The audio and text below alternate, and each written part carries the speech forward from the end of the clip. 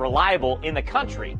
But we all see the situation at Lake Mead, so we'll continue to tell you how conservation has to take center stage. In this episode, summertime is here. Triple-digit temps mean water demands will go up, but if you use too much water on your landscape, you could be hit with a new excessive use charge. We'll explain.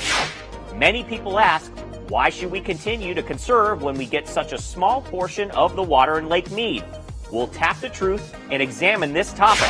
And okay, we'll take a break from conservation, a short break, to show you some of the fascinating technology used by the Southern Nevada Water Authority to protect our infrastructure and keep the water flowing out of your tap without any interruptions. To kick us off, if you're someone that doesn't look at your water bill or monitor your water usage closely, it's really important you do so this summer, or it could end up costing you.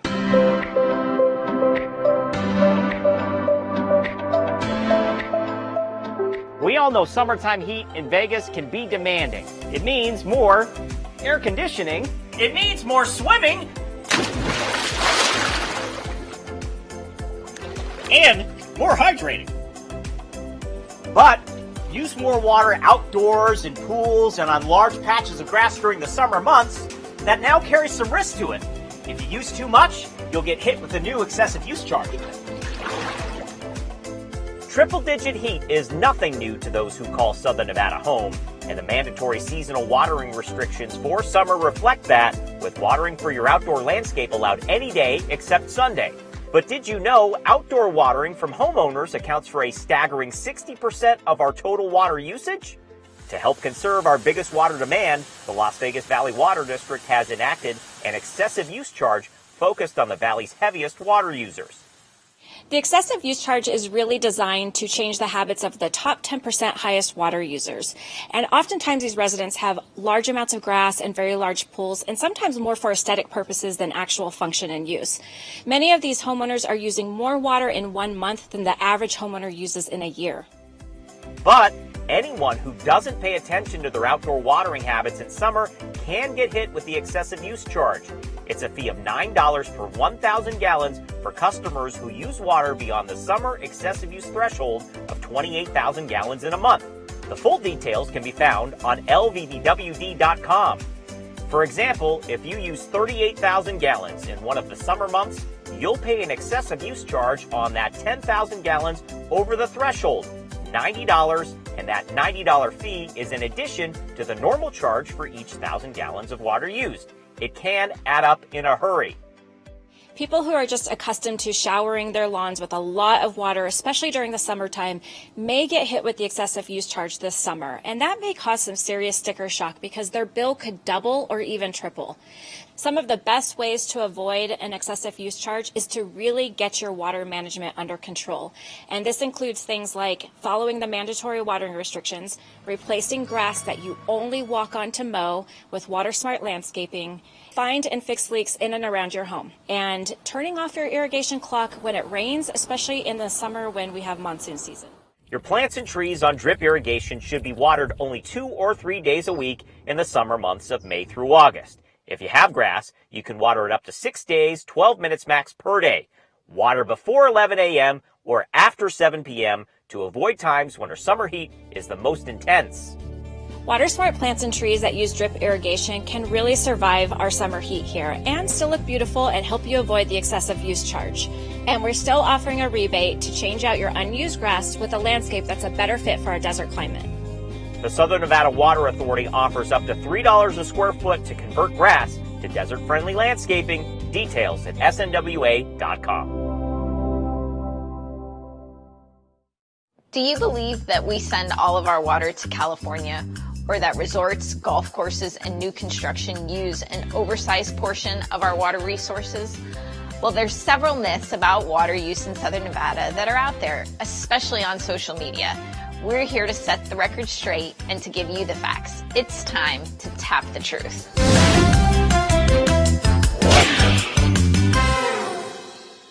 Hi, I'm Colby Pellegrino, Deputy General Manager of Resources for the Southern Nevada Water Authority. And our topic for this edition of Tap the Truth is, why should we conserve when we only get 2% of the river and California uses everything anyways? What difference does it make? So when we talk about water on the Colorado River, it's true that when the Colorado River was allocated, Nevada gets a mere 1.8% of all of the water allocated on the river. But that 1.8% fuels 70% of the state of Nevada's economy. And the more wisely we use our water here, the more economic security and viability we have for this community. When we talk about what's happening in other states, it's important that we remember the challenges on the Colorado River are huge, and that none of the neighboring states or countries are using water in a manner that's not permissible by law. The laws and agreements that govern the Colorado River were created a century ago. They were about reclaiming the West for agriculture, and our oldest, most senior water rights on the river are agriculture. And in any given year, up to 80% of the water used on the Colorado River does go to agriculture. But in order to meet the challenges that climate change is posing upon this river, everyone needs to reduce their use by 20 to 30%. That's a reduction that cannot be borne by any single water user or any single sector. Everyone must do their part to use less water. We're using less water in the same way that Phoenix and LA are all implementing their various methods of conservation to ensure that their water use stays sustainable as well. And that's how we tap the truth. For more information about the most popular water myths in the Valley and the real truth about them, find us on YouTube by searching SNWA Video.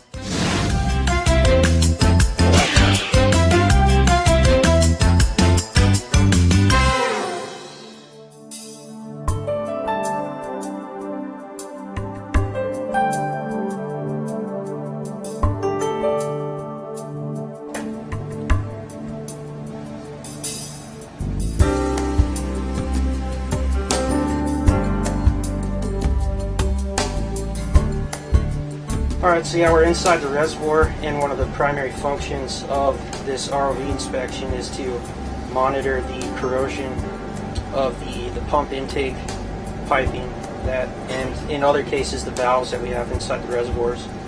And in each of these reservoirs and forebays we install sacrificial anodes that help protect the piping, the valves, etc. And what those do is instead of the pipes or valves or whatever infrastructure we have inside the reservoirs and forebays corroding, it corrodes those anodes instead.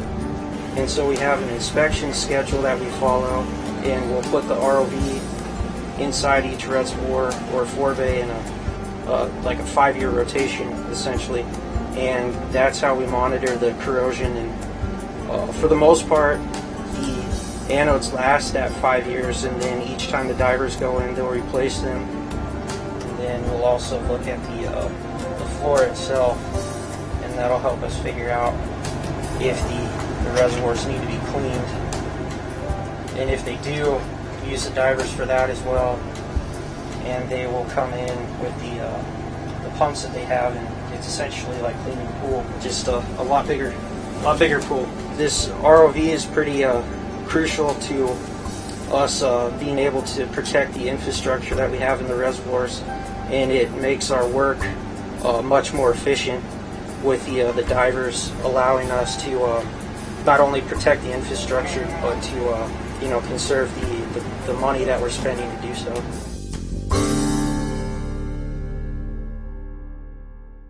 With 2 decades of drought and federally mandated water cuts to southern Nevada, using less water is critical. To achieve additional conservation and respond to federal water cuts, the Las Vegas Valley Water District has made changes to residential water rates affecting nearly half of customers and high water users. Manage your water bill by reducing outdoor water use and following seasonal watering restrictions. Learn more and use the water bill estimator at lvvwd.com to see how rate changes could affect you. This message is sponsored by LVVWD, aired in partnership with the Nevada Broadcasters Association and this station. Summertime is really our harshest season. Because of the heat, it's really hard on us, but it's also really hard on our landscape. So in this segment, we want to give you some tips on kind of how to monitor your landscape and kind of help it basically to survive through the heat that we have.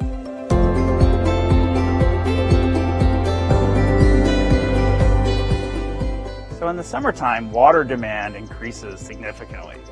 And so for you to help manage your water in your landscape, the best tool you have is choosing the right type of plants.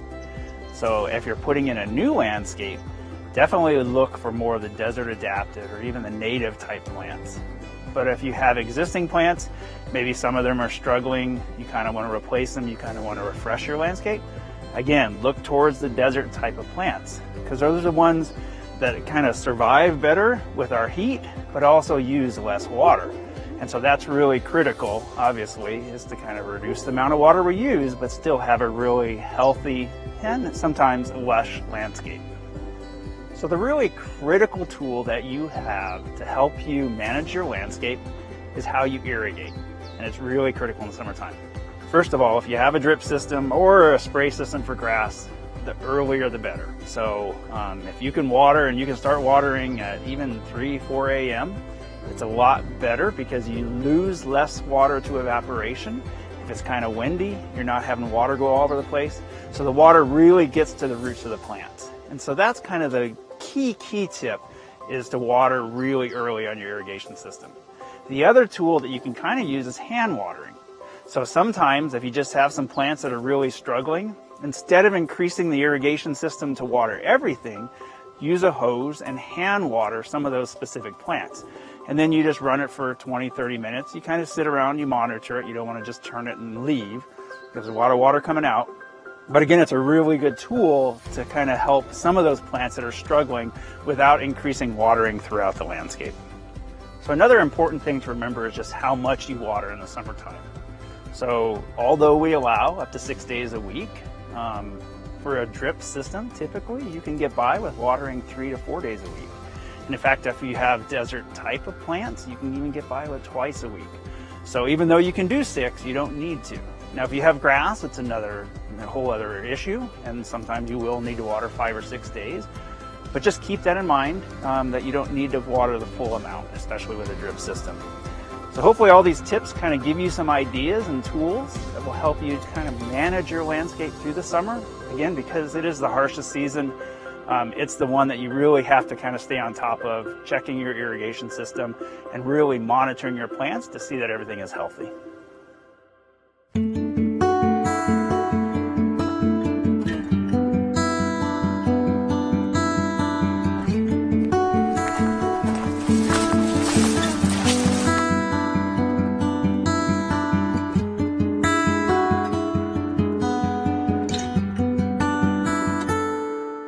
Good morning. We're out at the Las Vegas Wash within the Clark County Wetlands Park this morning, and we are trapping small mammals and rodents. I am a biologist for the Southern Nevada Water Authority, and we are doing a small mammal survey to check to see how healthy the ecosystem is here in the Las Vegas Wash.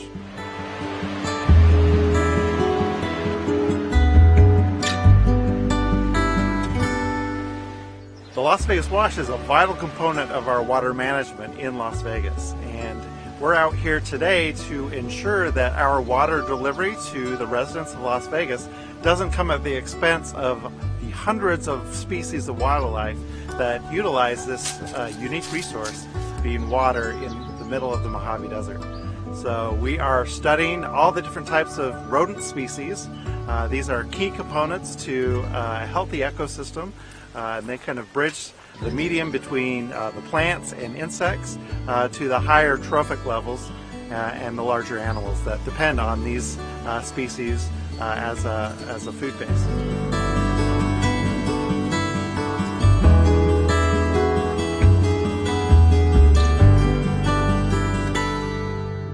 So this morning we're out here collecting Sherman traps to sample the different types of rodents that use the Las Vegas Wash. We'll set these traps at night and we'll come back first thing in the morning and we'll see what sort of animals that we've caught. It's got a little spring-loaded trap door, and it holds the rodents nice and safe inside until we can come let them out, and we'll identify the species, we'll identify the sex of the rodent and weigh it, and then we'll release it back into the environment. So these guys are cute. It's a Merriam's kangaroo rat.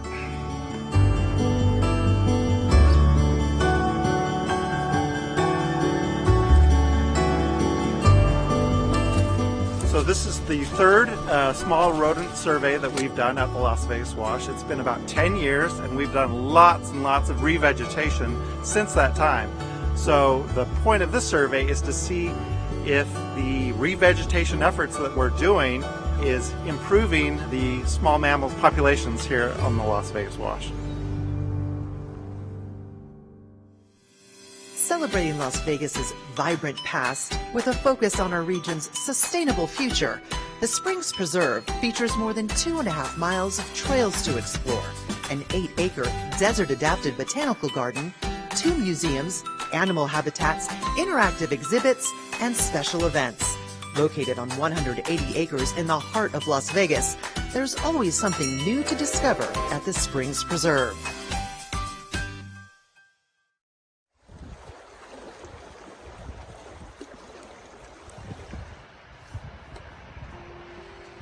Did you know that 90% of our drinking water comes from the Colorado River, one of the cleanest water sources in North America? My name is Xiaoping Zhou. I am a senior hydrologist for the Southern Nevada Water Authority. Protecting environments and deliver clean, safe water to the millions of people in Las Vegas Valley is one of my most important jobs. One way we do that is by cleaning the water after we take it out of the Lake Mead, the reservoir in which it's stored, before delivering it to your home. I know that you probably don't like tests very much, but as a hydrologist focusing on water quality, tests are a very important part of my job. Before sending water to your home, we must test water to ensure it is safe to drink. We also test water in Lake Mead and the Las Vegas Wash to make sure it's safe for wildlife. Some of the things we regularly measure to determine that water is safe are dissolved oxygen, temperature, pH, and conductivity. Some of you may be scratching your head after hearing me say oxygen. Is there really oxygen in our water? There absolutely is. It's just dissolved, similar to the oxygen in your bloodstream that keep you alive, flowing from your lungs to your organs. That's how fish are able to live underwater. Their gills filter the oxygen from the water, is then carried to their organs. Healthy water has enough dissolved oxygen to keep the fish and other organisms that live there alive. I mentioned that we also measure temperature. Warm water holds less oxygen than cold water. Another important item or parameter that we measure is called conductivity, which is a measurement of the amount of the minerals, including salt, that are in the water. In fresh water, like Lake Mead, too much salt can be hazardous to the creatures that live there. High levels of conductivity can also indicate that water has traveled a long distance, experienced high evaporation, or being contaminated by some kind of a pollutant. The last parameter I want to talk about is called pH. pH measures the amount of the hydrogen present in the liquid on a scale of 1 to 14. Solutions with more hydrogen are called acidic. A high acid level is between 1 and 4. Acidic solutions closer to 1 can cause severe burns to our skin.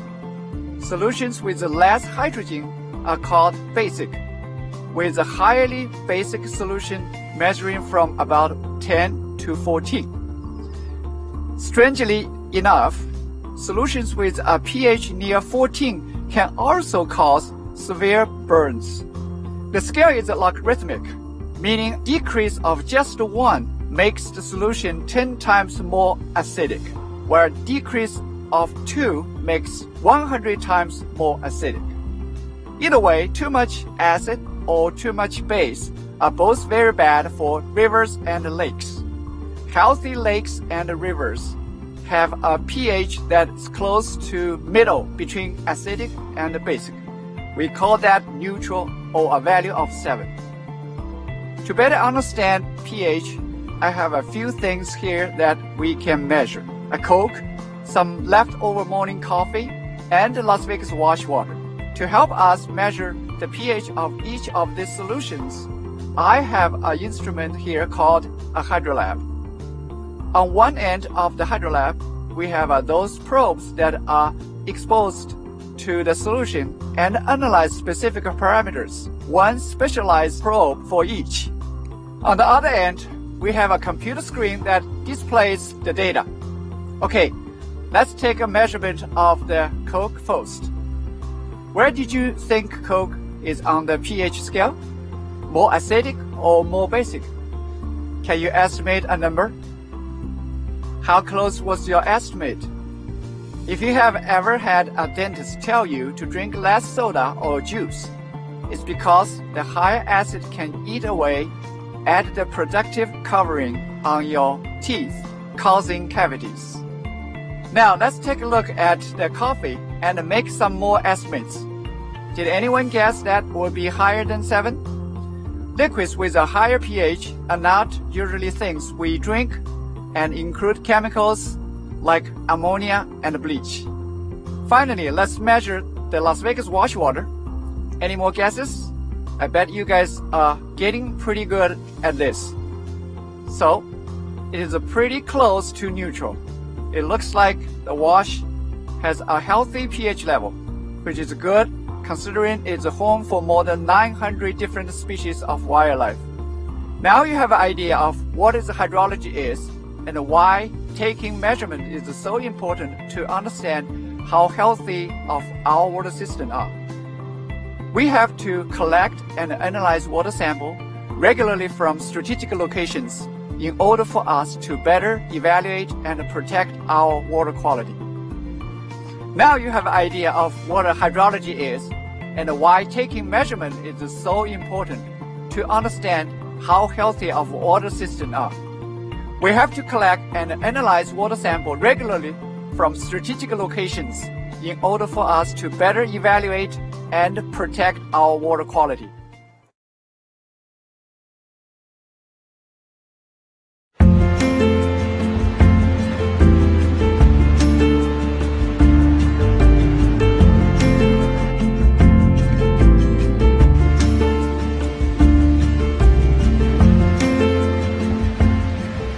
Las Vegas Wash is super important to our community because it is the way that treated wastewater and stormwater from the Las Vegas Valley gets to Lake Mead. Returning that to Lake Mead is how we obtain our return flow credits, which extend our water supply by about 75%. So everything that we use indoors is recycled through those plants and returned back to Lake Mead via the wash. So I'm pleased to present the $6 million federal appropriation from Congress. This is one of what we call the community-directed projects that we were able to submit on behalf of the needs of our community to the Southern Nevada Water Authority that will go towards the construction of these up to 10 weirs that you're explaining to me that we need in order to improve the wetlands and the water supply, which helps to serve the water needs to 90% of our residents in Southern Nevada. We just met with Congressman Horsford, who led the effort to obtain $6 million in federal funding towards the Lower Las Vegas Wash Weir project, which is a project that will build 6 additional weirs, that the Water Authority will build those weirs and stop erosion in the lower wash. The Lower Las Vegas weirs protect existing capital infrastructure like the North Shore Bridge and Lake Las Vegas Dam and all the other weirs that we've constructed in the upper portion of the wash. The weirs also protect water quality because we stop the erosion and enhance wetlands in the lower wash, and that will protect our primary source of water, which is Lake Mead. People ask me all the time, what are we doing to address the drought? And this is one of many projects that is being done by our local leaders, and we have to do everything that we can to mitigate the impacts of the drought. Clearly we can't make more snow or get more rain, but what we can do is build the infrastructure to manage it and the Southern Nevada Water Authority is doing a phenomenal job of coming up with the plans and the resources to do that, and some of the federal funding that we've secured will help supplement the local dollars that are going towards these projects as well. And that will do it for this edition of Vegas Valley H2O. If you want more content about how the Southern Nevada Water Authority has and continues to protect and sustain our water supply here in Southern Nevada, that's easy. Just search SNWA Video on YouTube. We've got hundreds of videos covering dozens of topics, including more Tap the Truth segments that you saw earlier, which dispel the misinformation circling the valley about our water supply. Thanks for watching Vegas Valley H2O. I'm John Castanino, and thanks for staying water smart.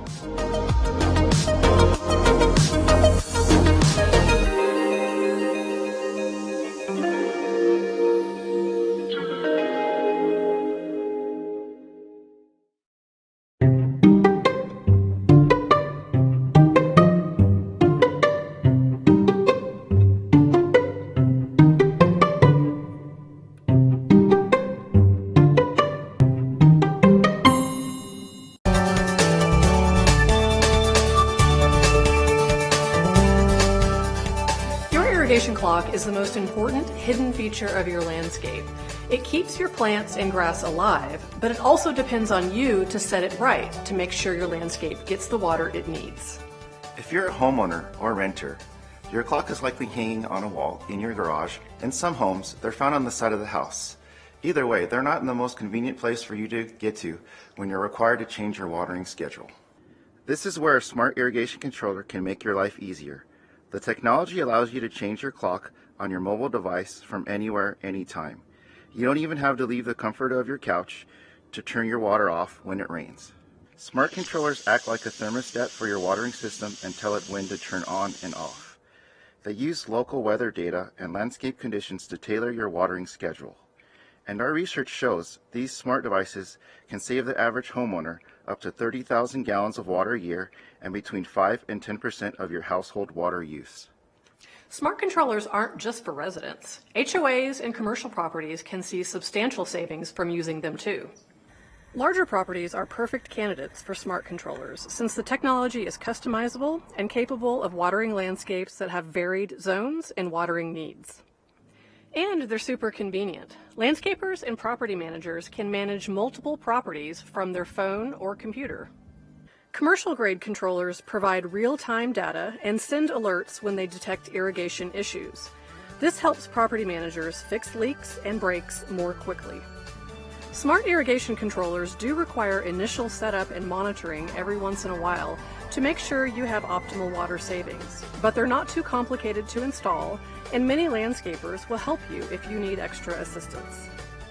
You have a smartphone and a smart TV. It's time to get smart about irrigation. The SNWA offers a cash incentive with the purchase of a smart controller. Get all the details on our website, snwa.com. Good news for travelers looking to park at Terminal 1. There are now more than 600 additional spaces available to the public. The spots are located on level 0 of the long-term garage. For those unfamiliar with the area, getting there can be a bit tricky. Here's how to find it. Follow the signs to long-term parking and pull into the garage. When you see the sign for more parking, stay on the same level and turn right, then left, following the exit signs. Turn left to enter the helix going down. Instead of exiting, veer to the right for zero-level parking. Grab your bags, lock your car, and get ready to take off. Thanks for watching Clark County Television. Straight ahead on UMC Digest, you drink, you drive, you lose. How UMC trauma is taking on one of the Valley's deadliest issues on the roads. Plus, a half-court miracle. A basketball player suffers a major heart attack right in the middle of a game. What doctors say saved his life. And a tearful reunion. A family meets the people who saved them from a fiery inferno. Their inspiring story of survival. Plus, an out-of-this-world night of entertainment and food for a one-of-a-kind cause. We take you inside the Evening of Hope Gala.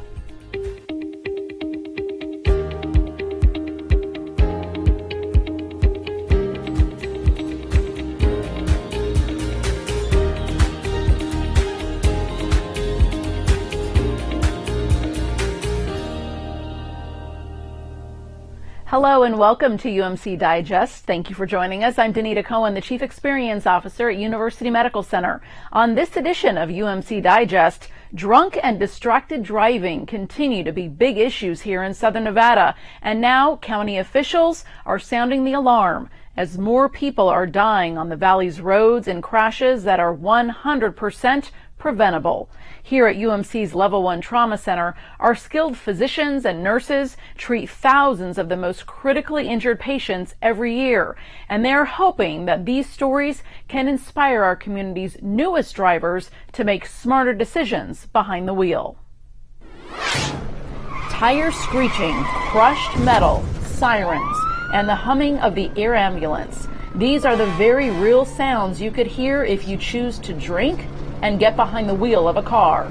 The stuff you see in movies and TVs and stuff, we see this real every single day, and it's very, very sad. It's a reality UMC Trauma Medical Director Dr. Douglas Fraser hopes can make a lasting impression on local high schoolers in a program called You Drink, You Drive, You Lose. In all honesty, every single person sitting here can be a victim of this.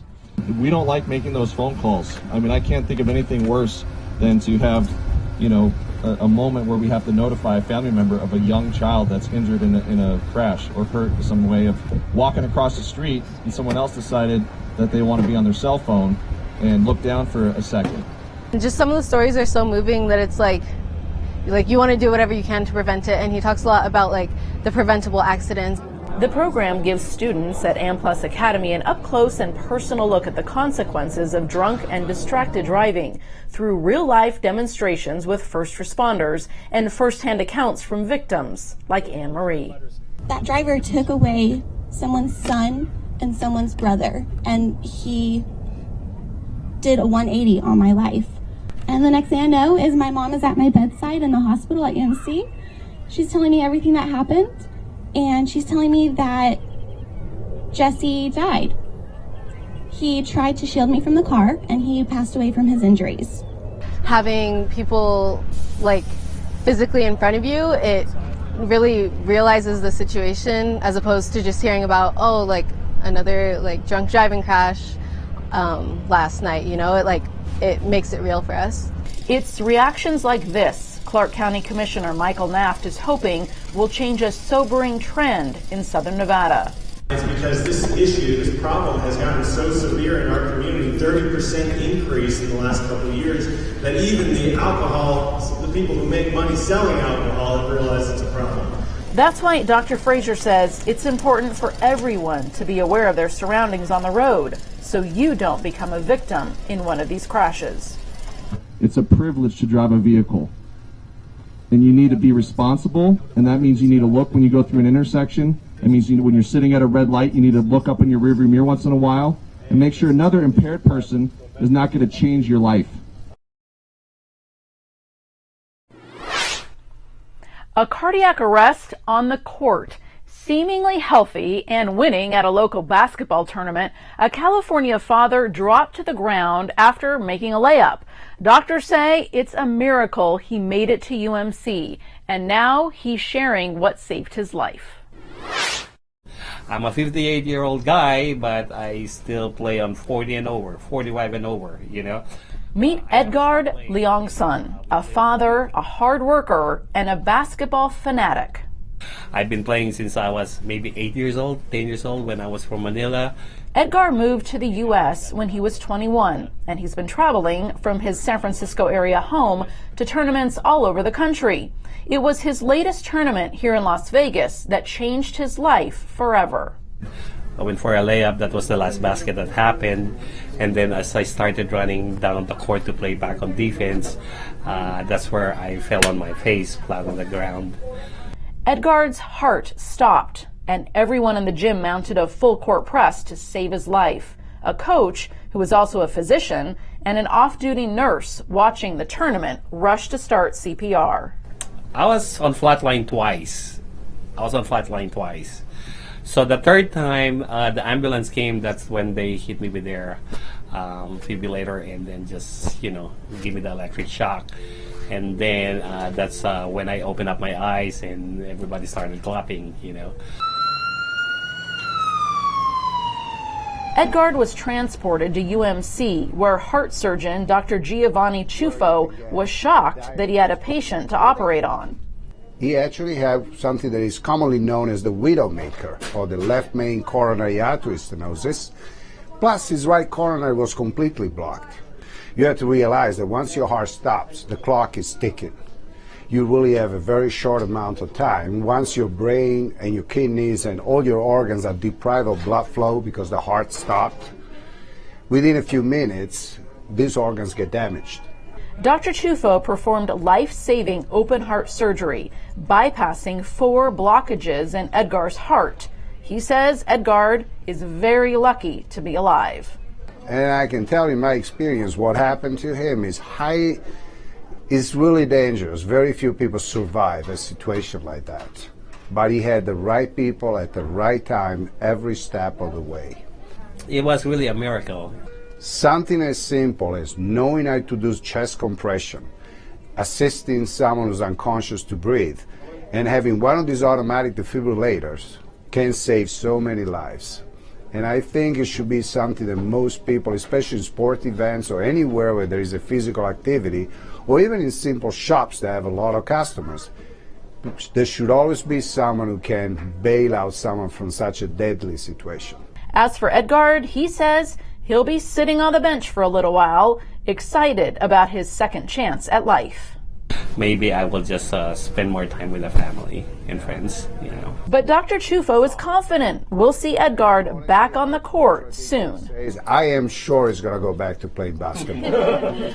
They all talk like that because they still feel they're being hit hard by the operation. But within the next 2 months, he's going to start making plans about back on the league like nothing happened. A family on the trip of a lifetime now fighting for their lives. Their incredible story of survival and their special reunion with the first responders who saved their life on the other side of this break. Calamity. It lurks around every corner. Or not. That's why UMC Quick Care is around every corner, with locations around the valley. UMC Quick Care, for all your small calamities.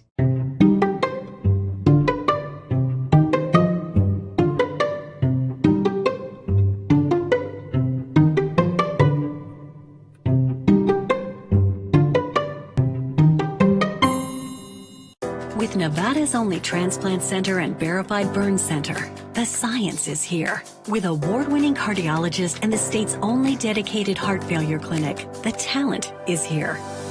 With Nevada's most advanced robotic surgery, the technology is here. And with the Silver State's only designated pediatric trauma center, hope is here. All because we are here. UMC. Welcome back to UMC Digest. What started out as a trip of a lifetime ended with a loving family in the greatest battle of their lives. The Copeland family spent months here at UMC's Lyons Burn Care Center after a massive explosion ripped through their home on wheels. Today, they're alive and making new progress every day, and they want to thank the people who made that possible.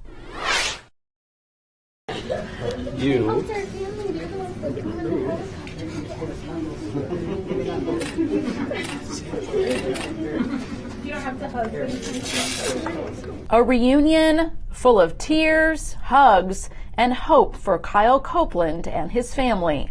To meet you guys. I'm so grateful. 2 months before, no one would have ever believed this meeting could happen. Saving my daughter, pumping her heart for 10 minutes. Thank you. It was December 27th, 2021, just 2 days after Christmas. The Copelands were on the ultimate family adventure. Kyle and Whitney had sold their home and moved into a converted bus with their 4 children, ready to travel the country. On this cold December night, the family was in southern Utah, where their dream quickly became a nightmare. Their home on wheels suddenly set ablaze after a propane tank exploded, and 2 of their children were stuck inside. Kyle, an Air Force veteran, ran into the flames and by some miracle was able to pull 12-year-old Pepper and 4-year-old Crew out of the fire. The family was rushed to the St. George Regional Hospital where they were stabilized, but their burns were severe and they needed expert care. That's why they were transported via helicopter to UMC, home to the only verified burn center in the region. With burns to more than 50% of her body, 12-year-old Pepper was clinging to life. Her heart stopped mid-flight and the paramedics sprung into action. They performed life-saving CPR on her for nearly 10 minutes. Without their interventions, Pepper would not have made it to UMC, and we would not have had the opportunity to continue to care for her. Now, 2 months after the day that changed their lives forever, the Copeland family is doing something they never thought they'd be able to do: thank the people who saved their lives.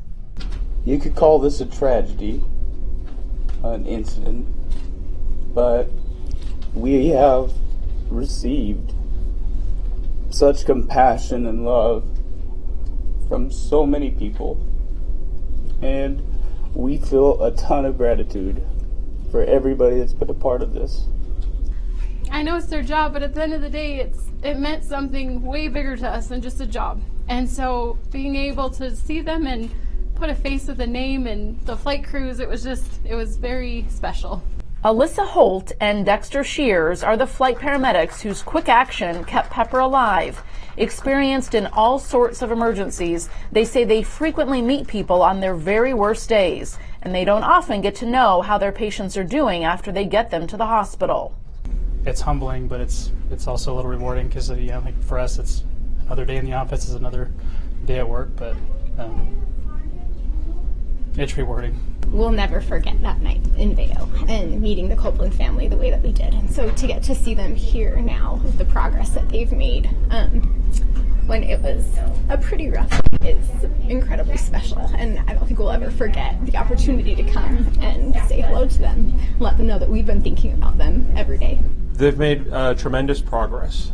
They had very severe burns. All three individuals had burns that were a threat to their life.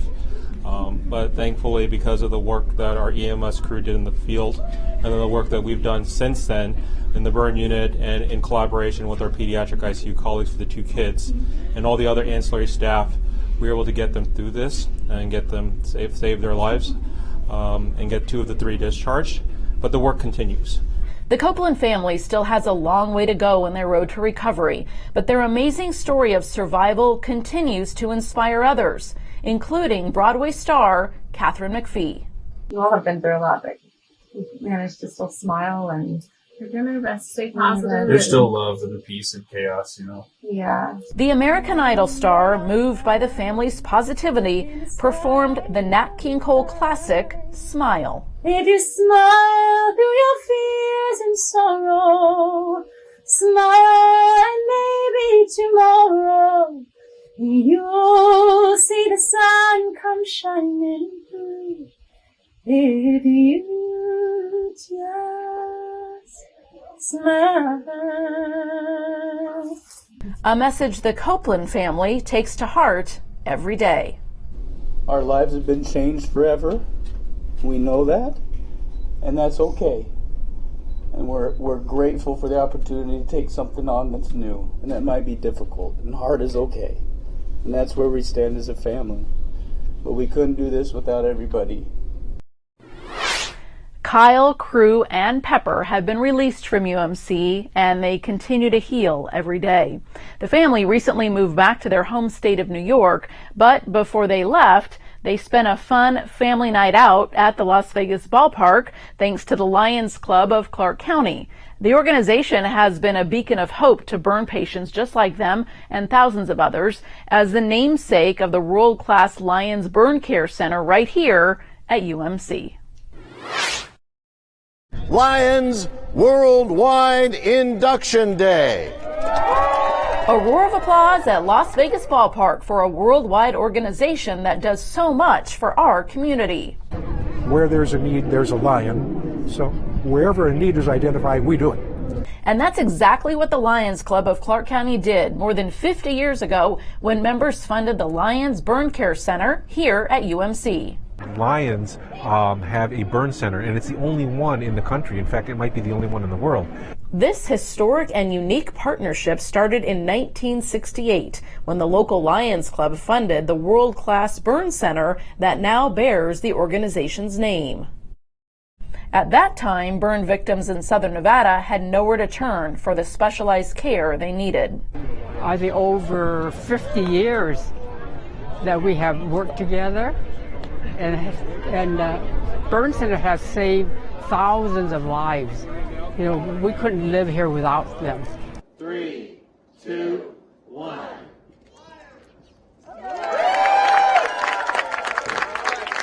Esther Louis Henry and her late husband Dan spent decades fundraising for the Lions Bird Care Center, helping it to become Nevada's only verified burn center, also serving patients from California, Arizona, and Utah. I know I have family that live in Arizona, California, Utah, all those places that the residents come over and their lives are saved. Esther says hearing inspirational stories of survival, like the Copelands, brings tears to her eyes. That caught my attention. And so when I saw him crying, I cried also. So I think for him, it was very emotional. And for me, it validated that all the years that I worked side by side with my late husband was worth it. Because here's one family that was saved. World-class entertainment, celebrity chefs, exclusive experiences, and inspirational stories of survival. The UMC Foundation's Evening of Hope Gala had it all and raised a record-breaking amount for programs aimed at helping our valley's most critically ill and injured patients. Take a look. It's epic. It's everything. Tonight we made history for UMC. A night to remember under the stars with the stars. Hello, everyone. You right there all night. Come on. Broadway stars Katharine McPhee and Eric Bergen. Oh, what a night. Late December back in 63. Bringing down the house with powerful performances as the headliners for the UMC Foundation's inaugural Evening of Hope Gala. We have such a fabulous evening planned for you. The lineup tonight, folks, is stacked. From performances by Spiegelworld's Atomic Saloon Show and Absinthe to the opera stylings of Sarah Folco, the Evening of Hope Gala was a show to remember. Let's talk about these chefs we have, ladies and gentlemen. Over a dozen celebrity chefs here tonight supporting UMC. Show them some love, folks. This fundraising event also making history for a very delicious reason, giving guests a record-breaking amount of James Beard award-winning chefs all in one place for one very good cause, UMC's patients. The gala's been out of this world. My kids and my family are so amazed at how good this is. And I grew up in Vegas and in the convention industry, and this is top-notch. The gala raised funds to enhance the healing environment at UMC and UMC's Children's Hospital through integrative therapy programs and renovations to patient care areas. It's raising funds for the pediatric sedation room where children come in for some scary procedures, and we're going to help make that not so scary and bring some, electronic devices and things to help calm them in those fears. The night also featured stories from some of UMC's most famous trauma survivors, including Andrew Lynn. UMC is a lifesaver. They saved my life. Wouldn't be here without them. Andrew made national news 10 years ago when he was impaled in the face after crashing into a fence. I mean, the x-ray is so unbelievable. It looks fake. To me, it still looks fake. It's hard to understand that. How that could happen and how somebody would still be alive. So, yeah, it's humbling, to be honest with you. It's very humbling. Andrew says he's so happy to see the community coming together to support the hospital that saved his life. Especially knowing firsthand the benefits of UMC and what it can do for somebody and how they help people, it's invaluable. I don't know if people realize how lucky we are to have UMC and the trauma center and how good they are. The doctors are best in the world. So to see the community help raise money for them It's really inspiring to see that. A smashing success for Nevada's highest level of care, with more than $1 million raised. The sky is now the limit for next year. This year's goal was $1 million. Next year we'll go for $2 million. Coming up on UMC Digest, Halloween. It's a favorite tradition of kids all over the country, from costumes to the trick-or-treating. But what if you're stuck in the hospital? You could miss out on the fun. So a popular Halloween store is making sure that doesn't happen for our youngest patients. Stay with us for the story.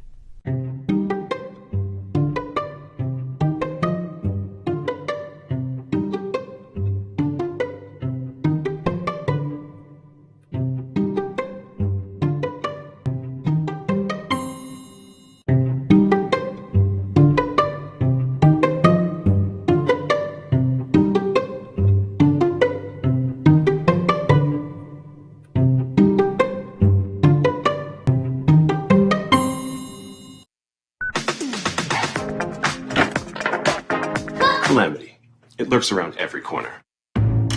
Or not. That's why UMC Quick Care is around every corner, with locations around the valley. UMC Quick Care, for all your small calamities.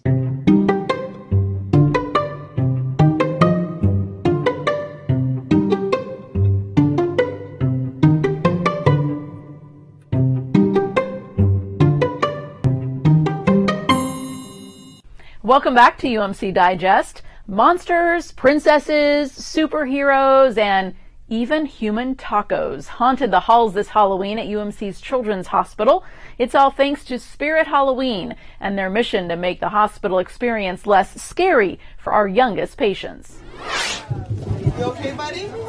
You like the army guy or the Mad Hatter? Yeah. You like this army guy? So Mom had the army. Making sure patients at UMC's Children's Hospital don't miss out on a spooky good time. Spirit Halloween brings costumes, games, and treats directly to them.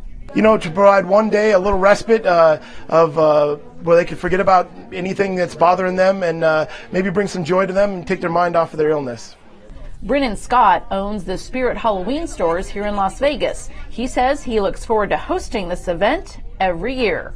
The look on their face when they get the joy, and honestly, their family and the other kids are like, "Oh, can we just take one?" It's like, "No, fill up your bag. Let's." I really enjoy that. Money, all of this stuff donated for the party today. That's 100% Spirit donates that. That's a corporate donation from Spirit to make sure that these kids have a Halloween party they can remember. For those patients to get away and be a character during the Halloween season makes it really special. So we're so appreciative of the relationship with Spirit Halloween and the entire team. They do a great job in our community. And their generosity doesn't stop there. Spirit Halloween's nonprofit, Spirit of Children, raises money every year to support child life programs at UMC's Children's Hospital, making the experience a little less frightening for our young patients. Every year we raise money. 100% of every dollar we raise goes directly to UMC. If you come into one of our stores and donate $1, that $1 goes to UMC. Since 2010, Spirit of Children, through Spirit Halloween, has raised more than $844,000 for the UMC Children's Hospital, with a record-breaking $200,000 in 2021. We nailed it this year. Yes, you did. That's a record. Yeah. It means a lot to us because it just shows that there's a lot of community support for this hospital and for the Children's Hospital. And the money that they bring is being put into a lot of good use. You know, we're helping getting games for the children, and this year we're trying to do a total renovation of the second floor where the pediatric patients are. So this money really helps and goes a long way. Bringing the gift of hope to UMC and UMC's Children's Hospital, the UMC Foundation's second annual Gift of Hope 5K was a massive success, raising close to $25,000, and all of that money going directly to improve the healing process for some of our Valley's most critically injured and ill patients. Take a look at the fun. Go!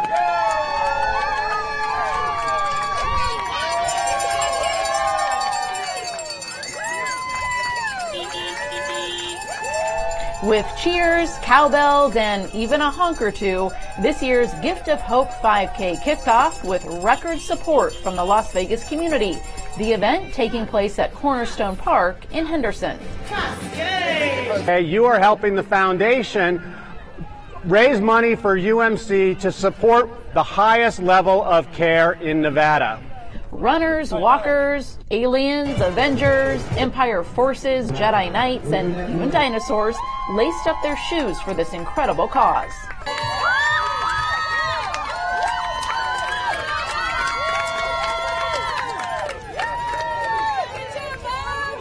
The Gift of Hope 5K also welcomed a special group of rider athletes from Team Hoyt, an organization helping people with disabilities compete in endurance athletics. They love it. They love the course with the characters on the course, the Marvel superheroes. You can't argue with the Marvel superheroes. So all these kids are standard 17 to 22-year-old kids. So that's right up their alleys. There was a party on the other side of the finish line too. Participants got to cool down with donuts, music, and raffle prizes, making for a fun morning for the whole family. We have everyone you can think of. Staff is here, community members, kids are out to enjoy the race, free pink box donuts, can't beat it. The UMC Foundation team wants to thank everyone who participated. To find out more about upcoming events or how you can donate, please log on to umcsn.com/foundation. Thank you so much for joining us for this edition of UMC Digest. To learn more about how we provide Nevada's highest level of care and our world-class service lines, please visit our website at umcsn.com. You can also find us on social media. We'll see you back here next time right here on Clark County Television for UMC Digest. Until then, take care.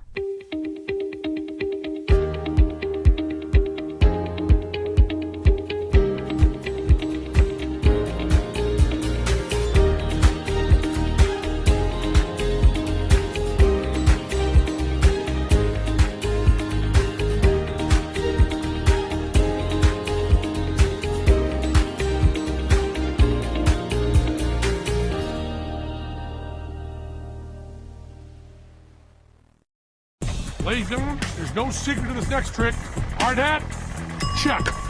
Tank, check. Building permit. Uh-oh.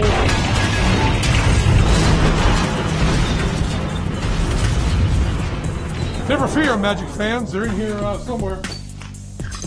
Voila! But don't try this at home. There's no secret to building permits. Even I need them. Did you know that every year, more than 3,000 babies in the U.S. die suddenly and unexpectedly while they're sleeping? Suffocation and strangulation in an unsafe sleep environment is the leading cause of death for infants under 1. My name is Sochit Kambak, and I'm a nurse at UMC. These tragedies are completely preventable. Babies should always sleep alone in their crib, face up and lying on their back. Infants should sleep on a firm sleep surface covered by a fitted sheet only. Do not add soft toys, blankets, pillows, soft bedding, or crib bumpers. Objects like these pose a suffocation danger for infants. To keep your baby warm while they sleep, you can use a wearable blanket, also known as a sleep sack. These offer a safer sleeping environment for your baby. Learn more at clarkcountynv.gov/safesleep. There's a shelter pet who wants to meet you. Meet one today. Visit theshelterpetproject.org. Adopt. Our community, our home, Clark County, Nevada. Thanks for watching Clark County Television. Coming up next on Clark County Chronicles, we'll tell you about a new campaign designed to inform parents about safe sleep for newborns. A couple hundred seniors will soon call a new affordable housing development home, and there's a new leader in Clark County elections. We'll meet the new Registrar of Voters, Lorena Portillo. Those stories and more coming up next in Clark County Chronicles.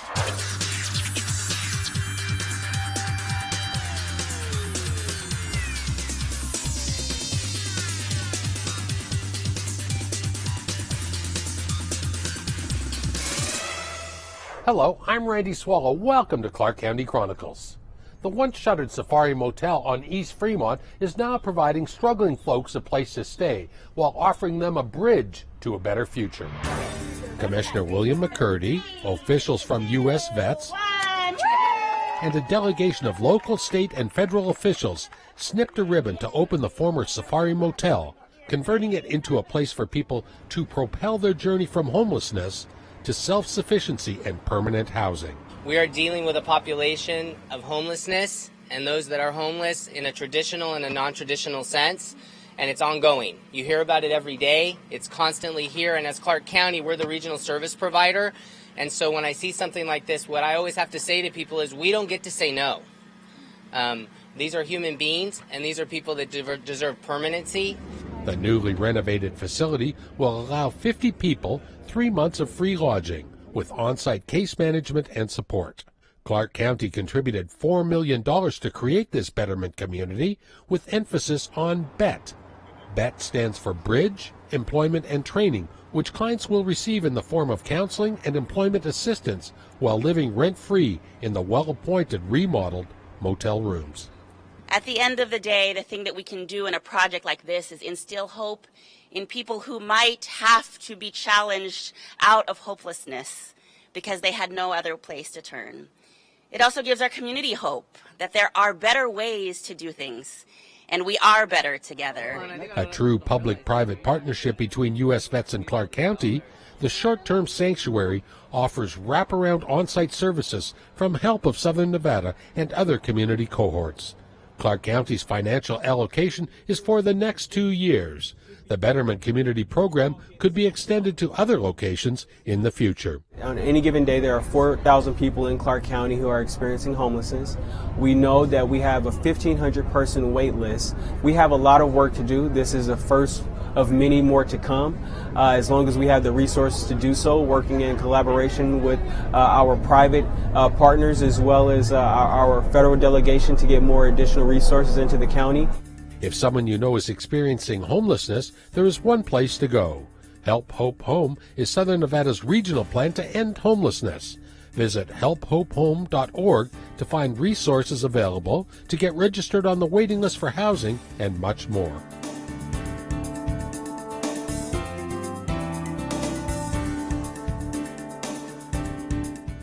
Clark County's first-of-its-kind Welcome Home program will build 3,000 affordable housing units, including a brand-new senior housing complex here in District A. The first significant activity in building a new affordable housing complex began with a few signatures and strokes of pens, as the Bureau of Land Management conveyed a 5-acre parcel of land to Clark County. Laura Daniel Davis from the Department of the Interior, Commissioner Michael Naft, and Ovation Development founder Alan Mulaski inked the agreement that will turn this barren piece of desert on Pebble Road near Eastern Avenue into a 195-unit complex for seniors on fixed incomes. You know, we're so lucky because increasing costs and increasing interest rates made these deals really difficult to pencil. And without our partners, at the federal, state, local level, these deals really wouldn't work. Getting the land for Pebble and Eastern from the BLM is huge. It makes it possible to build these projects for us. Ovation Development deserves a huge round of applause for their partnership in building affordable housing in Clark County.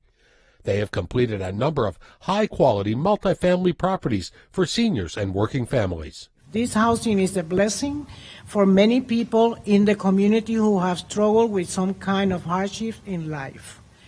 With that said, we are just grateful for this place. Yeah, so every unit is ADA accessible. 2 senior apartment complexes, Ensemble and Arioso, are glowing examples of their work. Both of these developments feature expansive apartments with high-end appliances, fixtures, and construction. On-site amenities include comfortable common areas, aquatic centers, and spaces for exercise, computer work, and much more. Clark County is in dire need of more affordable housing units. We know we are in a housing crisis. We know we have a lot of work to do. And we know that by housing people of all kinds in our community in safe, affordable, and beautiful housing like this, it lifts everybody up. It was just a year ago when the Board of County Commissioners unveiled a groundbreaking initiative called the Welcome Home Program. Clark County is earmarking $120 million to fund multiple developments across the county, both in new construction and rehabilitation of existing units. It's estimated there is a shortage of 85,000 homes for low-income residents. The Welcome Home program funding will help close the gap between public and private partnerships and create new homes for seniors, veterans, and low-income residents. So our Welcome Home Community Housing Fund is really a big piece of that, which kind of filled one of those gaps, but also we continually work in collaboration with those agencies to continue to figure out how to make this faster. And so, that's another example of this. It took a while to get here, but it's also a template for how we can continue to move forward. Ovation will break ground on this project later this year, with completion expected in 2025. For more information on affordable housing rental opportunities, go to clarkcountynv.gov and navigate to the Welcome Home Community Housing Fund pages.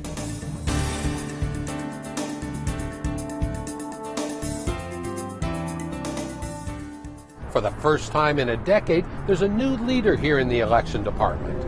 Lorena Portillo is the new registrar of voters, but she is a familiar and an experienced expert in elections in Clark County. Lorena, the voters now know that you are the new registrar of voters, but you're certainly not new to the Clark County Election Department. Talk about your background in the elections. Yes, I've been here since 1998, so this is my 25th year here at the Clark County Election Department. I've only been here. I have not been in any other department in the county, therefore this is my home. In one interview I read recently, you said that you learn things new every day. How is that possible? What do you learn? Absolutely. There's different law changes to the law.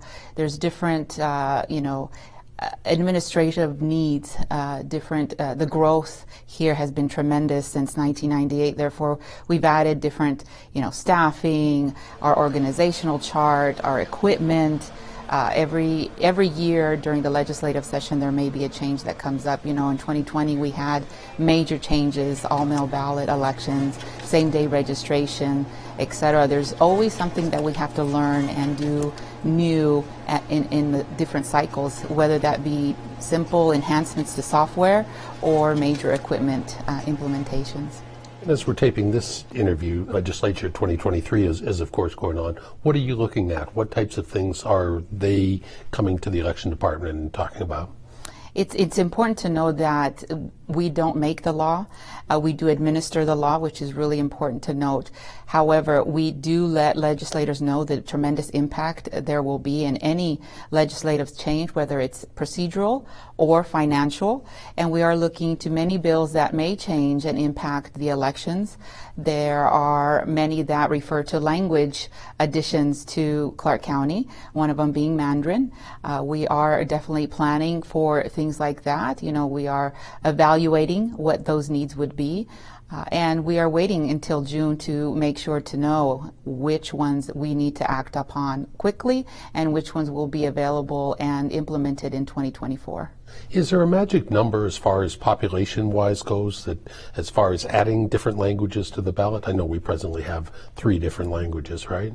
Yes, once the threshold goes over 10,000, we do receive the direction from the Department of Justice, or if there's state legislative changes, then we would implement accordingly. Mm-hmm. I'm sure some people would like to see that the votes get counted, or we do things a little bit differently as far as postmarked ballots for mail-in here than most other states. Explain what our process is now.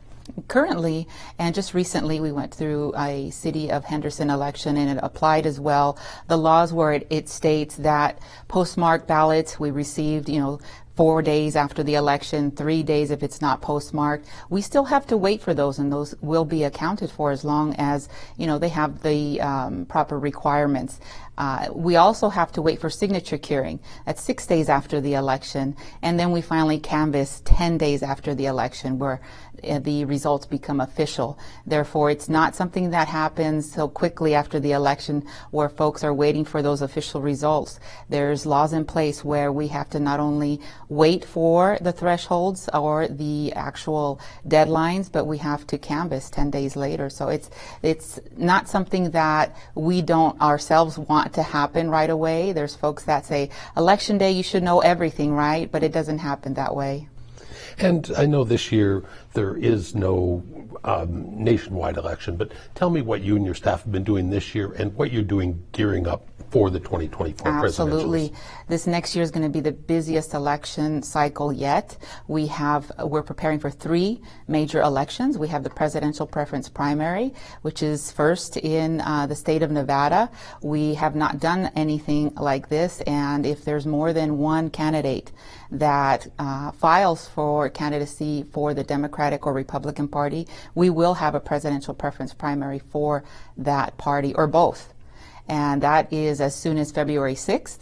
Early voting will be as soon as January 7th, so it's January 27th, pardon me. And so that's less than a year away. And then we have the regular primary election in June, and of course November will be the general election. Therefore, there's many things to prepare for. Staffing, professional development. We have software implementations. We're currently also updating our voter registration database software, which is really important because that's where everything happens. We have all our voter records, and we manage and report from that database. Therefore, we are coming to a new era where software is important to have updated continuously, and we're working with the Secretary of State to implement a statewide voter registration system. Therefore, we're really busy. There's no off year here. We have to not only enhance our software, but enhance every process we do. We meet with community leaders. We have partnerships with different organizations, the Filipino community, the Spanish community, I should say the Hispanic community, and now the Chinese community, but also overall community members that work and collaborate with us to ensure that we meet the community needs. The Clark County Election Department has always been a leader around the nation and has always been innovative in doing new technologies and implementing ways to make elections run even smoother. What are some of the things that you've been most proud about in your 25 years here, Lorena? Definitely the electronic poll book has been the most recent success. We used to have tons and tons of paper being printed out before every election, and now we have the electronic poll pad, which provides an easier way for voters to go and check in if they vote in person. That's a tremendous benefit because it's a faster and easier process at the polls. We also implemented equipment here in-house to help with the sorting of thousands of mail ballots that are coming in now with all mail ballot elections. That was a tremendous feat. We had to change a process that we've done for many years and open it up to an all mail ballot process, and that was done within an election cycle. We received the information, it was like March 6th for the primary, that we had to change our systems for the June election. That was tremendous. And then right before the general election, we had to change it once more. And that year was the same day registration implementation. And so that was very successful as well. It was challenging, but I think we thrive on challenges. The last 2 general elections have been such razor thin, such close elections that they have come, you and the department and just the voting in Clark County has come under such scrutiny. Is that fair, or is that just kind of come with the territory of doing your job holding these elections? We have to make sure we have very tight processes, that we handle them accordingly, and that we enhance them every single time there's an election process. We learn every time. That's when I say we learn every year, we learn every election how to do things better and innovate properly and train staff accordingly. That is very important. We're in the process of updating our training materials to ensure all poll workers are doing what they need to do in person. We are enhancing our training materials for in-house temporary staffing. We are also sending folks for professional development. Even if they've been here 20, 12, 10 years, or how many years they've been here, we all know that we have to continue to learn and to grow. Mm-hmm.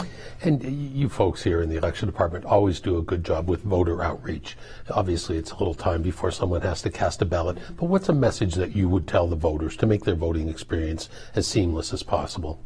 The best thing to do during this time before an election cycle is to make sure you're registered, number one, and if your information is actual and correct in our voter registration database. It's as easy as a phone call, or they can look on our website. We have registered voter services where they can log in, and if there is an error or if they're not able to log in, they can call us at 455-VOTE, and we'll be happy to answer any question. It's best to do it ahead of time.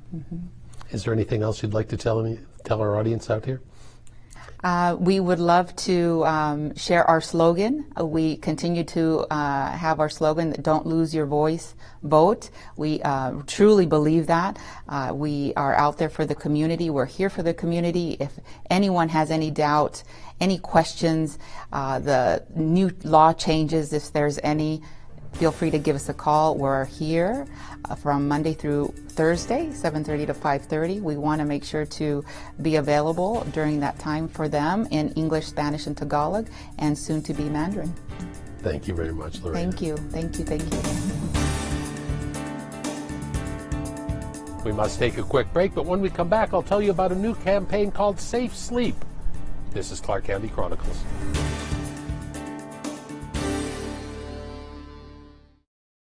Ladies and gentlemen, there's no secret to this next trick. Hard hat, check. Tank, check. Building permit, uh-oh.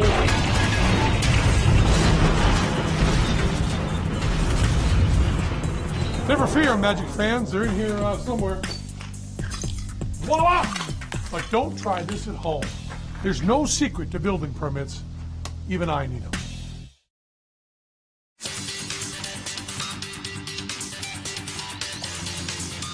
The finish line to the Las Vegas Grand Prix moved one step closer during a topping out ceremony here at the Paddock Building.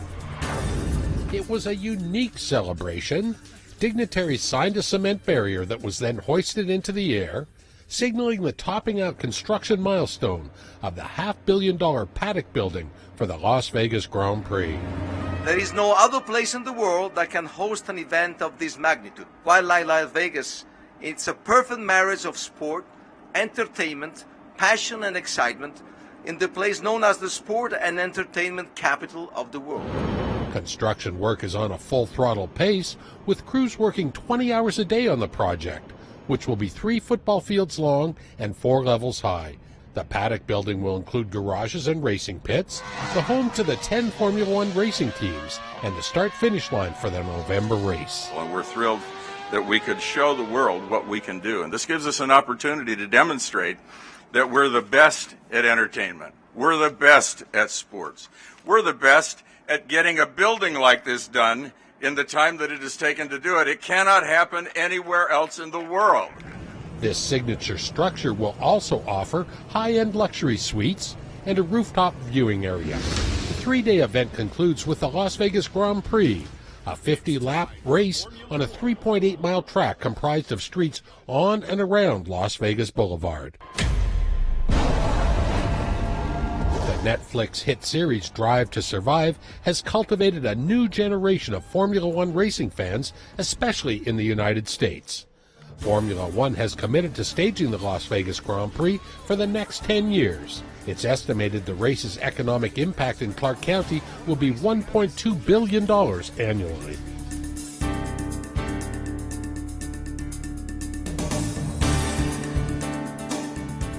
Clark County's Office of Traffic Safety, Metro, and the Nevada Department of Transportation are teaming up to put the brakes on illegal stunt driving, intersection takeover, and drag racing in our community. Scenes like this one are becoming far too common in Clark County. Tire-squealing scofflaws take over intersections, burning rubber as dozens or hundreds of spectators park and stand close to the action, blocking drivers from using public streets.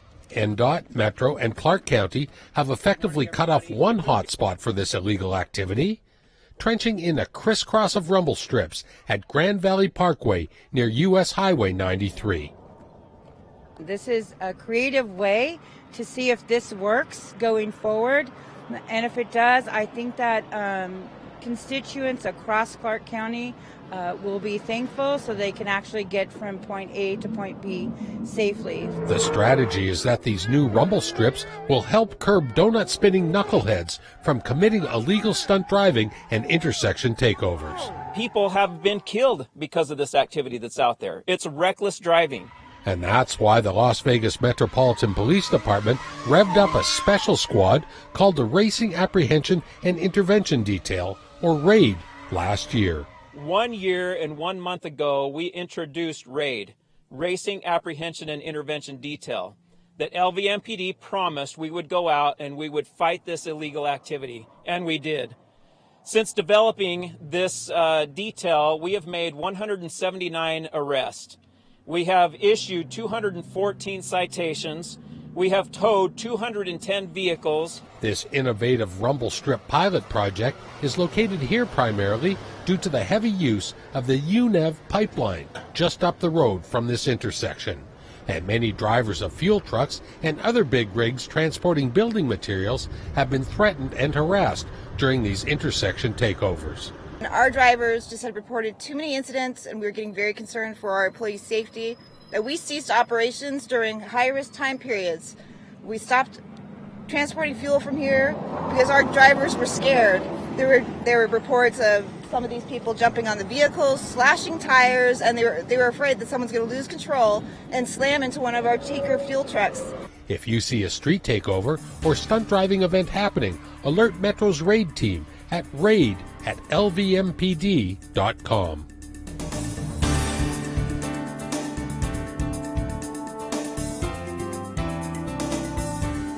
The iconic Welcome to Fabulous Las Vegas sign was turned blue in April in recognition of Autism Awareness and Acceptance Month in Clark County. Join me as we present a proclamation. A pair of county commissioners presented a proclamation to Brian Hager, president of the Grant a Gift Foundation Ackerman Center. At Grant a Gift Autism Foundation Ackerman Center, it is our mission to provide comprehensive clinical services, resources, education, research, and advocacy to those with autism and other neurodevelopmental conditions. The staff and founder of the Ackerman Center then joined the commissioners in flipping a switch to turn the lights blue, declaring April as Autism Awareness and Acceptance Month. Helping those affected with autism spectrum disorder reach their full potential is the goal of doctors, nurses, and other staffers at the Ackerman Center. Advocates know that the sooner children are diagnosed with ASD, the greater the chances for treatment and a significantly improved outcome. We know that 1 in 36 people in the United States are diagnosed on the autism spectrum. Advocates say that early intervention is the key to changing not only the lives of children diagnosed with ASD, but also the lives of their parents. To learn more about autism, patient services, and how you can help make a difference, visit grantagift.com.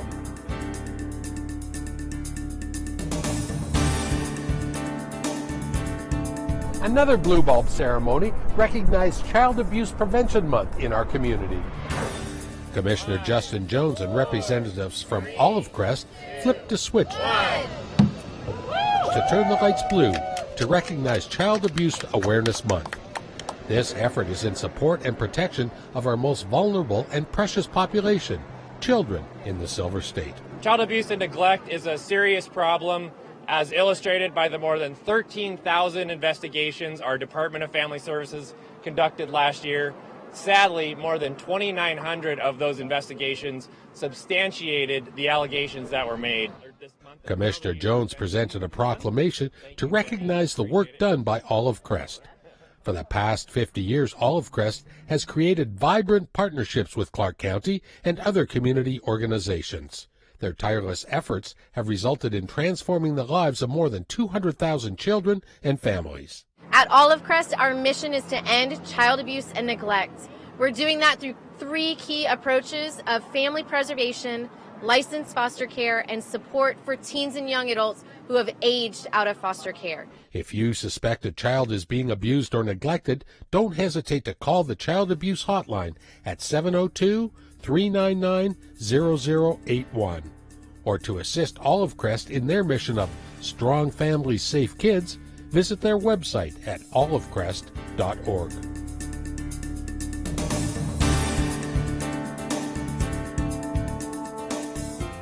Clark County, UMC, and a number of community partners have a new campaign that is aimed at keeping babies safe while they sleep. Clark County's Department of Family Services is working with many community partners to unveil an important public safety campaign today. How to put your baby to sleep. Clark County's Department of Family Services, the American Academy of Pediatrics, University Medical Center, and a coalition of community partners are teaming up to protect our most vulnerable population against a danger you might not think of: sleeping. So in 2021, we responded to 24 co-sleep related deaths. In 2022, again, 24 co-sleep related deaths. The youngest child for that year was 6 days old. Tragically, in the United States, more than 3,000 babies die each year, quickly and unexpectedly while they sleep. Most of these deaths are due to sudden infant death syndrome or accidental strangulation or suffocation, which often is a result of a baby co-sleeping or bed sharing with a parent. It's unsafe for parents to sleep with their newborns because there's a suffocation risk. You never know. You may think that you're a light sleeper or that you're not going to roll over because you don't move while you sleep, or that your child's going to stay right where they are, but you can never really guarantee that, and there's a risk of being able to suffocate your child. Safe Sleep is a new outreach campaign designed to keep the youngest among us protected while they slumber. Babies should always sleep alone in their crib. Public service announcements in English ¿Sabía usted que cada año en los Estados and Unidos Spanish are just part of the Safe Sleep message. Clark County has designed a new webpage with additional resources for parents, and this side up is the message on 10,000 baby onesies, which are available free of charge. A baby is still safest sleeping flat on their back in a crib alone. The American Academy of Pediatrics has a public, strict stance on the best practice for a baby's sleep. And everyone in the medical field is adamant co-sleeping deaths are 100% preventable.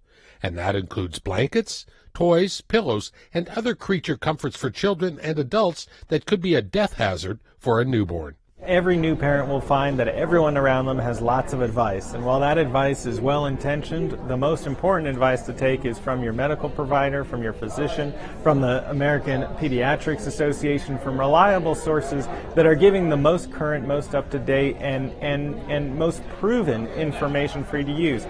Baby's Bounty is a proud partner in Clark County's Safe Sleep initiative. This local organization offers boots-on-the-ground services, distributing free products for newborns and their mothers, including a weekly diaper bank. Baby's Bounty is a 15-year-old nonprofit working to improve health outcomes here in Nevada. One of our programs is our Baby Bundle program, which provides all the supplies needed to care for a newborn for the first 6 months of life, including, most importantly, the crib, so a safe sleep environment. So we're super excited to be a part of this program and also to distribute the onesies, reminding parents to keep their children on their back, alone in a crib at all times. Clark County's Family Service Department is the agency that is tasked with the monumental role of keeping children safe. Parents can find more information about ensuring a safe sleep environment for their babies at clarkcountynv.gov/safesleep. Well, that's our show. For more information on anything you've seen on this program or anything relating to your county government, visit our website at clarkcountynv.gov. On behalf of all of us here at Clark County Television, I'm Randy Swallow. We'll see you again next time on Clark County Chronicles.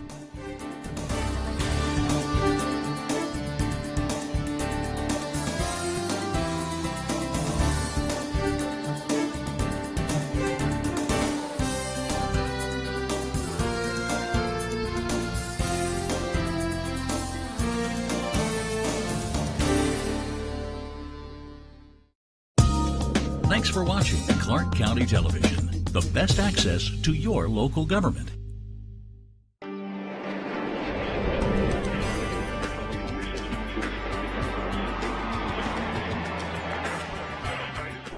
Welcome to Flight Path, an inside look at Las Vegas' own Harry Reid International Airport and the airports of the Clark County Aviation System. In this episode, we'll show you some new parking options at LAS, take you on a tour of expanded aircraft parking at Henderson Executive Airport, and offer up some handy travel tips. We'll also hear firsthand what it's like to do business at the airport from one of our own specialty retail entrepreneurs. All this and more coming up. Good news for travelers looking to park at Terminal 1. There are now more than 600 additional spaces available to the public. The spots are located on level 0 of the long-term garage. For those unfamiliar with the area, getting there can be a bit tricky. Here's how to find it. Follow the signs to long-term parking and pull into the garage. When you see the sign for more parking, stay on the same level and turn right, then left, following the exit signs. Turn left to enter the helix going down. Instead of exiting, veer to the right for zero-level parking. In addition to these newly available spaces, a new economy lot has just opened in time for the busy summer travel season. The lot is located adjacent to the Terminal 1 garage and increases parking capacity by more than 1,000 spaces. Follow the signs to get there. Grab your bags, lock your car, and get ready to take off. The Clark County Department of Aviation recently completed an 18-acre expansion of the aircraft parking area at Henderson Executive Airport. This investment in general aviation infrastructure helps prepare our airport system for future growth in the private and business jet traffic, driven by high-profile, large-scale events. During big event weekends, general aviation operations at Harry Reid International Airport often reach capacity, and private aircraft are directed to Henderson and North Las Vegas Airport. In these instances, available aircraft parking at Henderson has reached capacity, making this expansion a necessity. The airport's convenient location offers easy access to freeways, hotels, convention spaces, and the Strip. The project began in April of 2022 on previously undeveloped land just west of the terminal building.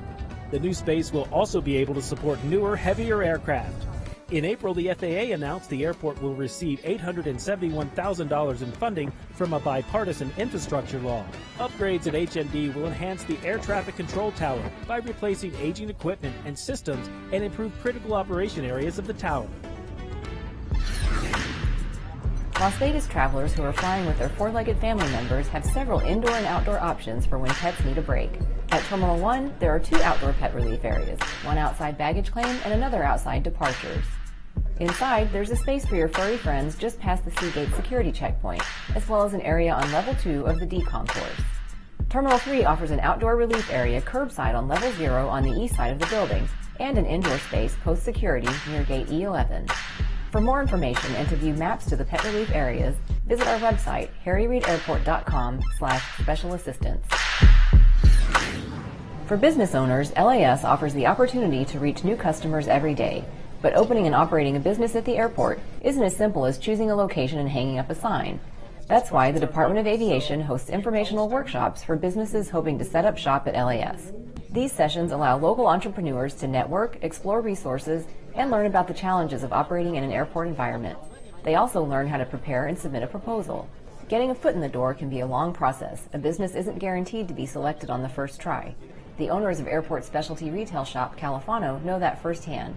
For the Khalif family, persistence was key. We moved here 23 years ago from Colorado and always admired how close the airport is to our fantastic and fabulous city, and it's very busy, so we thought it would be a good opportunity one day to be able to share our love for crystals, gemstones, fossils, and recycled metal art with more visitors traveling to Las Vegas. Their journey to becoming tenants at LAS began 15 years ago when Ashraf Khalif saw a notice in the local paper seeking requests for proposals, or RFPs, at the airport. We submitted an application for one of these RFPs around 15 years ago, and unfortunately it didn't work out that time. We were not chosen. Years later, his wife came across another RFP on social media. The family decided to give it another shot. After attending an airport workshop, they were ready to apply for a contract. Before the workshop, it seemed a little bit intimidating because so much of the footprint for the retail and the restaurants here at the airport seemed like it was really larger companies. But at the workshop, we learned that there really is opportunity for small business. In 2021, Califano opened 2 stores at LAS, the first pre-security above baggage claim, and the second in the D concourse. With 2 locations at the airport, the company has been able to maximize its audience. What we feel is the strength of the airport is the visibility. We have more exposure here than we can have anywhere else. What we noticed after we opened our airport location, we've seen more traffic on our websites. And while the exposure at LAS has been good for business, there are unique challenges to operating at the airport. The hours are long. We open from 6 a.m. to 10 p.m. So our labor costs are a bit higher than they are for our retail locations on this strip. There's an added expense for extra badging and screening and parking for ourselves and for our team. So the cost to do business is higher. For other local entrepreneurs interested in doing business at the airport, Khalif says they should be patient and pay attention to the details when putting together a proposal. It does take time. It's a serious investment for your time, and you'll probably want to have your accountant present with you. You want to have a good architect to help you with your renderings, but it is rewarding, but just stay the course and be patient. I would say it's worth the hard work and worth the patience. For more information about doing business at the airport, visit harryreidairport.com/business and click the Development tab at the top. To the bright blue skies, doing loop-de-loops. Airport employees made community connections during Nevada Reading Week, sharing their love of books with students at Gene Ward Elementary School. To showcase the variety of jobs at the airport, everyone from electricians to executive leadership took part in the week's events. He listens, then he asks, "Would you like one more turn?" Many read aviation-themed books and stories, a fitting choice as the school sits in the shadows of LAS and Gene Ward students can see and hear planes coming and going during the school day. After reading to first graders from one of her favorite books, Director of Aviation Rosemary Vasiliadis encouraged the class to broaden their horizons through reading. During Human Trafficking Awareness Month in January, Harry Reid International Airport partnered with Airline Ambassadors International to offer employees training to help them better recognize the signs of human trafficking. The trainings that we provide offer individuals, especially aviation and airline employees, information, and it helps us to understand what we're looking at and who we're looking at, how to report it and who we report it to. Attendees not only learned how to identify the signs of this horrible crime and the people who might be in distress, but also how to approach the situation. We don't want you to go after anybody, try to rescue anybody, judge anyone. We just need people to recognize it and report it. And those are the two things that save lives. Employees walked away with a wealth of knowledge and tools to help them in the fight against human trafficking, as well as a feeling of wanting to get involved in ending this practice. I feel it's very important to get as much information that I can pass down to my team members and my department so that we can all be part of solving this trafficking problem that comes through the airport system. Aviation employees who work in airports where people are moved, once they begin to see the patterns, they know what to look for. It is a human responsibility to be part of the solution to save lives. The team at LAS is united in the fight against human trafficking. The January training offered to all employees is just one layer of the airport's approach to combating human trafficking. Travel to and from Canada has gotten even easier with new airlines from north of the border launching nonstop service to Las Vegas earlier this year. Canada Jetlines now offers 3 times weekly service from Toronto, while Lynx Air flies between Calgary and Las Vegas 4 times per week. The Canadian market for Las Vegas and the airport has always been one of the critical components to international visitors arriving here. 25% of all visitors to Las Vegas are from Canada. It's roughly 1.5 million visitors per year pre-pandemic. So when we think of Canada, our neighbor north really does enjoy coming to Las Vegas. These additional flights give a boost to international travel to Las Vegas. Visitors from abroad tend to stay longer and spend more, a win for our tourism-based economy. The continued growth of international air service to the destination is something that we're focused on here at Harry Reid as well as the LVCVA. Overall, international visitation represents anywhere from 15 to 20% of all visitors, and not just visitors on leisure, but also for conventions. So very, very important piece for us. To have new carriers and new destinations come in and offer the flexibility of getting, not only visitors here to Las Vegas, but our locals be able to go to Canada is very, very exciting. Lynx Air CEO Maren MacArthur knows Las Vegas appeals to Canadians, and she says the airline's model is to keep airfares affordable. Lynx is adopting the ultra-low-cost carrier model that's been very successful in the United States and Europe, but it has not really taken off in Canada to date. So we've seen an opportunity there, and where airfares have been too high for too long in Canada. So we're bringing ultra-affordable fares into Canada and inspiring more Canadians to travel to see beautiful cities like Las Vegas. With 14 gates serving both domestic and international airlines, along with its own baggage claim, ticketing area, and security checkpoints, Terminal 3 is big. How big? End to end, the building spans 2,300 feet, nearly half a mile long. That's good news for travelers who want to put on their walking shoes and log a mile or two before takeoff. While you're walking, don't miss the art on display, like Mirari, a collection of small butterfly sculptures suspended from the ceiling to form the shapes of two aircraft. When it's time to relax, find your departure gate or stop for a snack at one of the more than a dozen restaurants in the terminal. Baggage handling systems will provide an enhanced customer experience and boost the capacity, security, and energy efficiency of the aging systems. The funding for the project, which is expected to begin by the end of this year, is part of the Bipartisan Infrastructure Law's Airport Terminal Grant Program. Take Your Child to Work Day was filled with activities for LAS families. The morning started with presentations by mentors from throughout the airport. Then participants boarded a bus for an airfield tour. Kids got to check out the inside of a business jet and see the airport's firefighters and their equipment in action. Law enforcement showed off an armored vehicle called a Bearcat, used by the FBI in special operations. The group also got an up-close look at the airport's automated tram system and rode the tram to Terminal 3 for a tour of Harry Reid Airport's one-of-a-kind innovation checkpoint. Finally, there was a presentation on sustainability, complete with a recycling challenge. Thanks for joining us on this trip through our airport. Now you're ready to pack your bags and take off. Remember to follow us on social media for travel tips and information, and use the resources of our website, harryreidairport.com.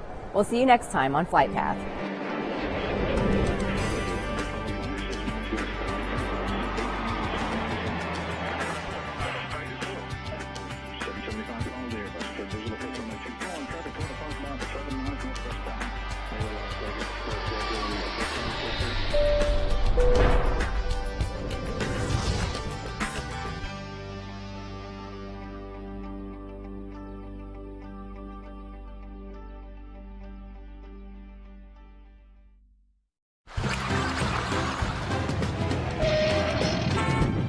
Let's go, come on! Don't you do it. It's just a little water in the road. The light is green, there's places to go. It's just a little water in the road. The flash flood grows, how deep, who knows? The other cars made it. Watch and learn, let me show you how it goes. Loco! Ooh la la! Yep.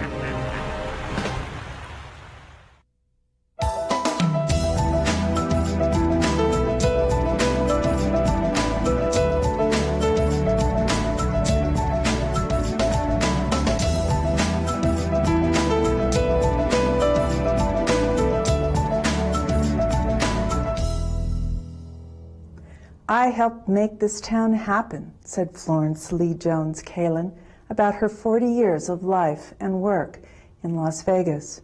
Indeed, as a journalist, a civic leader, and a historian of the region, she left an indelible mark on the city. After graduating from the University of Missouri School of Journalism, Florence Lee Jones joined her family in Las Vegas in 1933 when the population just topped 5,000. She immediately landed a temporary job as a cub reporter with the Las Vegas Review-Journal, covering the construction of the Hoover Dam, and she gained the distinction of being the city's first professional woman journalist and an Associated Press correspondent. Her first assignment covered a complex and highly sensationalized trial. This involved the 6 companies incorporated, the company that built Hoover Dam, and one of its former employees. Her successful coverage of the case proved her a highly capable reporter, garnered her a permanent position with the paper, and quickly initiated her into the local scene. Over the next few years, Florence Lee Jones continued to cover construction of the Hoover Dam, but was increasingly assigned to cover City Hall and the courthouse. She became an astute political reporter, and she attracted the attention of the man who became her mentor and later her husband, Review-Journal editor John Kalin. They married in 1940, and they spent the next 45 years sharing mutual interests in writing, local history, and civic activities. In addition to her work as a journalist, Florence involved herself in the social and civic life of the young city.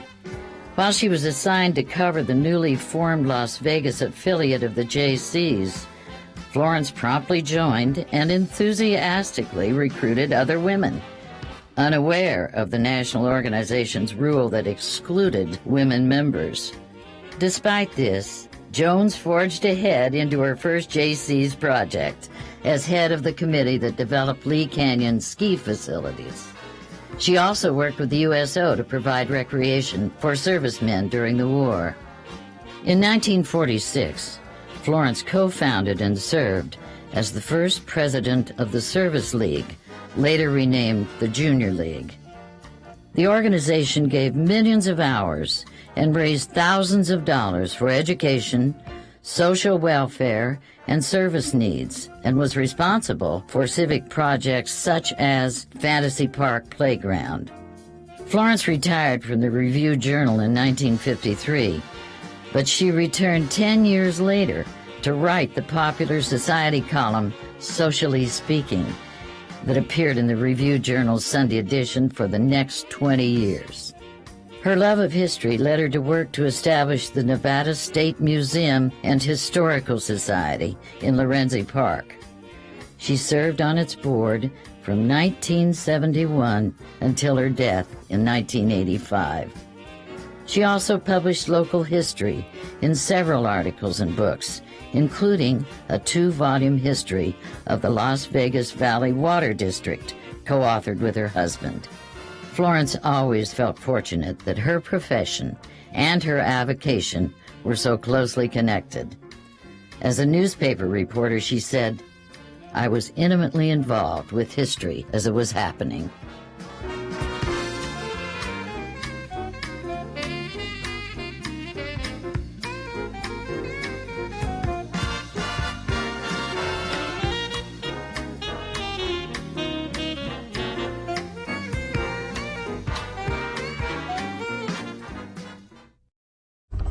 Whoa, that's an earthquake. Thanks, Captain Obvious. You think you know everything about earthquakes? Because I do. Oh, really?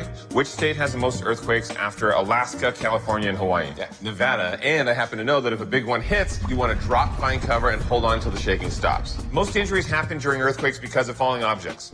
Don't put heavy objects above your bed. Fasten bookshelves and water heaters to walls. Yeah, put the heaviest items right on the floor or on the lowest shelves. Go to Clark County's website for more earthquake safety tips. Told you I knew everything.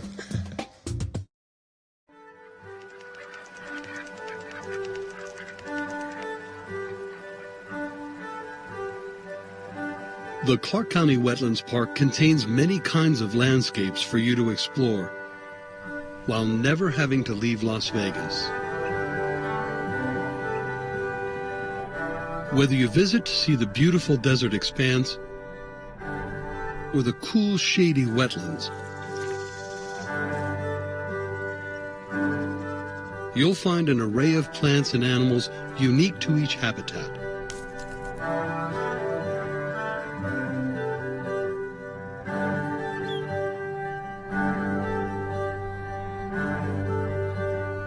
We don't have very many places in the Mojave Desert where we have a corridor with running water in the middle of it. The biggest variety of habitats, of course, in the valley occur here in the park. Our rarest habitat probably has to be the aquatic wetlands, which is the water and the water's marshy edge. There just isn't that much aquatic wetlands in southern Nevada anywhere. We have the riparian zone, which we kind of call the ribbon of green. Desert washes are places where we have little trees and small shrubs. They have to reach way far down for water, and they get watered periodically when we have storms. Because life depends on water, you'll find an abundance of wildlife in the park's wetlands. Dragonflies and damselflies make their homes here. Although they look delicate, dragonflies can fly up to 35 miles an hour. You'll find them skimming the water in search of mosquitoes to eat and perching on tips of grasses while guarding their territory and looking for mates. Although they look similar, they're easy to tell apart Dragonflies hold their wings flat and off to their sides when perched. Damselflies have thinner bodies than dragonflies and hold their wings together above their backs when resting. The desert habitat of the park features many native plants of the Mojave Desert, including cacti, an ancient plant family estimated to be 30 to 65 million years old. Many clever adaptations allowed them to thrive in the hot, dry desert. During rains, cacti expand to grow temporary roots to absorb the water. During dry spells, cacti stems contract, allowing them to survive drought. Cactus spines shade their stems and deter predators, while their colorful flowers attract pollinators. A big, bright, glorious flower like this would be an insect-pollinated flower. And The park features native plant species found in both wetlands and desert environments. Come in and land on that. This is what they call the screwbean mesquite. You've got sugar and honey coming out of the flowers, and then you get this bean. A native plant is the plant that evolved and grew in the place. So it's in the habitat that has had the longest time to evolve together, so that it's a much nicer kind of marriage to the land. And an invasive is something that either we've brought in as a human race or has moved in through wind or dispersal agents. The worst invasive for us in the park itself is the salt cedar. It goes by the Latin name tamarisk. There are many hundreds of acres in the wash here now that are nothing but just solid tamarisk. Tamarisk removal at the Wetlands Park will require work for years to come, so the beauty and diversity of the native plants, like desert willow, globe mallow, and yerba mansa, can flourish. You'll find that the Wetlands Park offers different experiences during different seasons.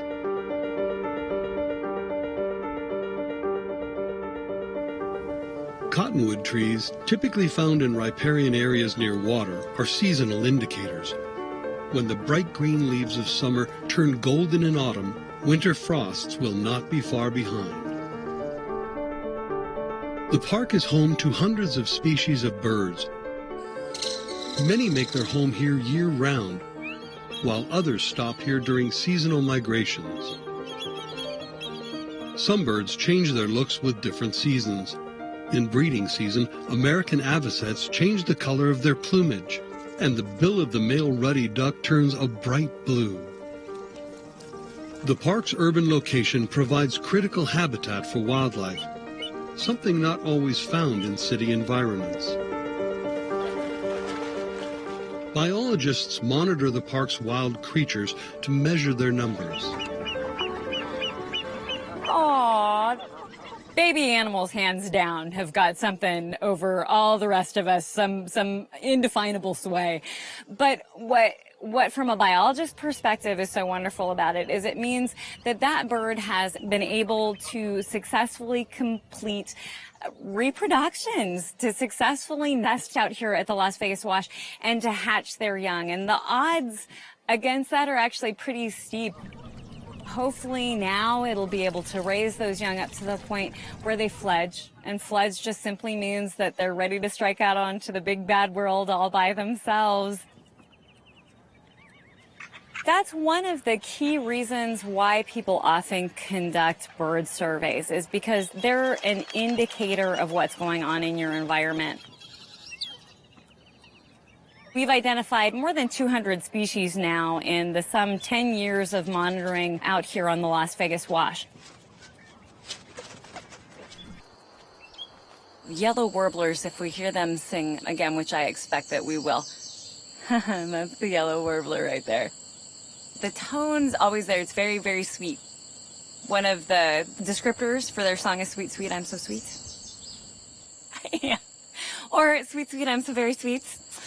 And also what's fun about the yellow warbler is, okay, indicator status, riparian habitats, all fine and well, but the yellow warbler is what Tweety Bird is based on. Birds are such a diverse group. There's just always something to learn, and I love that. They always offer something new. You can never know all the answers, and they're always going to throw a curveball at you. They don't read the same guidebooks that we do. They don't know where they're supposed to be.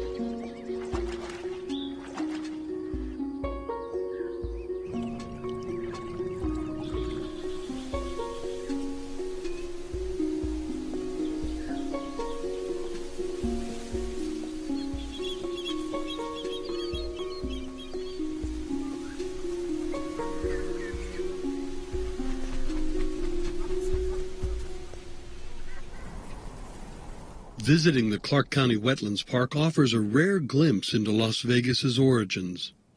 This was one of the kinds of meadow that you would have found originally in Las Vegas before the entire city was urbanized. The one that we're actually sitting in right now is probably the largest piece of saltgrass meadow that we have left. When the town began to grow and we began to have suburbs developing, a lot of the meadows began to depart. I think to me, conservation means trying to hang on to as much as we can of what's natural in an area. Sometimes you can't be perfect, but you try to keep what you can keep as a heritage for the people who are going to follow you.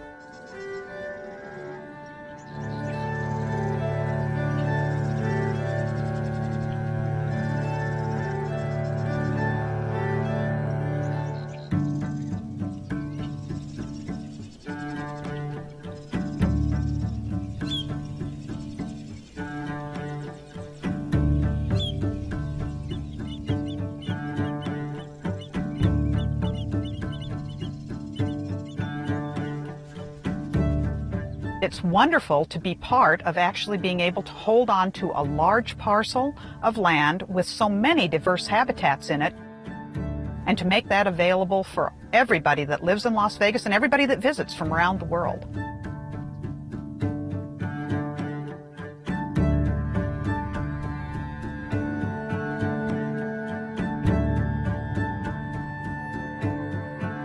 We're hoping people will be able to come to the Wetlands Park to fall in love with nature and to be able to take the things that they learn here and apply them in other wild places.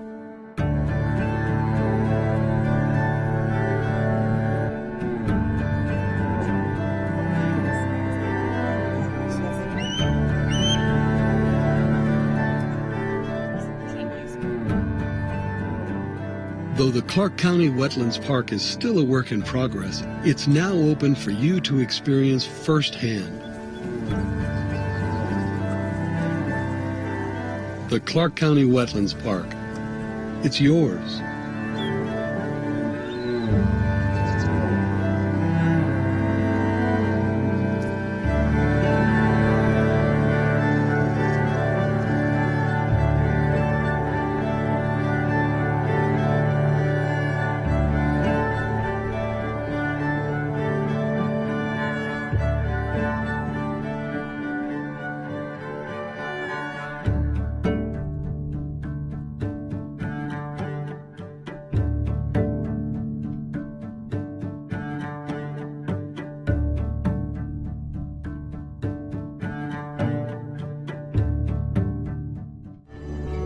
Our community, our home, Clark County, Nevada.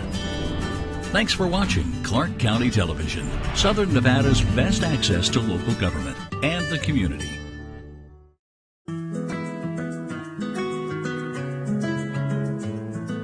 It's been a great couple weeks all around A. On June 12th, we celebrated the opening of the Sundry at the Uncommons. The Sundry is an 18,000 square foot space that encompasses 15 purveyors, 2 of them full-service restaurants, seating for about 250 people, and a common kitchen, along with an indoor-outdoor main bar, and a drive-up for to-go orders.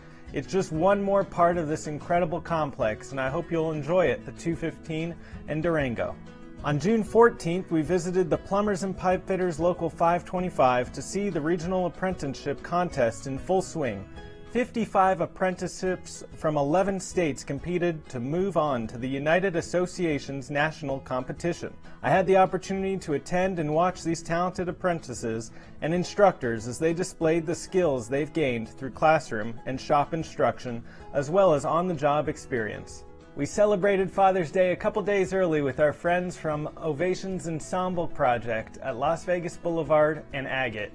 We enjoyed coffee, breakfast, and a special game of trivia with our friends and really enjoyed them and thanked them for their hospitality. An update on the Silverado Ranch Community Center. We're excited that the gym walls are complete, the foundation has been poured, and they are actively installing steel beams as we speak.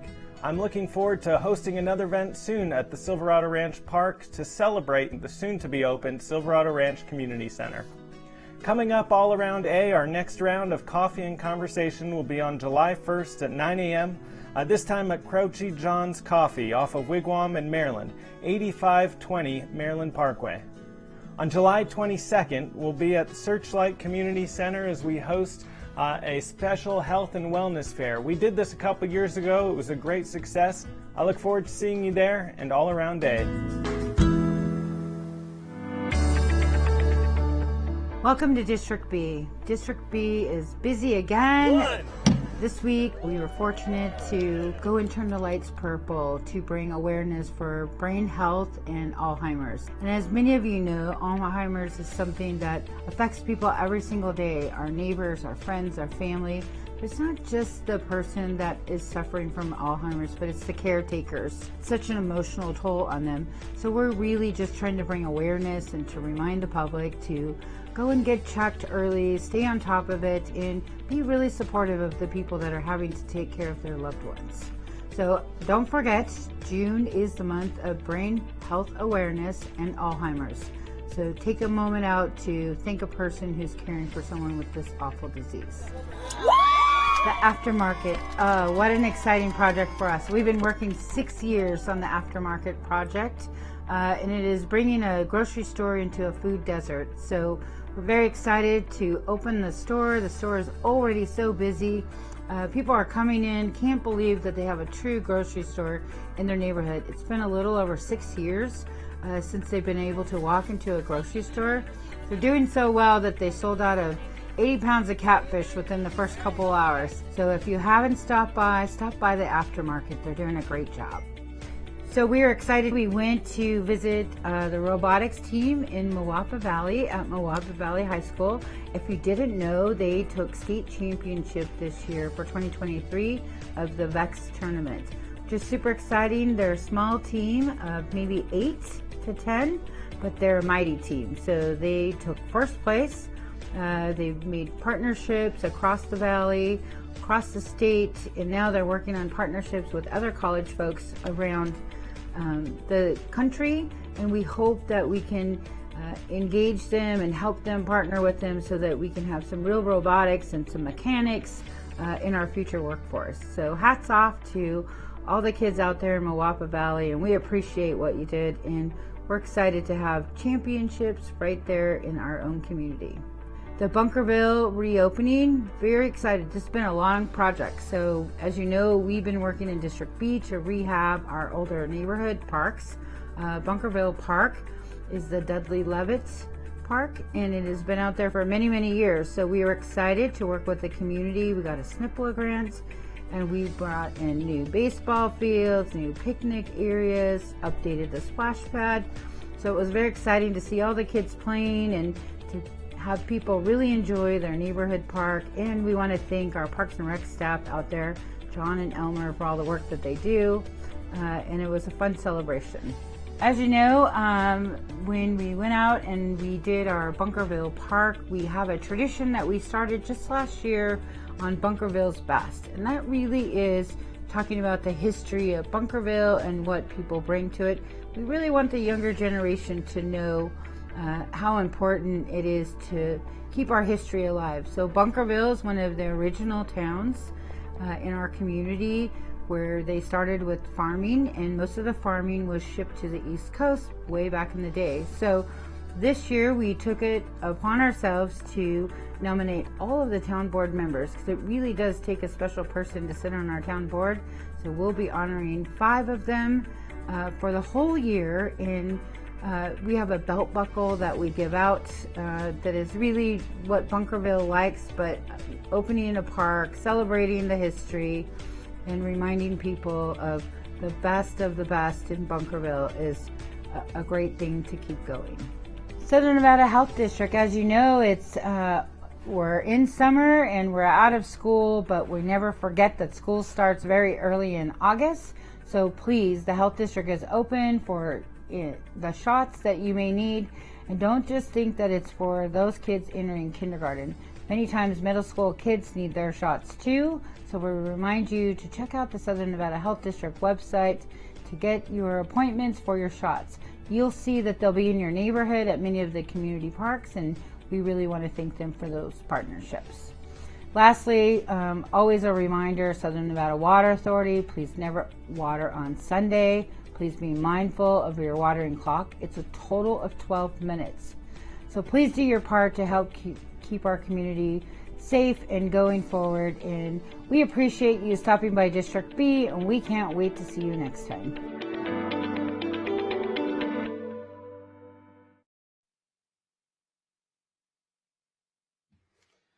Good morning. We welcome you to our board meeting this morning. The meeting will come to order. The first order of business is the invocation, which will be offered by Mary Breadlaw, Clark County Coroner and Medical Examiner, which will be followed by the Pledge of Allegiance. We'd invite all to stand for both.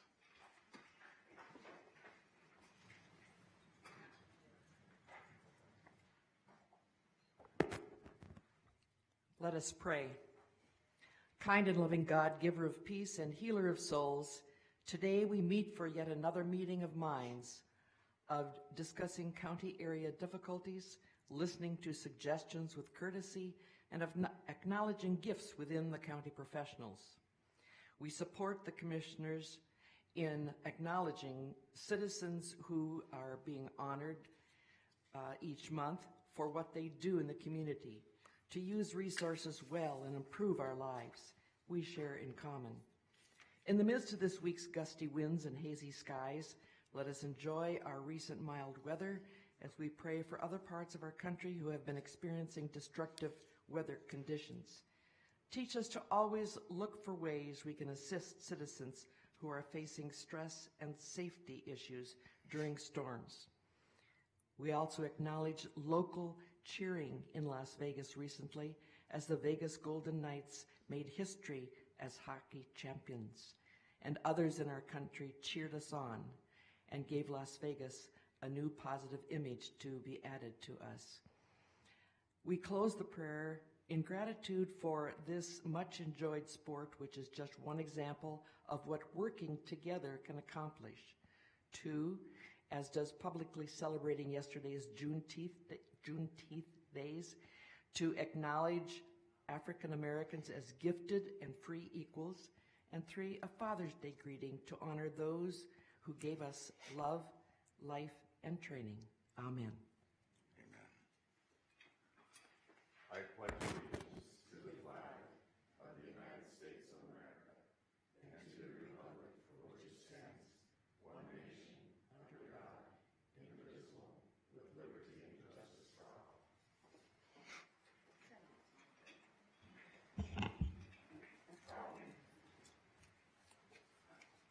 Mr. Schiller. Good morning, Chairman, Commissioners. First, I guess the next thing that we are going to deal with is the Commissioner and County Manager recognition. Yes, item 1 is to recognize and proclaim the month of July 2023 as Park Recreation Month in Clark County and encourage residents and citizens to improve their lives by enjoying the benefits of parks and recreation. Chairman Gibson. Thank you very much. Those who are here from Parks and Rec, please come up.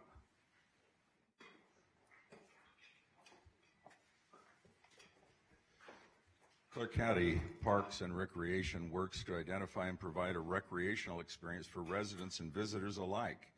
Clark County Parks and Recreation is home to a host of indoor and outdoor activities. The Clark County Parks and Recreation Department has 16 urban recreation and community centers with 3 devoted solely to seniors. Clark County has 14 pool facilities with 7 water parks, 5 indoor year-round pools, 10 skate parks, 7 dog parks, and over 100 public parks with everything from picnic amenities to ball fields, playgrounds, tennis courts, pickleball courts, volleyball courts, and water features. Clark County Parks and Recreation is inviting the public through a new campaign called We Put the Unity in Community to participate in programs and explore a new park or facility. And as a consequence, we hereby proclaim the month of July 2023 as Parks and Recreation Month in Clark County. We're very, very aware of the great work that our Parks and Rec Department puts in and day out, week in and week out. We have a growing number of amenities in our parks. We're constantly trying to renew the older parks as we refurbish them. And one of the things that we've learned over time is that the things that might detract from an experience in a park tend to be driven out to the extent that we have people there, that families and people come to our parks, they tend to take over the park. And we encourage people to frequent our parks, to use the facilities, and to note the folks that are there, keeping it maintained and setting things up. Every now and again, a positive word and a positive comment is a good thing. And we appreciate Dan, it is Dan, isn't it? Yeah. We appreciate, Dan, the work that your people do. They do a great work. They support us. We have our lively discussion from time to time, but that keeps everything fresh and keeps us moving in the right direction. Thank you very much for all that you and your folks do. Thank you, Commissioner.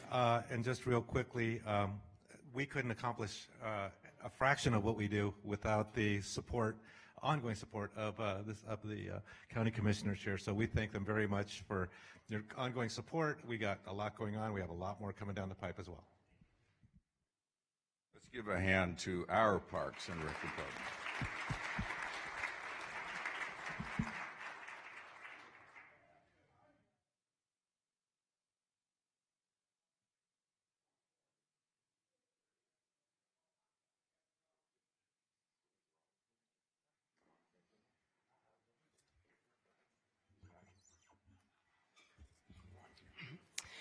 Commissioners, we now have a second recognition.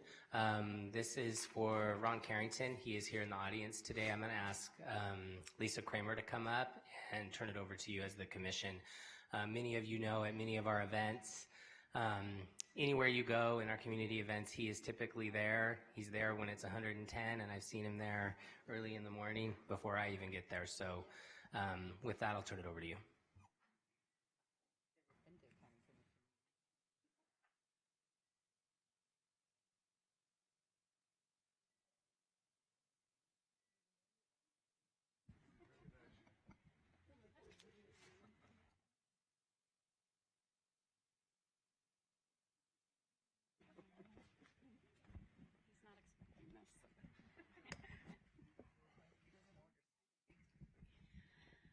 Hello. So this was a surprise for Ron. So I'm just happy that we were able to get him here today. And I want to thank his wife, Wendy, for being in on it the whole time. But Ron, after 30 years, over 30 years of service, is deciding to retire on July 5th. And none of us wanted to see this day come. We've been fighting him for 2 years to stay on board. But I personally just want to express my gratitude. I know obviously you've worked in the county for 30 years, but since I've been in the county for 14 years, you have made such a difference in my life, in the department.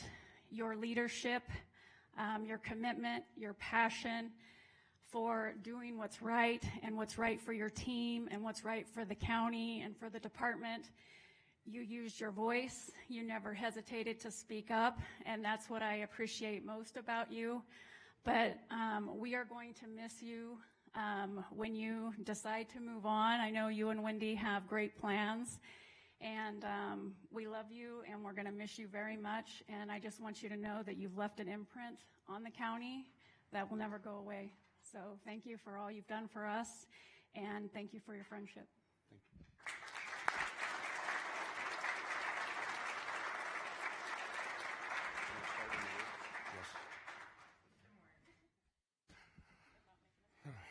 Well, so unexpected. Thank you, Lisa. I want to thank the Board of County Commissioners, Chairman Gibson, for this. I'm a little bit speechless, which is almost never happens. But I would be remiss. First, on a personal level, I would like to thank my mother. Besides the fact that I wouldn't be here in reality, she set the tone for our family. She gave over 30 years in public service in the city of Fort Worth, Texas, city of North Las Vegas, and Clark County. She was taken from us 27 years ago, far too early. And then my brother, Robert Carrington, who retired from the city of Henderson as a professional land surveyor. Excuse me. I don't see him. And then my sister, Shana Kane, who's been a school teacher for the school district for 28 years. Her day's coming soon. And people, first, Lisa Kramer, the best director I've ever worked for, about a dozen of them, by far. Such a exceptional leader, and it's so easy to work for her. I would like to acknowledge Sean Gonzalez, my best friend. We've worked together almost 28 years. Jeff Benitez is a couple of the people that helped. This is really a team thing. Parks guys are never out front. We're usually in the back. And so I would like to draw upon words that President Truman, and then later modified by UCLA coach John Wooden, said that it's amazing what we can accomplish when no one cares who gets the credit. That's the mantra of park maintenance. We're usually the support function. It's so weird being out front today, and I do accept this on behalf of the nearly 200 people that are out there getting it done every day and making our parks safe, clean and green, and supporting the community engagement events, special events. I want to thank our partners in Parks and Recreation we have this symbiotic relationship with. We work together, and the RPM management team, Lisa Kramer, again, our Deputy Director, Shauna Bradley, Kate Murray, John Advent, Dan Rakers. I don't want to go on forever, but I just want to say thank you. It's been my distinct honor and privilege to serve the community of Clark County for just almost a span of 37 years. And I wish everyone the best as I move on to the next chapter of my life. And once again, thank you. Thank you.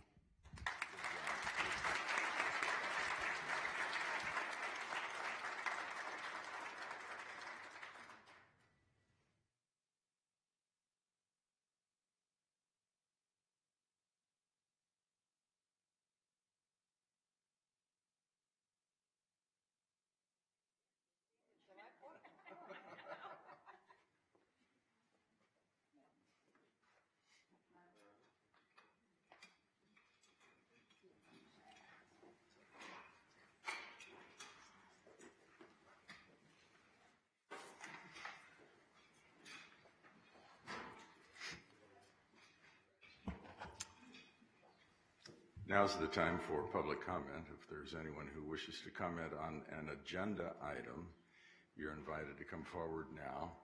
Please indicate to us your name, spell your last name for our clerk, and please keep your comments to 3 minutes. Good morning. My name is Margaret Ann Coleman, Coleman. First of all, I'd like to say happy belated Father's Day. Happy Father's Day. Second of all, I would like to talk about 38 on the agenda, whereas it applies to me, but you're not representing me in the length of time that I'm here right now. And today is June 2023.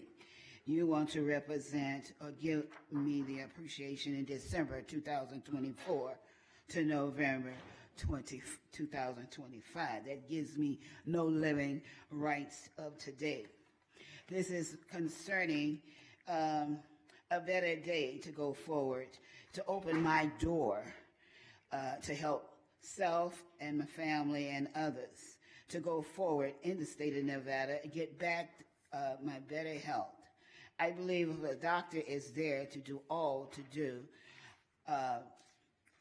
on your behalf to correct a diagnosis, not cost more. My name is Margaret Ann Coleman. Every day is supposed to be a good day, Queen or King's Day, a happy birthday, Appreciation Day, Anniversary Day, Congratulations Day, a holy day. This June a day I don't appreciate slavery as a name, whereas of the day this is another century and that is the past. I don't want to hear anything about it.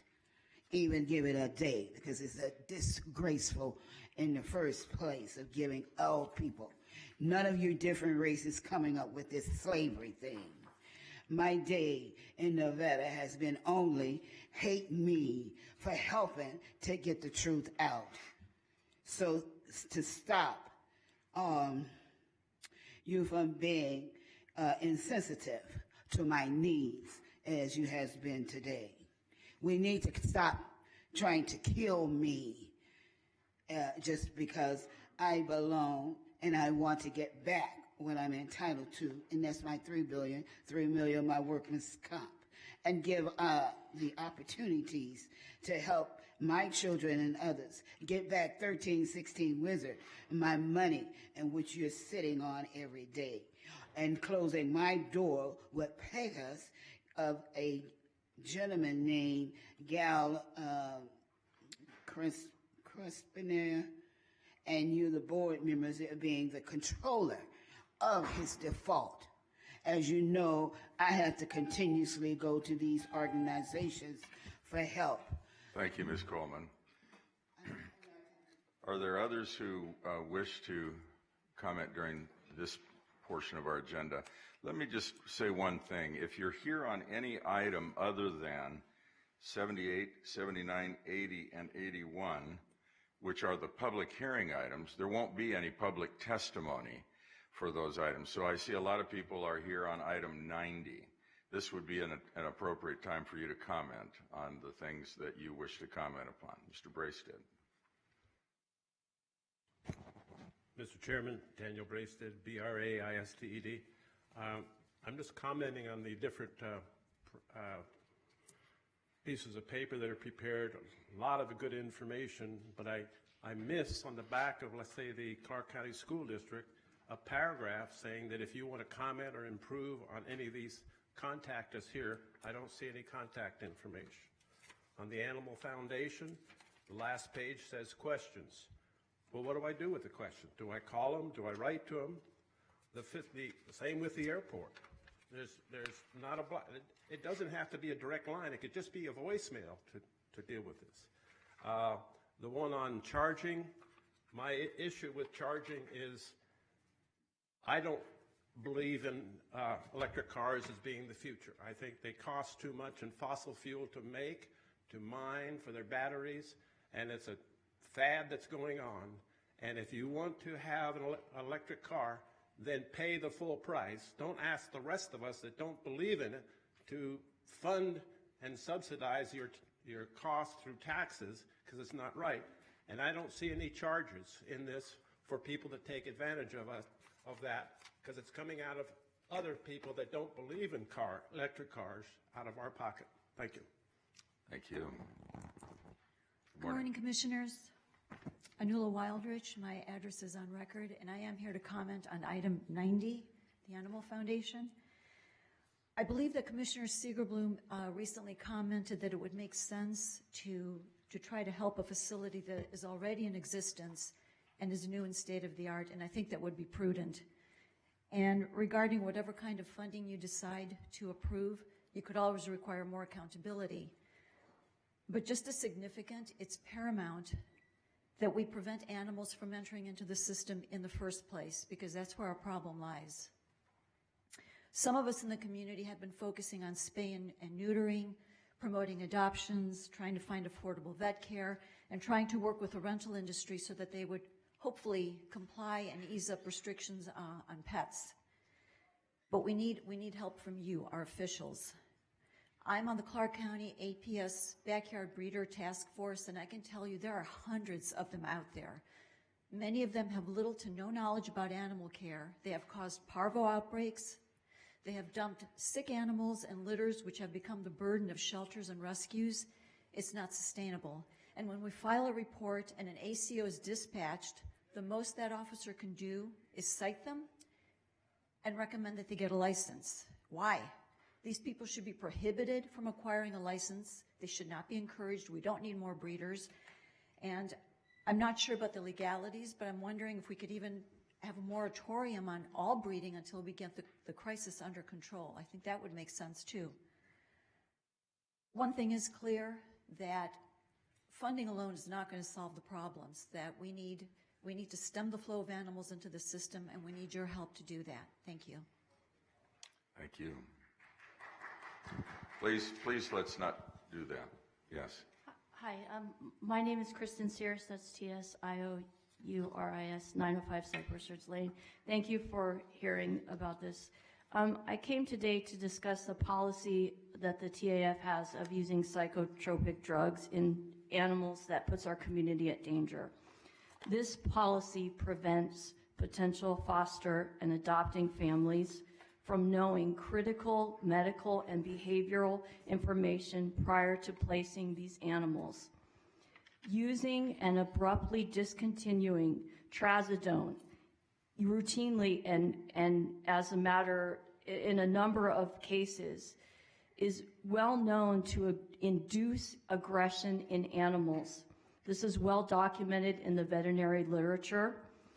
And this either leads to the return of these animals to the TAF for euthanasia, the lack of another animal to be placed, or worse, to animal aggression towards people within our community. In one instance that directly impacted my family, TAF withheld this information prior to initiating foster placement in my home. The animal later attacked their staff members, injuring them just prior to our picking this animal up, resulting in euthanasia of this pet. And this is currently under active investigation by the veterinary board for our state. But it's hard to downplay the significance that this could have had for my family or for my community, for my neighbors and other people, due to their practices and policies. Since they have no mechanism to address my public concerns and have in fact failed, despite repeated requests, to speak about this or to have a mechanism in place, I respectfully request that TAF funding be spent for other organizations that have a more clear understanding of what's appropriate for animal care and what's important for the safety of our community. You are functionally our last line of defense, and I respectfully request that my tax dollars not be used in a place that puts I have a responsibility to you, to my children, to my neighbor, and to the animal that I wanted to foster and adopt. Thank you for considering my request. Thank you. Good morning. Patricia Reed, address on record. Just spell your last name for us, please. I'm sorry? Spell your last name for us. I'm sorry, it's R-E-I-D. Like the airport. Okay. No relation, thank you. Anyway, I feel like we're back on deja vu here. We were here, was it April? And we're here to see another presentation. I'm here about item number 90. We're here to see another presentation from the Animal Foundation. It's something, again, to now support their dysfunction, but I'd like to save ourselves the time and address what we know to date, what we've already heard. At the last meeting, the Animal Foundation was supposed to reach out to a specific rescue that they had closed the doors on it and had stopped working with. And I'd like to know if that had actually happened. Number two, they talked about the audit. And so Ms. Kirkpatrick, did you get the documents that you were asking for that meeting? And has the audit been started? Now the Animal Foundation's here trying to save face by using another state as an example. We are not Arizona. Thank you, RJ, for their story, by the way. We are a 24-hour town, and our status of that needs 24-hour operations for us, the animal community, rescue community, to be able to do what they obviously cannot. Now, they say they want to hire more staff, which is what they said at the last meeting.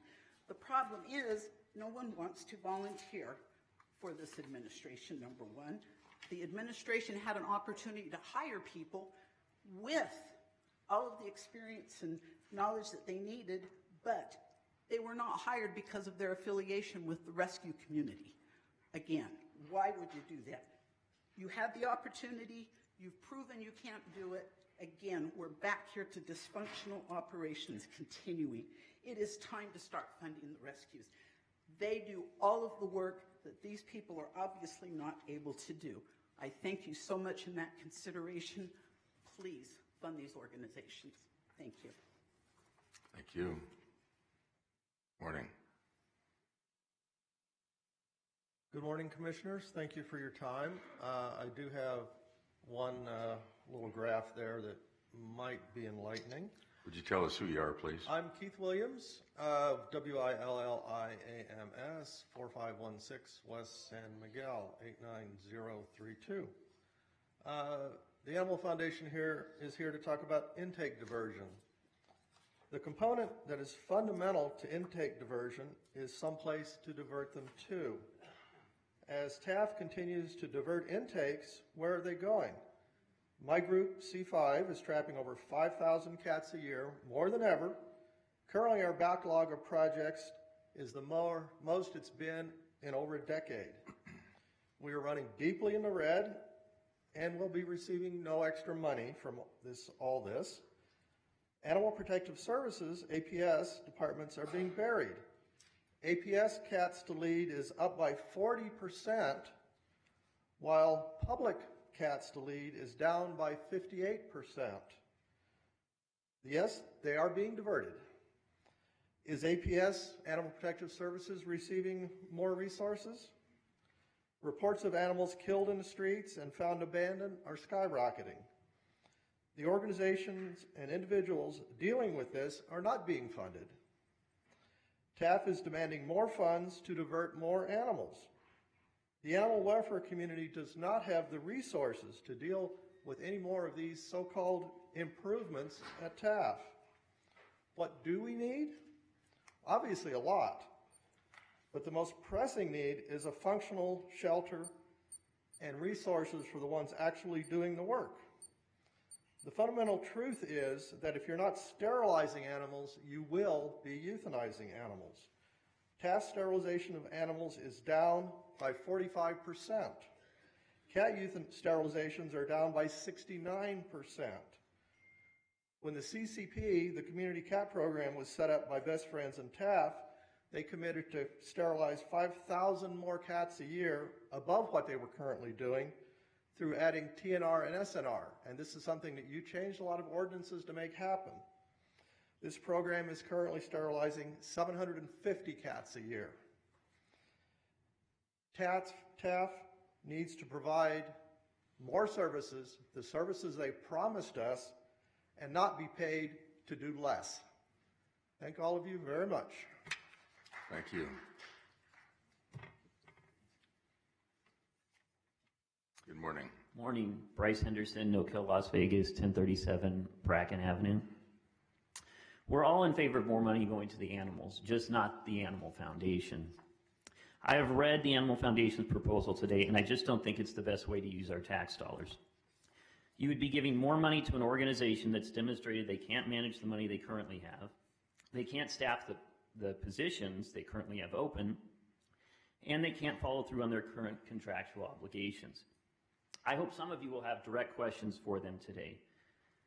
I hope someone will ask them while their intake numbers are going down, as you can see on the graph, yet the money they receive from the jurisdictions is going up. So why do they need more money? I hope someone asks them that today.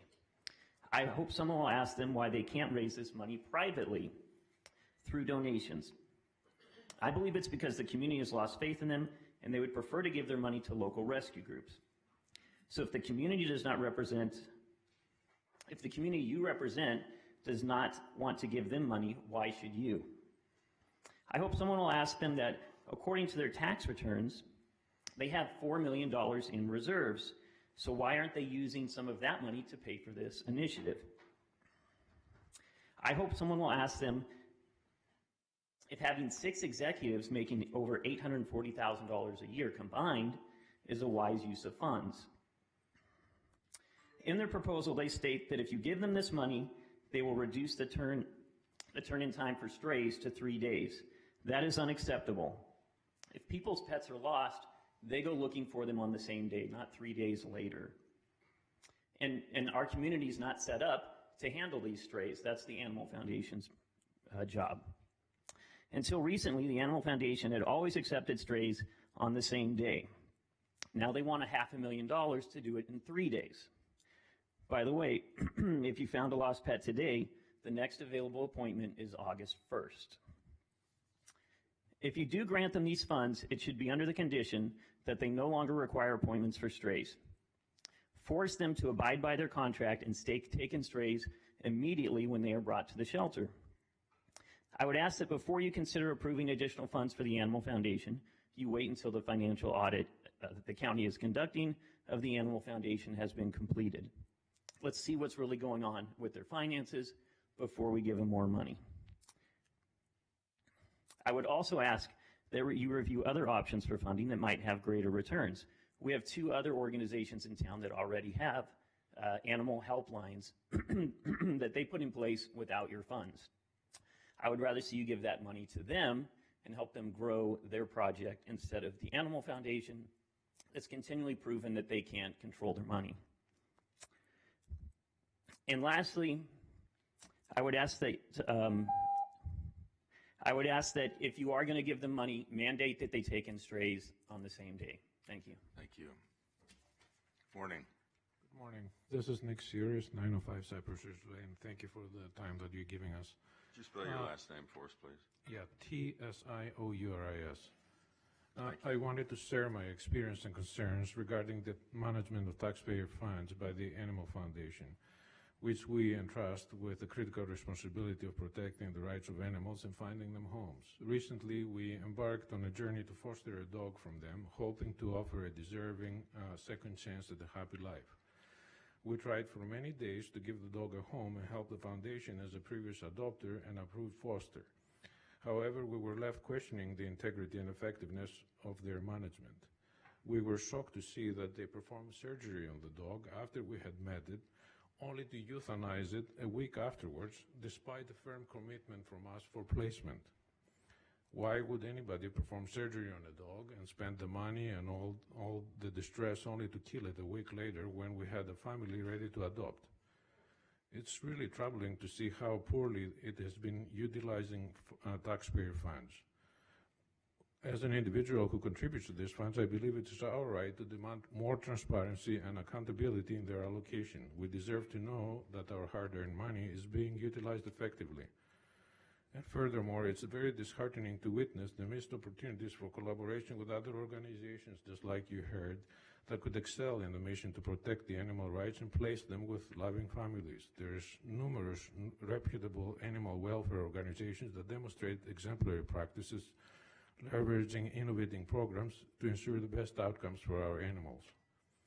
Unfortunately, my personal experience further reinforces the urgency that you, the City Council, explore partnerships with other organizations that demonstrate exemplary care, fostering a collaborative environment, and that maximizes the potential for animal welfare while saving our dollars with more effective policies. They would be better suited to provide the care, compassion, and sense of adoption that the animals need and we're paying millions for. Thank you for your attention, and may we continue to strive for a world where every animal is cherished, protected, and loved. Thank you.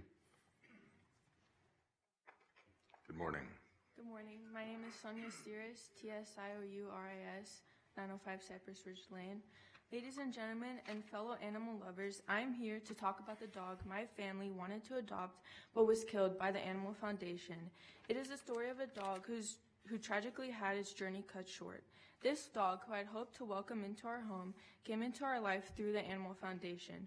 With dreams of companionship, love, and shared adventures, I had my heart set on adopting this new friend. However, my dreams were shattered when I learned that the Animal Foundation had made the heartbreaking decision to euthanize this beloved dog despite promising that he was safe, spending money to neuter him, and allowing us to meet with him at least 2 times. In times like these, we are confronted with the profound impact that organizations like the Animal Foundation have on the fate of innocent creatures. It is a sobering reminder of the responsibility we bear in the realm of animal welfare. While I acknowledge the difficult choices that animal shelters face, it is imperative that we address these fundamental issues that led to such heartbreaking outcomes. We must advocate for increased education and policies to prevent euthanasia as a default option, especially when foster families are willing to help the animals. In my sadness, I urge the Animal Foundation and similar organizations to reassess their policies and procedures, ensuring that every viable option is exhausted before resorting to euthanasia. To the dog that I had hoped to adopt, my heart aches for the love that we would have shared, the joy we would have experienced, and the memories we would have created. Your life may have been cut short, but your memory will forever serve as a reminder of the work that lies ahead. Work that seeks to ensure that no other animal suffers the same fate, to ensure that every animal is given a fair chance at a life filled with love and happiness. Thank you. Thank you. Good morning. Good morning. Dave Schweiger, Schweiger. Albert Einstein once said, "The definition of insanity is doing the same thing over and over again and expecting a different result." If the county wants to make a huge impact on our animal overpopulation problem, we should be investing $500K a year to put a team together to go after the thousands of illegal breeders in our city that are literally flooding our rescues and shelters with these unwanted animals. I know it can be done because I've helped run a small volunteer group for over a year and have scaled up. We could stop most of the illegal breeding in the city and save rescues, shelters, and taxpayers millions of dollars and thousands of volunteer time. As far as the Animal Foundation, let's not throw good money after bad. They don't have a money problem. They have a management problem, a leadership problem, and a board of directors problem. They will never gain the trust of our local rescues because they lie and they bully them.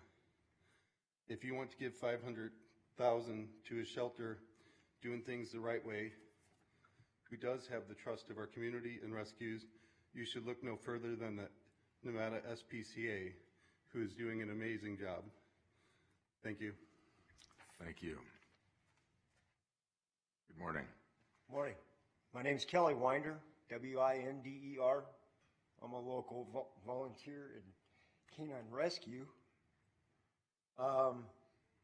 Before I give a comment on the Animal Foundation, I just want to give a thank you and congratulations to everybody, whether they're getting paid or volunteer in animal welfare, whether that be in a rescue or shelter setting, doesn't matter. Thank you and my congratulations. The Animal Foundation is supposedly the biggest shelter in the United States. I think everyone should take that statement in context with everything you look at and everything that is debated and brought up as an issue, problem, whatever. The biggest shelter in the United States. I also think that it would behoove the community, its shelter, and local rescues, and the animals at the Animal Foundation if there was an on-site liaison from a local rescue.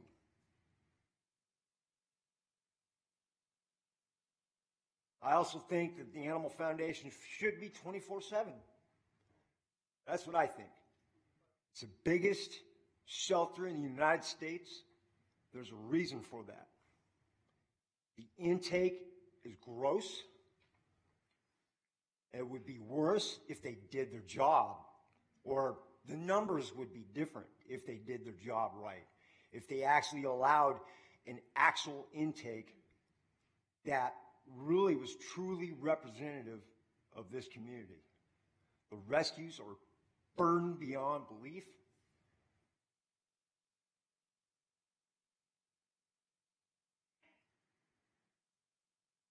Spay and neuter goes without saying. Nobody in the community can do their jobs, whether it's volunteer or getting paid, without a spay and neuter program that's actually active and working. It's not. It's just not. Transparency. This shelter is phenomenal for its transparency issues, its problems.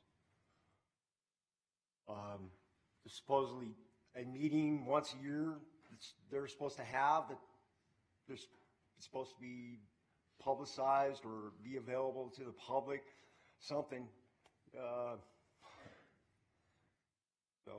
Remember, this shelter is the biggest shelter in the United States. Thank you, sir. You're welcome. Good morning. Good morning, Tracy Pons, PAZ. I don't know if that's up there. This is October 10th, first day to surrender your own pets if you need to. This is July 22nd, the first time to turn in an actual stray if you find one. So what's happening between now and these days in our community? I just want to share with you a few days in the life of a rescuer and the faces of animals who cannot wait for those appointments. This one was found on Hollywood and Lynn, running around chasing cars, currently with a rescue now. This one is on Sand Hill and Stewart. She was also found with a Good Samaritan who turned into a rescue. This one we hunted down on Shadow Rock Park, going on Lake Mead, eating trash on the side of Lake Mead. The rangers were finally able to trap her after 2 to 3 weeks. She's currently with our rescue. This one was on Saharan Lamb. 3 days it took to trap this one. We made it onto Saharan Nellis, currently with a rescue. This one was on Hollywood and DI. Truck left them off. This one, along with this one who was also pregnant, they were up there for 2 days, currently with a rescue. Cats are being abandoned. This one was abandoned at Lewis Park. Pregnant cat, currently with a rescue. This one was tracked about 2 weeks at Los Feliz and Bonanza. No chip, no owners, currently with a rescue. Another one was left in an apartment outside in a kennel. The owners actually moved. Civic Center in Cheyenne with a rescue. This one was found in a crate on Gowan and Rainbow. This one is currently with a rescue. Thank God somebody found this one. Another one was trapped on Stewart and Los Feliz. That's this one, currently with a rescue. This one actually has coccidia, so this one is pretty sick, and we're paying the expenses for it. This one was found under a car for a few days. Nellis and Mojave finally got this one with our rescue. 4 days it took to trap these guys. Lake Mead and Hollywood, currently with a rescue. This one was running around Sloan. When we finally contacted the owners, oh yeah, we don't want him anymore, let her go. We have her. We also have this one, and these two who owners did not want anymore. So basically what's happening, these are actually the ones that we consider the ones that are lucky. The ones that are not lucky, this car was apparently dropping off dogs on Las Vegas Boulevard in Lamb. Thank God somebody saw this one. We don't know where the dogs are now. Hopefully they were gotten by someone. We cannot wait 17 weeks to surrender animals. We cannot wait 5 weeks to turn in strays. We receive no funding from anybody for gas money, for leashes, for traps, for food, for any kind of medical expenses. But unlike Animal Foundation, we never say no to turning in an animal. Thank you. Thank you.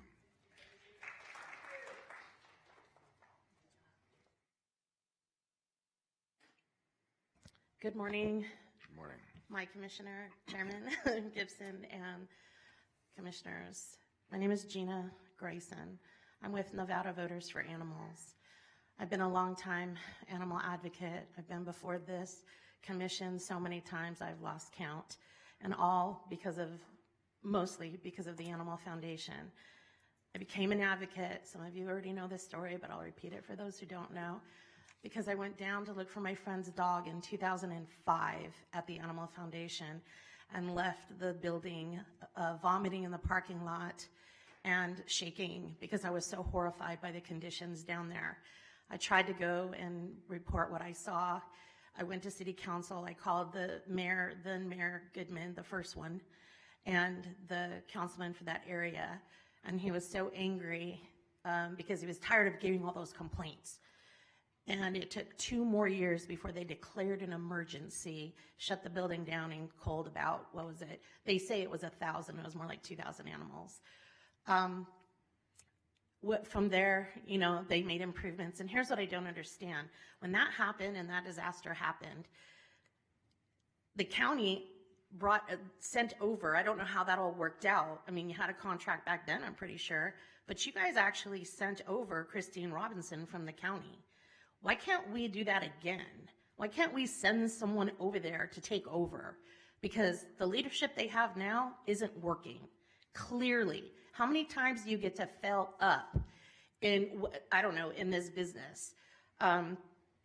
This needs to stop. We need immediate changes. We definitely need more money for the animals, but giving more money to them is not the answer.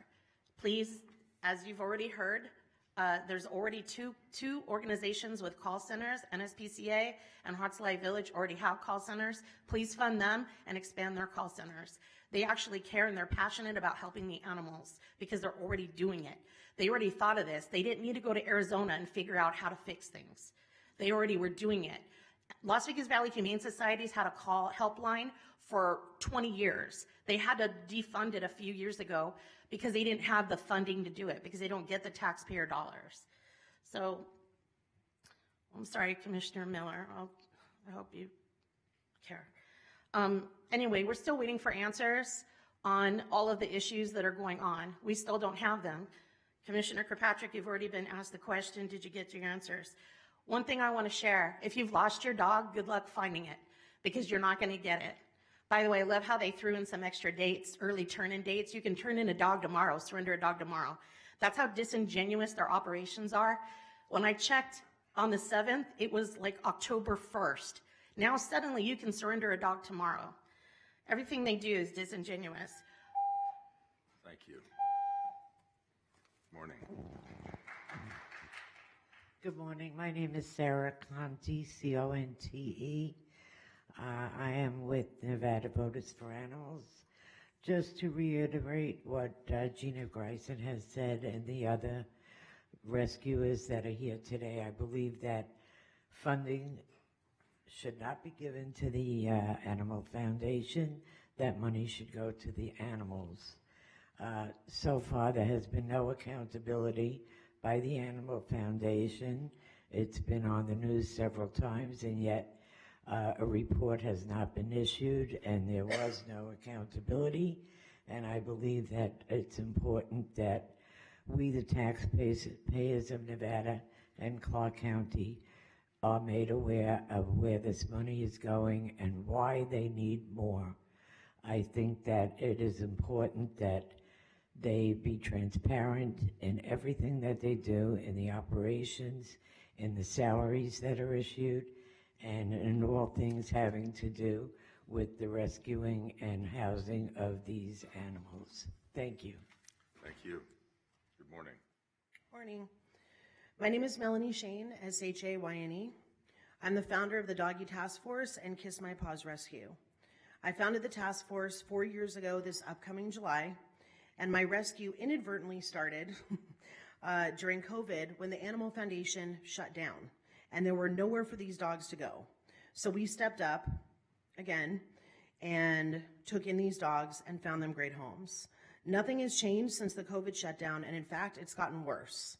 When I have an issue or a problem in general, whether it be with my rescue, my life, my job, I look and try to dig deep to find the root cause of the problem and then create a plan. I'm looking through the call center initiative and thinking, wasn't one of the opportunities that the Animal Foundation discussed was lack of staff? So my question would be, how are you going to staff the call center if you're already struggling to find employees? I would also be curious to know when somebody calls about a found dog, what is the communication going to look like?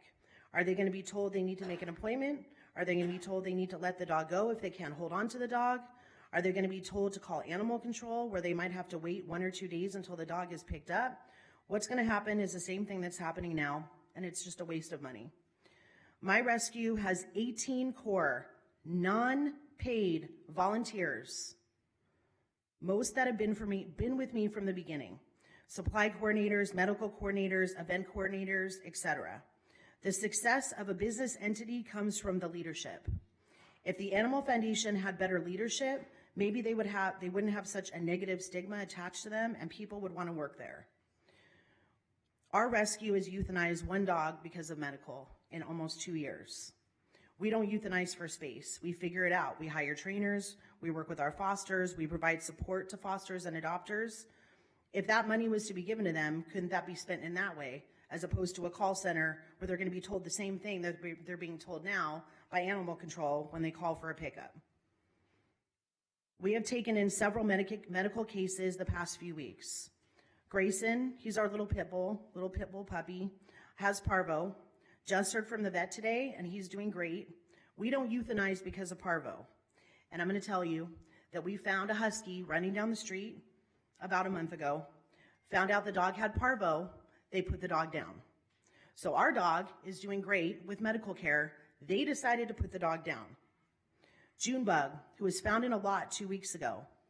She's pregnant and has been eating rocks because she was so hungry. She was emaciated, skinny. Where would she have gone at 9 o'clock at night if we didn't rush her to the vet? There's nowhere for her to go. All of this is being left on us. Renee was found hit by a car with her eye popping out. She was immediately rushed to the vet. We took her into rescue, and she's doing great. My task force has 18 active volunteers, unpaid, who are out there every day picking up dogs off the street. We spend our time matching lost and found dogs from Facebook and Nextdoor. We scramble to find placement. My team is looking to me for help. Where do we take these dogs that we pick up off the street? Where do they go? And they're like, Melanie, where do they go? Because my rescue can't take them all in. So where are all these dogs going to go? At this point, I'm like, do I rent a house? Do I get a building? What do I do? Where do we take these dogs? Thank you. Thank you very much. Please do not give them the money. Give it to rescues and rescuers who are out there who actually care about the animals.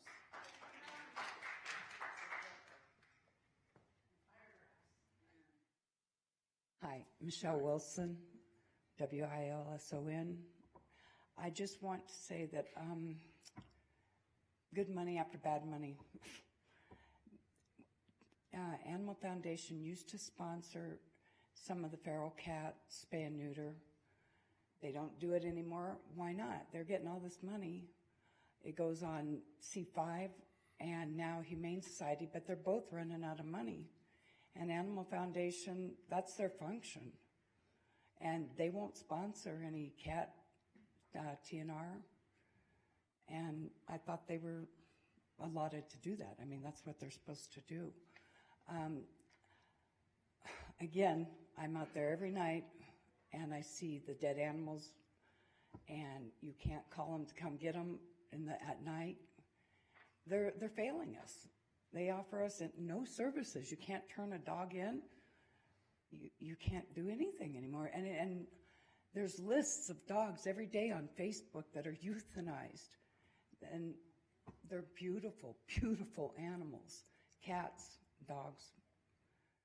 We've got to put this money towards something that's going to work for this community. We're a fantastic community. Why is our Animal Foundation not representative of that? Let's figure something else out. Thank you. Thank you.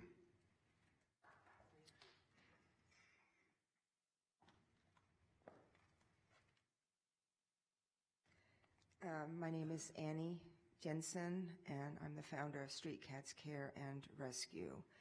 And I've been doing rescue for 30 years now, basically what we do is we go out on the streets, we do TNR, we feed the homeless cats every single night.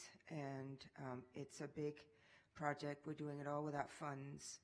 And we have, thank God, people like now C5 that are helping with the TNR, and they're running out of money. All of local rescues are running out of money. We're spending our own money. We do not get paid. We do not get any bonuses. And we manage to keep our rescues going despite having nothing coming in and being out of space. We have nowhere to put these animals now. In 30 years of doing this, things have never been this bad.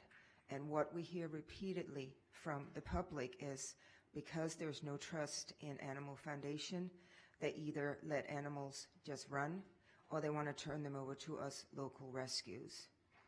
Also, all of us local rescues manage to work together beautifully.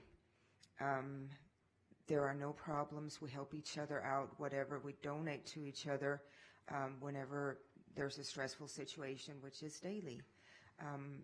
The animals that I take in are seniors, injured, kittens that have had legs torn off in car engines. There's nowhere for these animals to go. I pay with my own money, and I hustle to raise funds and donations to pay for vet bills almost daily. I have 3 vets that I'm using right now, and I am speaking for all the rescues. We're all doing this right now on our own. And how is it that we can all make this work with literally nothing coming in and just scrambling to save these lives because there is no more trust in the Animal Foundation, and they can't take an animal in and manage to treat bad teeth or even spay-neuter, and yet they're getting all this money coming in. It's insanity. We keep paying money for something that is obviously not working. There needs to be massive change, or we need to start throwing some funds at all the rescues out here who actually really care and who don't euthanize an animal because they come in with health problems. Thank you.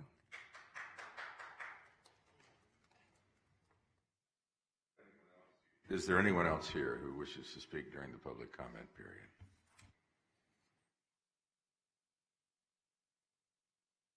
Morning. Good morning. My name is Christy Stevens. My address is 7036 Edwin Aldrin Circle. Thank you, commissioners. I'm the founder and executive director of Hearts Alive Village, an organization in its 10th year, literally built to help support the Animal Foundation, not just by being paw partners and taking animals, but helping to prevent animals from entering the shelter in the first place with resources built to support struggling pet parents. We opened the first nonprofit full-service animal hospital in our state in late 2020, which serves 650 to 700 families a month, open 6 days a week to help them access affordable veterinary care. Much of the time subsidizing with grants we secure and offering payment plans that don't require credit checks. We have one of the largest pet food banks in the country, serving over 400 families a month. We also have a pet resource helpline that answers over 500 calls a month, 7 days a week, connecting people with resources, information, and solutions. The majority of calls are help to access veterinary care. Our Human Support Services Department is critical for what we see as community sheltering, keeping animals in their homes and out of the shelter. We are so dedicated to the concept of prevention that we have secured a $30,000 grant from Best Friends to put access to care vouchers in the hands of our animal protection officers in the field, all to avoid shelter intake and to avoid re-traumatizing people in poverty. We are currently working with Jim Anderson, Officer Acevedo, Officer Clevenger for implementation of this program and data collection to prove its worth. We know pet owners' support matters to you. Thank you, Commissioner Kirkpatrick, for funding our services for animals at the AMP last December, where 200 dogs and cats were protected with vaccines and microchips. We simply do not have the ability to provide in the field events without the financial support, so thank you. As you know, we have a contract with you and other jurisdictions to provide veterinary forensics investigations. We have completed over 80 investigations in the last 60 months, 90% of them being Clark County. I want to thank you for the budget increase this fiscal year. We are now breaking even in most cases, and we appreciate it greatly. We're committed to this crucial program, and we want to grow it and have it be something Clark County and the city is proud of. As leaders, we are tasked to interpret our past, to be pragmatic about our present, and to be honest and realistic about the future projections. This projection deserves our attention. By 2030, the U.S. will need 41,000 additional veterinarians and 133,000 vet techs. That is the shortage we are facing. According to the recent Mars Veterinary Health Report, the nonprofit sector is already crippled by this shortage and the competitive climate it creates for hiring and retaining vet staff. So common sense and decisions and investments made to support animals are important now. Can I have one more second? As you consider revisions to the contract of the Animal Foundation and potentially provide them with additional funding, of which I am in support, I implore you to also consider funding for critical operational support and capacity building for other organizations with infrastructure and existing programs who make a significant impact in the lives of tens of thousands of animals and the people, such as NSPCA, Heaven Can Wait, C5, and Hearts Alive Village. I hope you understand that investing in the success of these other organizations will also directly support the success of the Animal Foundation. Thank you. Thank you. Is there anyone else who wishes to speak during the public comment period?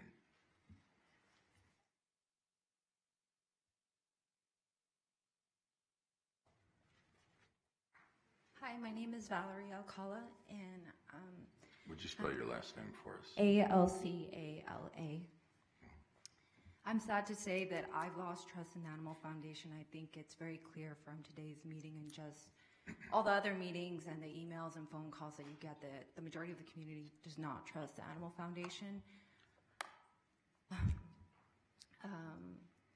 I don't think that it's wise to give them more taxpayer dollars when they have had little to show for the past couple of years that they've been in charge.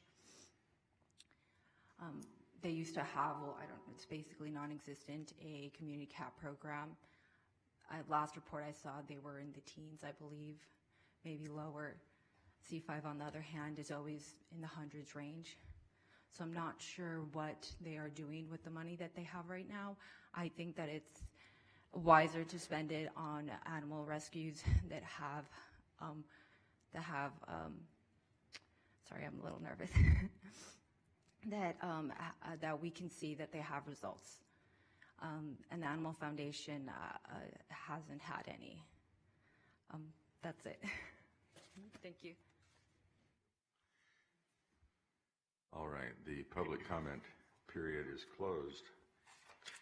Mr. Schiller, we're off onto the agenda. Commissioners, we can now move to the agenda section. Item 3 is approval of the minutes of the special meeting on May 15th, 2023, and the regular meeting on May 16th, 2023.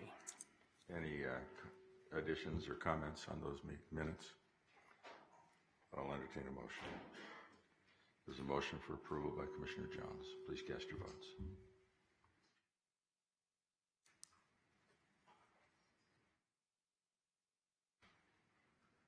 The motion carries. Commissioners, item 4 is approval of the agenda with the inclusion of any emergency items and deletion of any items. With the inclusion of one addenda item, we now have 93 items on your agenda. Thank you. There's a motion for approval of the agenda. Any discussion on the motion? Please cast your votes.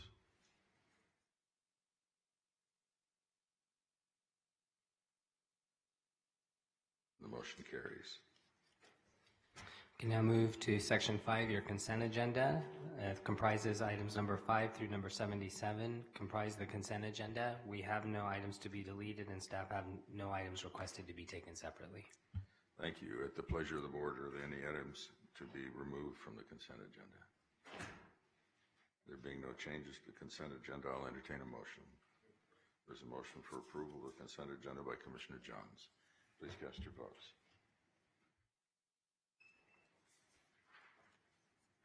And the motion carries. Commissioners, it's now 10 a.m., so we can move to the public hearing section of your agenda.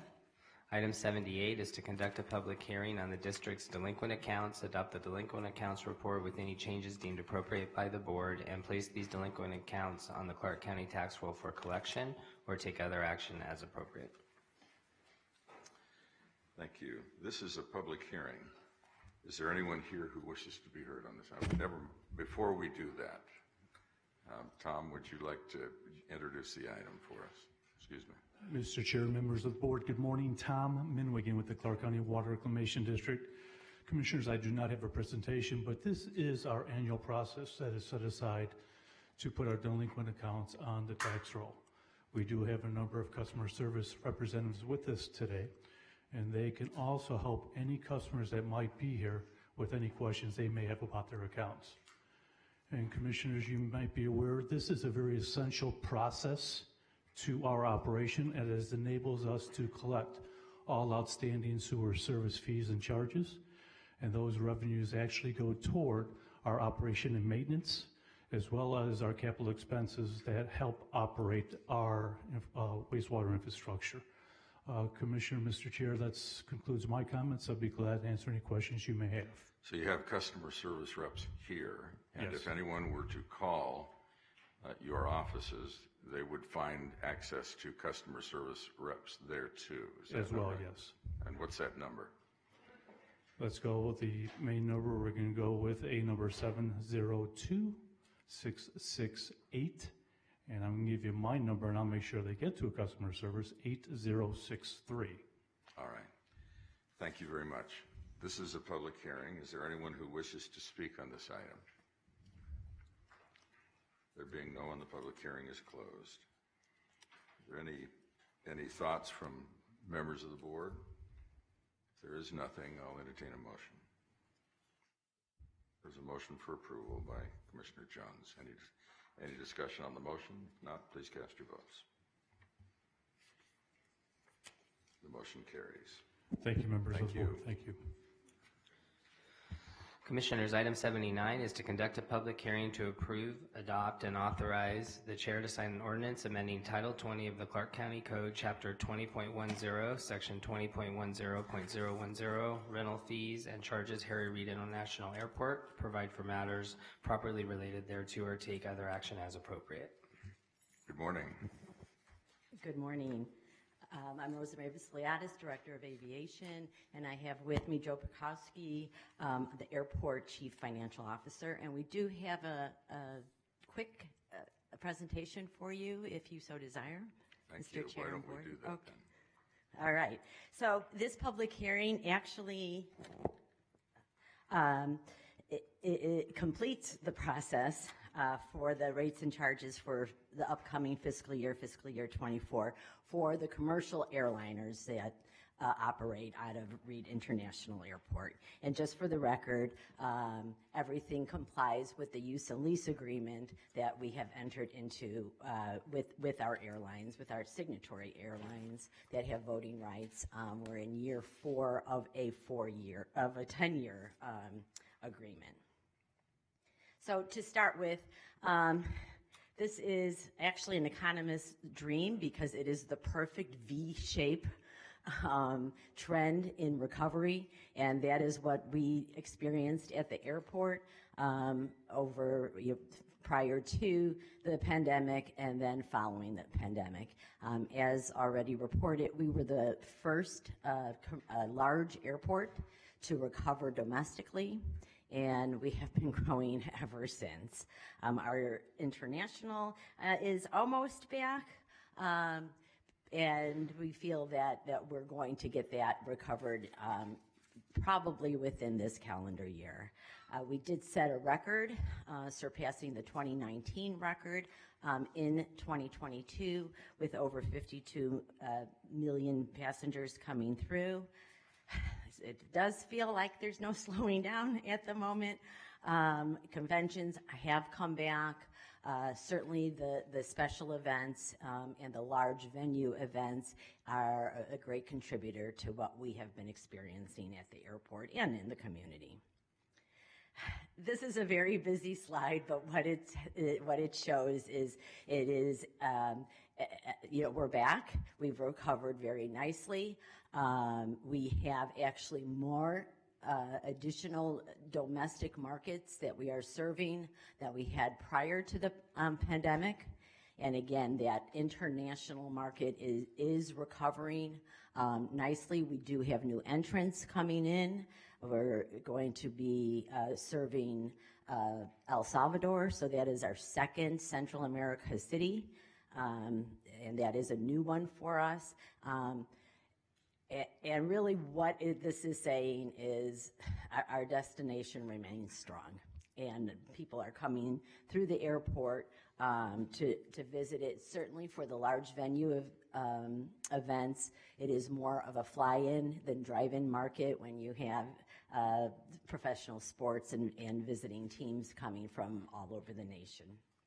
So this just reiterates what we've been going through and what we're going to present to you on our rates and charges, because obviously they are very big beneficiaries of the growth of the airport.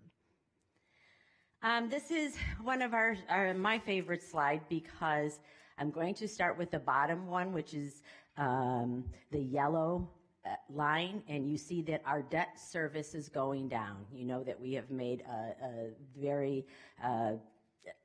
strong effort towards that. Joe and his team have done an unbelievable job. This is a big impact to the airlines, and therefore a big benefit to the airlines when it goes down. And that debt portfolio is constantly going down, or continually going down, taking the COVID year out of it. And then you see the fluctuation in all the others.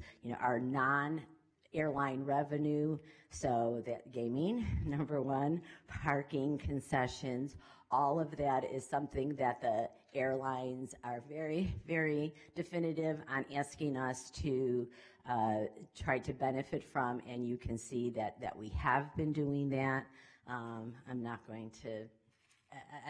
going to pat my staff on the back, but however, delays and cancellations, weather factors across the nation does help those non-airline revenues, and we've been big beneficiaries at that. The operating expenses, the line in red, is something that we have been very diligent in controlling. Probably the biggest factor in this one, unfortunately, is the vacancy factor. We do have a very high vacancy factor. We are constantly and continually recruiting, especially for our frontline positions. They just keep on rolling over, so they are always open. But in the meantime, we do realize savings from that, and this graph is showing that. It is the end result is great, because we have to be competitive in the market with the other, especially destination airports. So I will turn it over to Joe to get into the nitty-gritty of our fees and charges.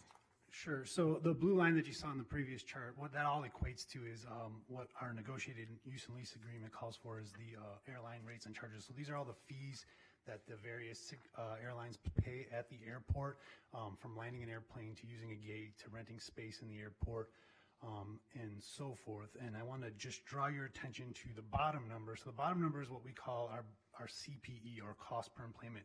So this is really the average cost per enplaning passenger that the airlines incur for operating at the airport.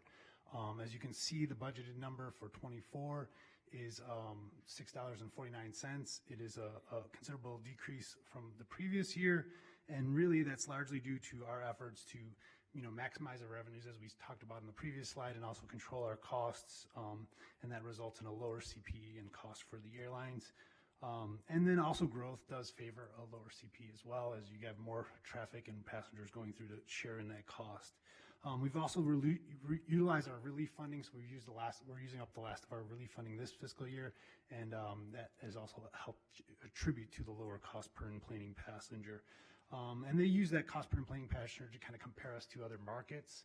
So on this slide here is the cost per enplanement for the top 10 origination and destination airports.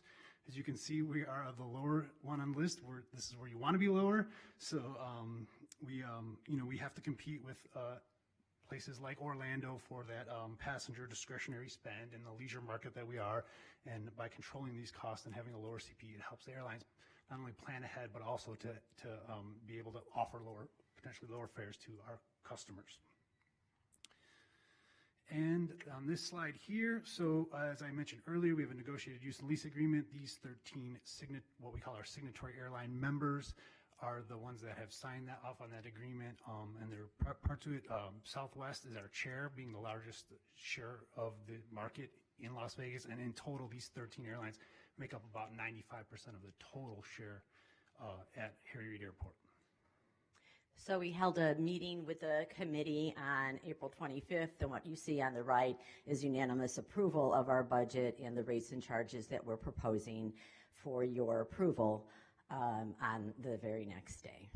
So with that, we're happy to answer any questions. Are there members of the board that have questions or comments? Commissioner Knapp.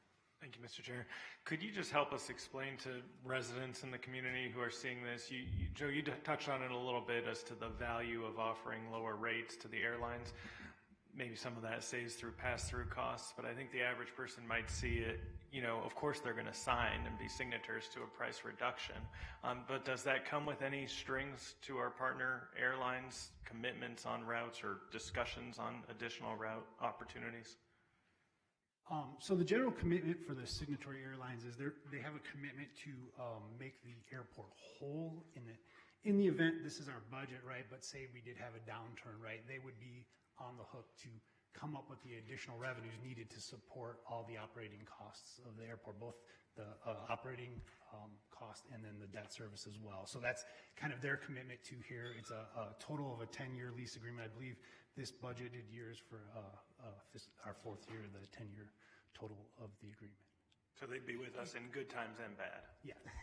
Yes, and Commissioner, if I may add, it presents a wonderful package with our partners, the Las Vegas Convention and Visitors Authority, when we go and meet with our current airlines and new airlines.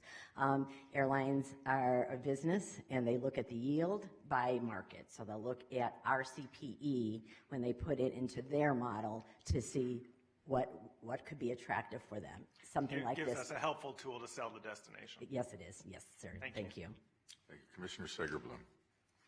Thank you, Mr. Chairman. I think it's great that we have a low cost, but I think it's also important that we address those of us that live here and our ability to park at the airport. So I wonder if this includes any projection for additional parking space. I think every time I go there, it seems like the parking lot seems to be full.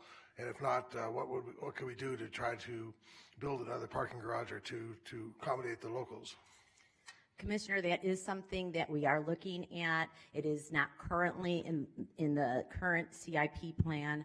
It is something that came up while we were in the progress of finalizing that. However, we know that it is sorely needed, and we are looking for short-term, medium-term, and long-term, which includes surface lots as well as a parking facility.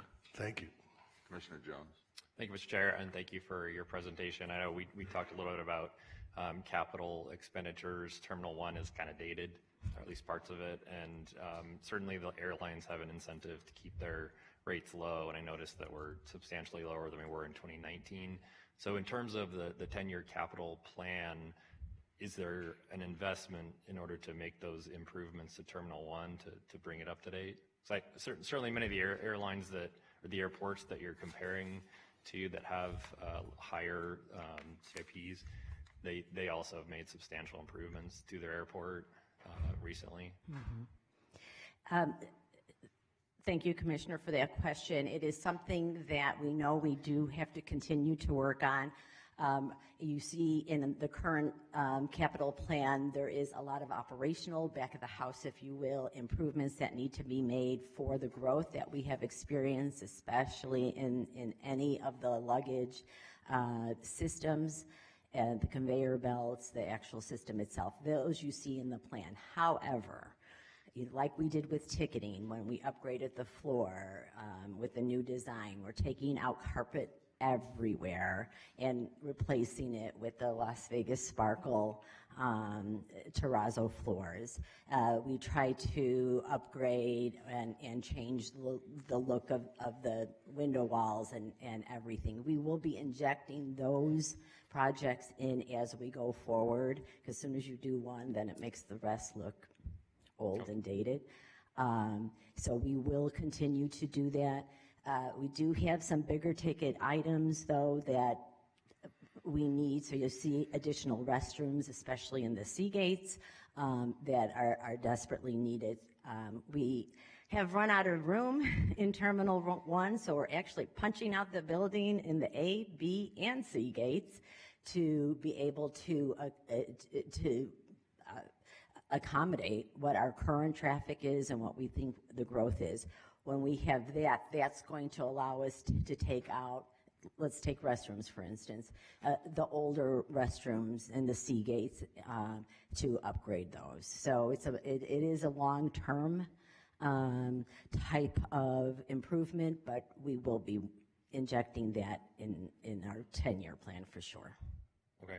No, certainly I've been flying into Salt Lake and Denver most recently, and they definitely have a much more open feel, similar to Terminal 3. And I think definitely, since it's the first and last impression that people get when they're coming in here, having a little more open, airy feel would be something to consider. We appreciate the input. Thank you. If there's nothing more from the board, at this time, this is a public hearing, and I would open it up for public comment. Is there anyone who wishes to speak to these items?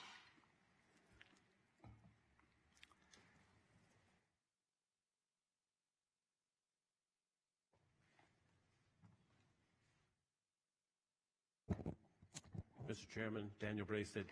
I mentioned this a couple of years ago. I think the Terminal 3 is a great terminal and well built. And what I would like is maybe 1 or 2 days a month, or set up a date where people within an hour flying time into Las Vegas come into Terminal 3. They never leave security. They can come in and gamble. All the different halls there could be great entertainment. The airlines owning different gates, they could put up incentives to get people to leave and go to Mexico and not go back to work the next day. But I think it'd be just a fun option to offer, and it allows people to game. So pass that in. Is there anyone else who wishes to speak during this public hearing? There being no one, the public hearing is closed. Any discussion from members of the board? Anything more? There being nothing, I'll entertain a motion. There's a motion by Commissioner Kirkpatrick to approve these rentals, fees, and other charges. Please cast your votes. The motion carries. Thank you, Mr. Chair. If I may, Yes, I was remiss. I must thank my staff. Of course, under Joe Prokowski, but Scott Kickline, Philip Detner, who takes 13 different waves of thought of budgets and brings them together and gives us what we just was able to show to you today. So many thanks to them and their staff. Ms. Vasiliadis, we appreciate very much all of the work that you and your staff do and that everyone does out at the airport. It's especially important that, as has been said here, the first impression and the last impression that people get of our community is a good one. And this is reflective of keeping a relationship with the airlines is especially important to us. So thank you very much. Thank you. Commissioners, we can now move to item 80.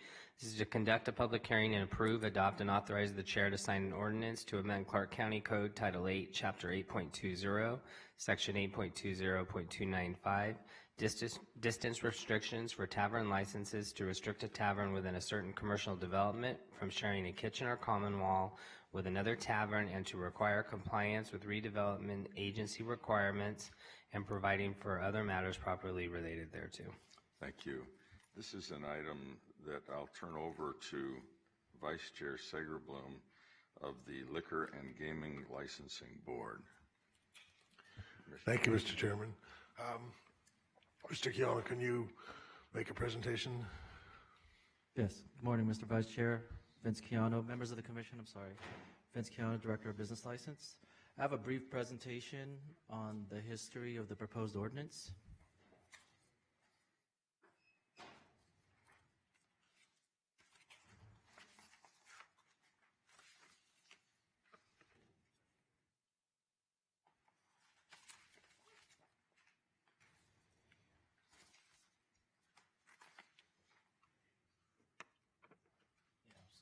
Go to the one.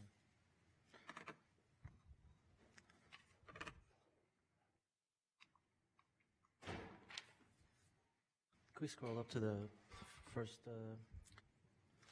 Could I just First interject page. There you before go. you get going? We're not hearing the speaker well, at least those who are speaking at the microphones here. Up in the booth, would you please adjust the sound just a little bit? And ours, we're getting a little feedback when we speak on ours, so maybe they need to be turned down just a little bit. Thank you. Mr. Keough. Thank you, Mr. Chair. The history of 8.20295, distance restrictions for tavern licenses at the Commercial Center. Clark County Code 8.2.295, Section A, distance restrictions for tavern licenses, states no tavern license shall be issued in the county unless the main entry door of the prospective tavern be not less than 2,000 foot radius from the main entry door of the nearest existing tavern and or non-conforming tavern location. The proposal before the Board of County Commission for the addition of 8.20.295, Section I, to distance restrictions for tavern licenses. 6 tavern licenses may be issued in a commercial development located within the area designated as the Winchester Redevelopment Area 1 and consist of at least 30 acres, all of which share a common parking lot. This change was intended to address deficiencies in this sector by revitalizing the Winchester Redevelopment Area 1 by transforming the commercial center into an entertainment district. This addition to the code will allow for 6 taverns, all of which can have gaming up to 15 machines. There are currently 3 taverns licensed at the commercial center, so the change will allow for the addition of three taverns without any distance restrictions between the businesses. The business impact statement for this amendment was distributed on January 18, 2023, and concluded on February 8, 2023. On March 7, 2023, the Board of County Commissioners approved to amend the Clark County Code 8.20.295 to allow for a total of 6 licenses in this area.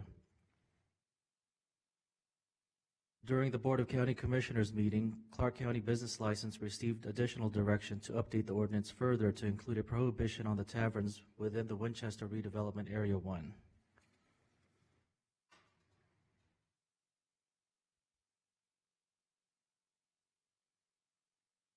I'll wait till we go to the next page. Oh, there you go.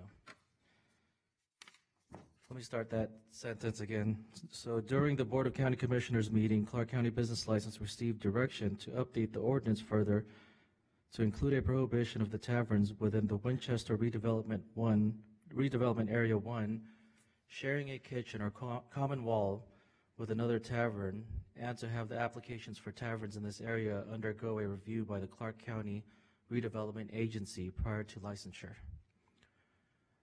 This was needed in order to address concerns about the taverns becoming a mini casino. The business impact statement was sent out on April 27, 2023 to the business owners and interested parties per NRS 237.080. The business impact statement closed on May 18, 2023. Only one comment was received in favor of the proposed ordinance. The proposed amendments address the following key areas in section 8.20.295. Taverns within the Winchester redevelopment area 1 would not be allowed to share a common wall or a kitchen with another tavern, and any tavern licenses issued in the Winchester redevelopment area 1 would be required to comply with all requirements of the Clark County Redevelopment Agency. Thank you. Thank you, Vince. This is a public hearing. Is there anyone here who wishes to speak?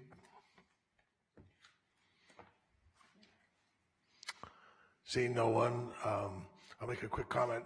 This was intended, when we originally brought this forward, there was concern that they would take these licenses and put them together and make it like a mini casino. This ordinance change will prohibit that. And also, we want to create a redevelopment, have the redevelopment agency be able to create some kind of design standards, so we don't just have cookie cutter businesses in there. So we'll be going forward with some type of design standards in the future. But having said that, Mr. Chairman, can I make a, or maybe I am the chairman, can I make a motion? Oh, I'm sorry, close the public hearing first. I entertain a motion. Is that a motion? Okay. All in favor? Cast your vote.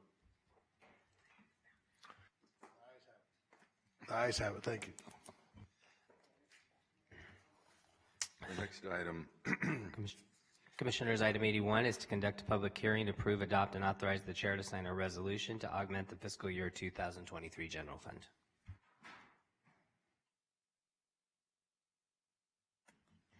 Commissioners, for the record, Jessica Colvin. I don't have a presentation today, but this represents one-time budgetary savings from FY22. If you have any questions, please let me know. Before we go to the public hearing, are there questions or comments by members of the board? Being none, this is a public hearing which is now open. Is there anyone who wishes to speak on this item? There being no one, the public hearing is closed. There's a motion for approval by Commissioner Jones. Please cast your votes.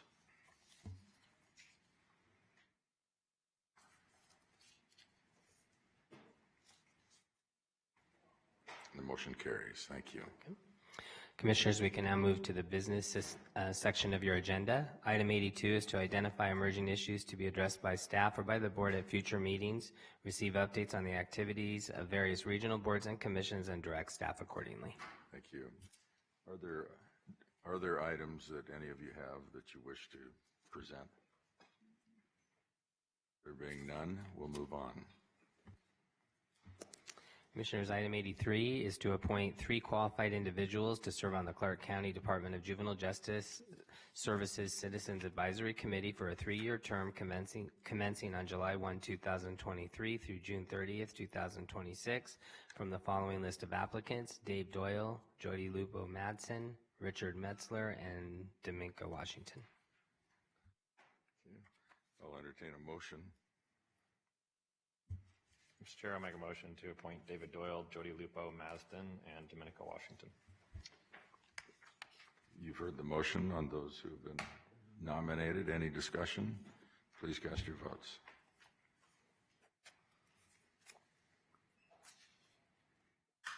The motion carries. Commissioners, item 84 is to appoint county commissioners to the following boards and commission: Local Law Enforcement Advisory Committee, Justice Assistance, Regional Transportation Commission of Southern Nevada Regional Flood Control District, Southern Nevada Enterprise Community Board, and the Southern Nevada District Board of Health.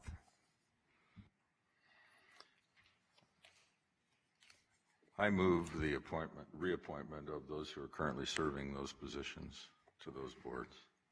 Any discussion? Please cast your votes.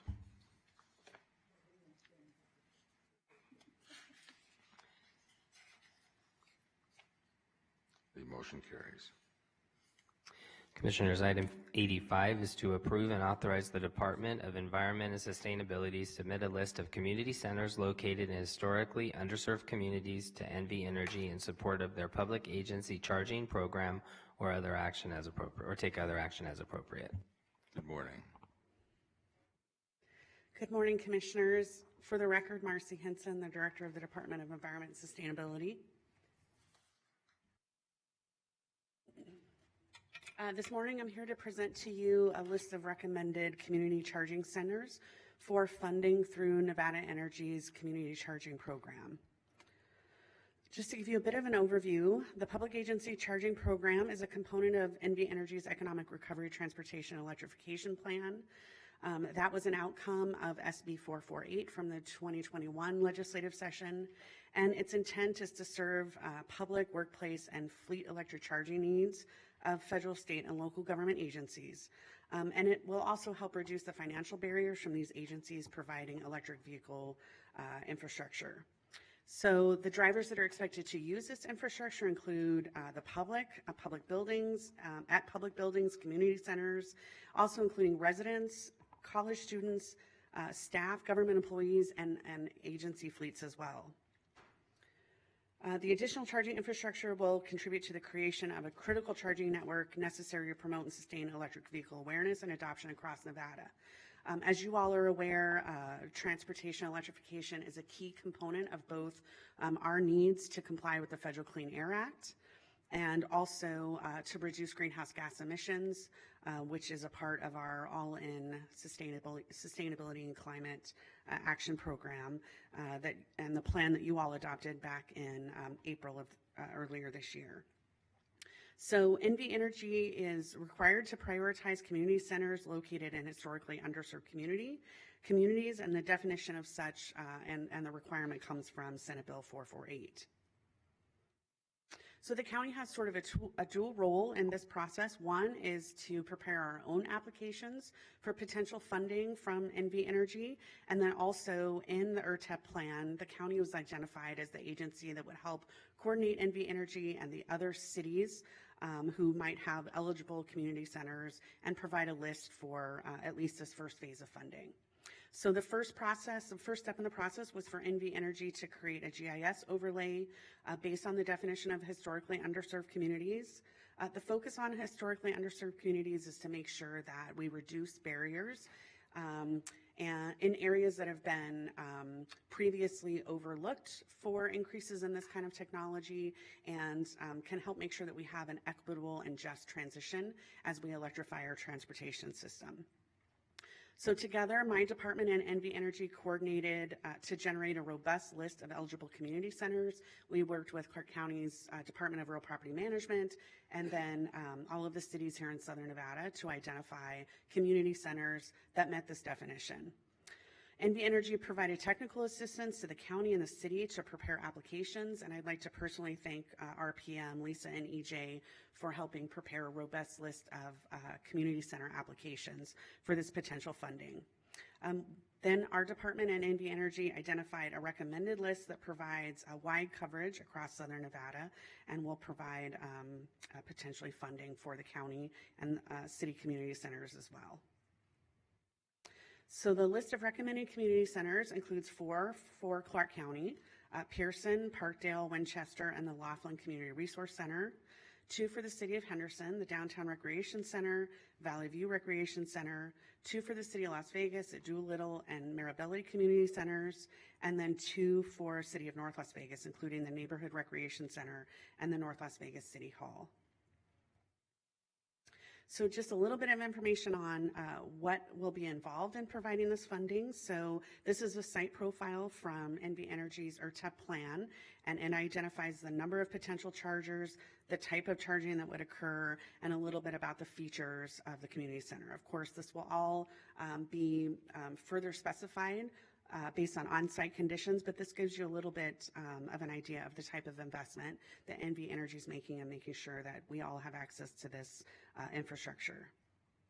So I know that we're all interested in seeing charging at a variety of community centers throughout the community, and that not all of the community centers that the cities and the county might like to see charging were able to be accommodated in this funding. But the good news is we have a robust list of community charging stations. There's been a lot of due diligence done by the cities and by RPM. And so we'll continue to work with NV Energy to maximize the utility funding opportunities for charging. We'll also be able to take advantage of state and federal funding programs. There's no lack of funding right now available for federal and state grants on charging programs.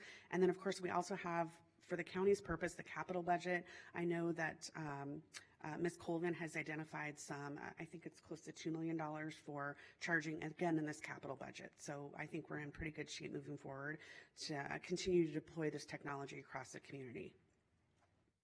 And that concludes my presentation. Yes, Ms. Hinson, when you look at the timing of all of this, what is it you're estimating in terms of actual getting us through everything we need to get through so that work can be done to do the construction, installation? Yeah, that's a good question. For the most part, most of these community centers that were identified opted in for an NV Energy model that would allow NV Energy to lease site at the community centers and to do the construction, installation, and operation of the charging stations. So that will help streamline some of the internal processes, both at the county and the cities, and just streamline our operation. In the past, NV Energy has focused on about an 18-month process for design, installation, operation. Of course, given the breadth of all of the EV charging that's going in and everything that's on their plate, I would say we're probably looking at more realistically about 2 years in terms of the timeline from cradle to grave, design to installation in most cases. It a lot of times comes down to site conditions and how challenging and efficiently the site accommodates this kind of infrastructure. It can also come down to supply chain issues. We're still coming to grips with some of those supply chain issues and the demand for all of this technology as well. When you look at the challenges that we face in our community, from the economy and everything else that is happening, it becomes especially important that we're inventorying and keeping track of use. In our arrangement with NV Energy, it'll be important that we get a report that helps us understand how much use they're experiencing from their investment. Okay. Yep, that won't be a problem, Commissioner. We can certainly do that. Adam, did you want to introduce yourself? Morning, Commissioners. Adam Grant, Director of Electrification and Energy Services for NV Energy. And we can commit to providing, one of our data plans is to have reports at all of the charging stations throughout our ERTEP program, and then provide them to the Commission and to the Clark County for usage and knowledge afterwards. One would imagine that you have some expectations that as you take a look at this program and whatever the return would be to the company, it's important that we get a sense of, so that we can learn from that exercise, what it is that you expect and why. Is that something that you can reveal to us as well as we go forward? As we go forward, absolutely. This program is a community-based program. We're really looking to advance transportation, electrification, and charging infrastructure throughout the state, making sure we have focusing on historically underserved communities as these community centers do. So bridging the gap between the places in the city and the state that can afford and places that maybe not be able to, bringing that transportation electrification and bringing the charging station infrastructure to those customers who may not be able to get there currently, and be able to bridge that gap to when they can. All right. Thank you. Are there other questions or comments? Yes, Commissioner Sager-Blum. Maybe in the weeds, but do you know yet what kind of charging connector you're going to have? Is it going to be a Tesla or the other kind or both kinds, or do we know? We currently have agreements with several chargers and charging vendors. I think the current is the non-Tesla. That could change with the agreements that are coming forth in 24 and 25, but currently it is a non-Tesla universal charger. Other questions, comments? Thank you very much. So Commissioner, this is on for approval, Yep. And I'll entertain a motion. There's a motion for approval by Commissioner Jones. Please cast your votes.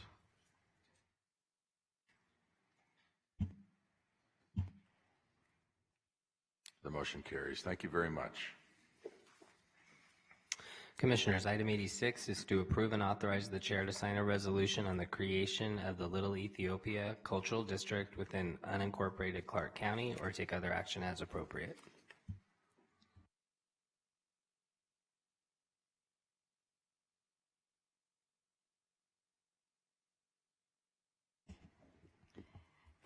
Commissioners, this is just the final step on your approval for the creation of this district, so I don't think staff has a presentation. So we've received a presentation, an exhaustive presentation. Is that if there is nothing more, then this matter is ready for action, and I'll entertain a motion. Mr. Chairman, I move approval and authorize the chair to sign the resolution creating Little Ethiopia. There's a motion for approval by Commissioner Naft. Any discussion? Please cast your votes.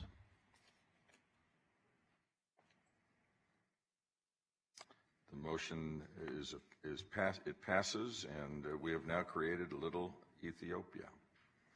Thank you very much.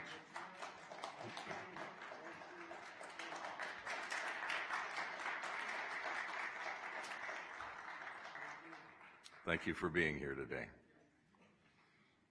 Commissioners, item 87 is to approve and authorize the fire chief to issue a corrective action plan to Mercy Incorporated DBA American Medical Response and Medic West Ambulance under the ambulance franchise agreement and direct staff accordingly. Thank you. Chief, how are you? Good morning, Commissioners. How are you? I stand before you today with a corrective action plan that was submitted to each of you regarding the compliance or lack of compliance from AMR and MedWest. I stand here on behalf of the fire chief and the fire department, as well as AMR, MedWest, and Community Ambulance. The title of the form in front of you is Corrective Action Plan, but I'll be honest, it's a collaborative corrective action plan. We've had many meetings in the past few months with the leadership from AMR, MedWest, and Community Ambulance. The last two times we were in front of you, it was a single map change. We feel that it needed to be more inclusive and more dynamic. Due to the staffing issues that they are still having, we need to make some changes across the board, and we need to be able to make those changes more rapidly to affect the community. I'll take any questions that you have now. And it may well be that we already know the answer to this, but one of the concerns that we have is that we're acting after the fact. So we've experienced what we're talking about now, and our hope would be from this point forward, and that would mean as soon as it can be accommodated, we would have a better outcome. But it's really clear that we need to get to a place where we're not coming in every several months and changing things. And to the extent that we can avoid that, I think we need to get there as quickly as possible. And is this something that you think can be accommodated in what you're presenting to us today? I do, and the first request is to be able to make map changes with a 30-day notice.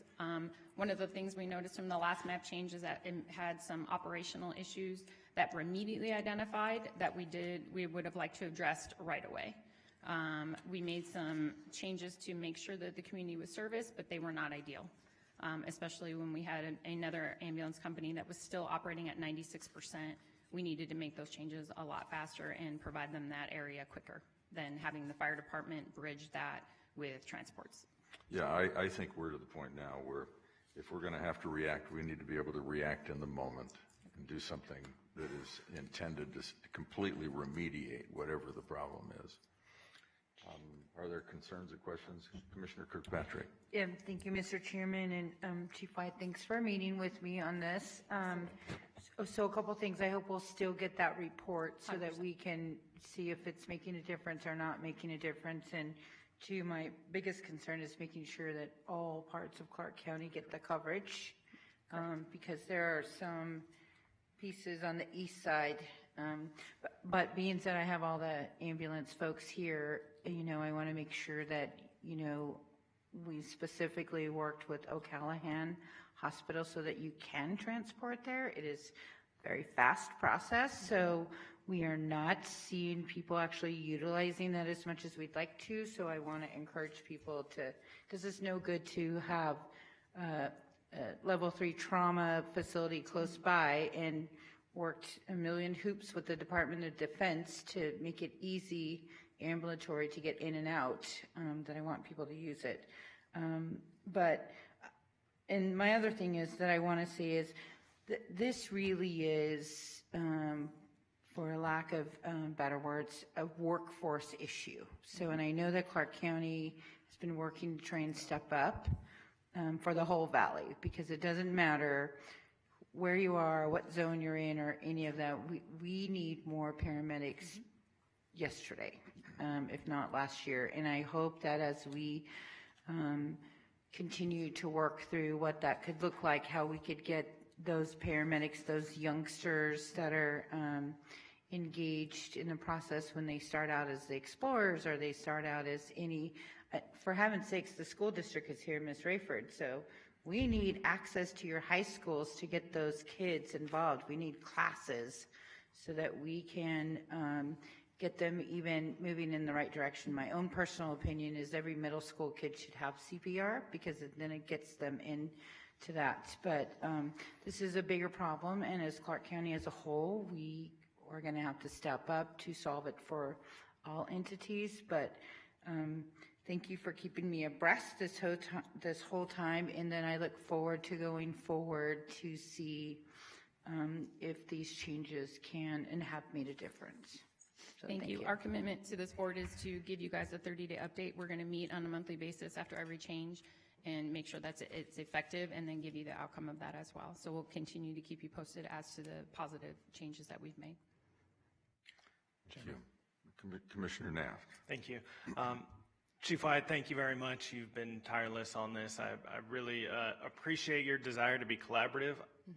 I just can't sit here and not pass up the opportunity to point out this is not a case where everybody is failing. We have 3 operators here, one of which we have given now on 2 occasions dramatically more territory to, and they have overperformed. So this is not like a choice of lesser of 3 evils here. We have an opportunity to continue to allow them to prove themselves, and so long as they do, I certainly would support moving in that direction. I just, there are choices, right? And we do have operators who are meeting and exceeding the need to respond. And to Commissioner Kirkpatrick's point, we need good response under 1159 everywhere, not just in certain zones or certain neighborhoods. So I support the idea to authorize you to be more nimble. I would ask, and it might be in here, I think you may have put it in the plan, but I don't want to give up the board's authority to step in when we need to. I'm going to continue to watch it and bring back items as I feel necessary. There's a ratification process from any change to the boundaries that you make or any changes to the franchise agreements? Changes that we're presenting in the map area will be presented to everybody with a 30-day notice for ratification and changes to be made. Okay.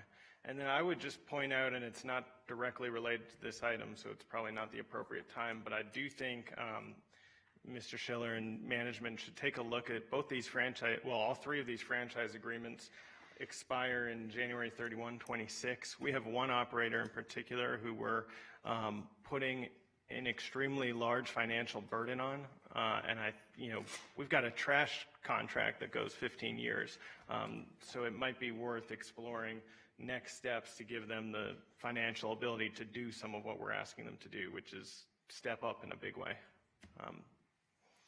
Anyway, Mr. Chairman, I don't have anything further, and I'd gladly make the motion to approve the item, if nobody else does. Good, thank you. So if there isn't anything more, I'll take that as a motion to approve and authorize the fire chief to issue a corrective action plan to Mercy American Medical Response Medic West Ambulance under the ambulance franchise agreement. And we'll support that in every way we need to. Any discussion on the motion? Please cast your votes.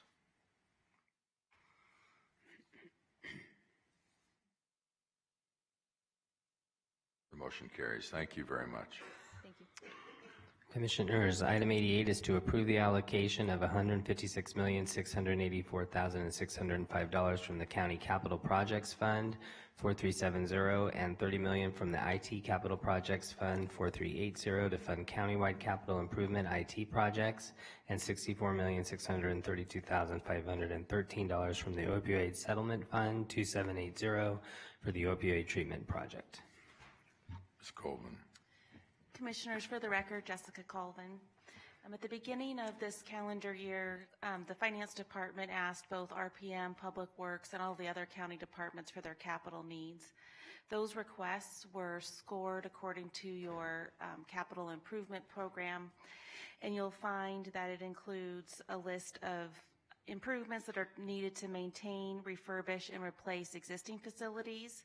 It also includes some environment conservation projects, new facility additions, as well as IT infrastructure, security, and applications to improve operation efficiencies. Thank you.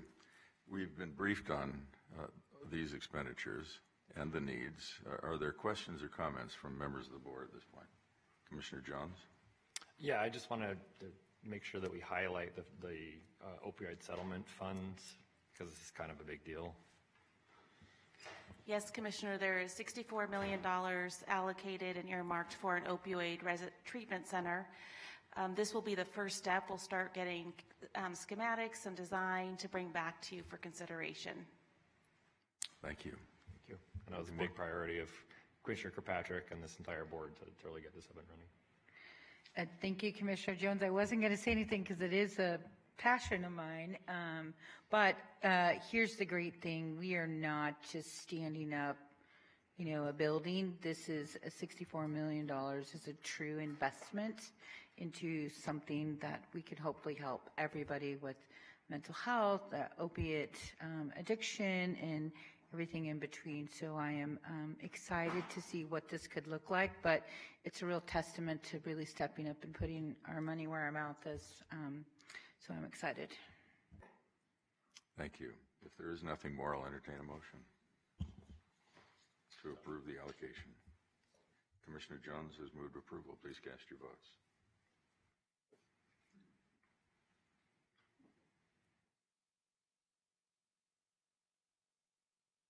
And the motion carries. Commissioners, item 89 is to authorize the creation of 248 general fund positions, 75 non-general funded positions, and increase the contribution to the 8th Judicial District Court by $1.3 million for supplemental positions and programming for the fiscal year 2024. Commissioners, again, Jessica Colvin for the record. Also at the beginning of this calendar year, the Finance Department asked each department to provide their supplemental position requests. We received over 600 general fund requests. What you see here is an attempt to, obviously we couldn't fill every position, but an attempt to fill the top priorities of each department. Thank you. We know that there's been extensive discussion and work done to make sure that we gather in the ones we need most. And we appreciate very much all that you and your staff have done to help us get there, and for the department heads who've been responsible in trying to figure out how the priorities will affect them and all of us. Is there any discussion or comment from members of the board? If there isn't, I'll entertain a motion. Thank you, Mr. Chair. I just want to note, I know that some of the board members have identified potential other positions. Our approval today doesn't mean we can't come back in a month or 3 months and consider other supplemental positions. Correct. You're going to see an allocation of funding designated just for efficiency improvements, and then we would bring back those positions for you to create at a later date. Great. With that, I'll go ahead and make a motion to approve. There's a motion by Commissioner Jones for approval. Please cast your votes.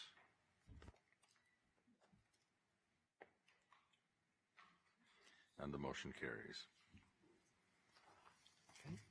Commissioners, item 90 is to receive a follow-up presentation from the Animal Foundation to discuss a plan of action and recommendations for shelter services and community engagement.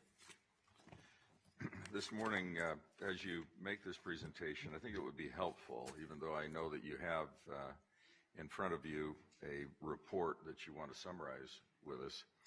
But we all heard questions and concerns expressed, and I think it would be helpful if, as you go through this report, to help us understand what your response is and what comes to your group and how you have taken into account the things that you've been hearing and things that we're hearing now, so that we try and get to the point that we've heard what we are hearing now, we've understood it, we are trying to incorporate into whatever our outcome is solutions to the things that we're hearing about all the time. This is something that we, as members of the board, we can't even tabulate the number of concerns that have been expressed to us.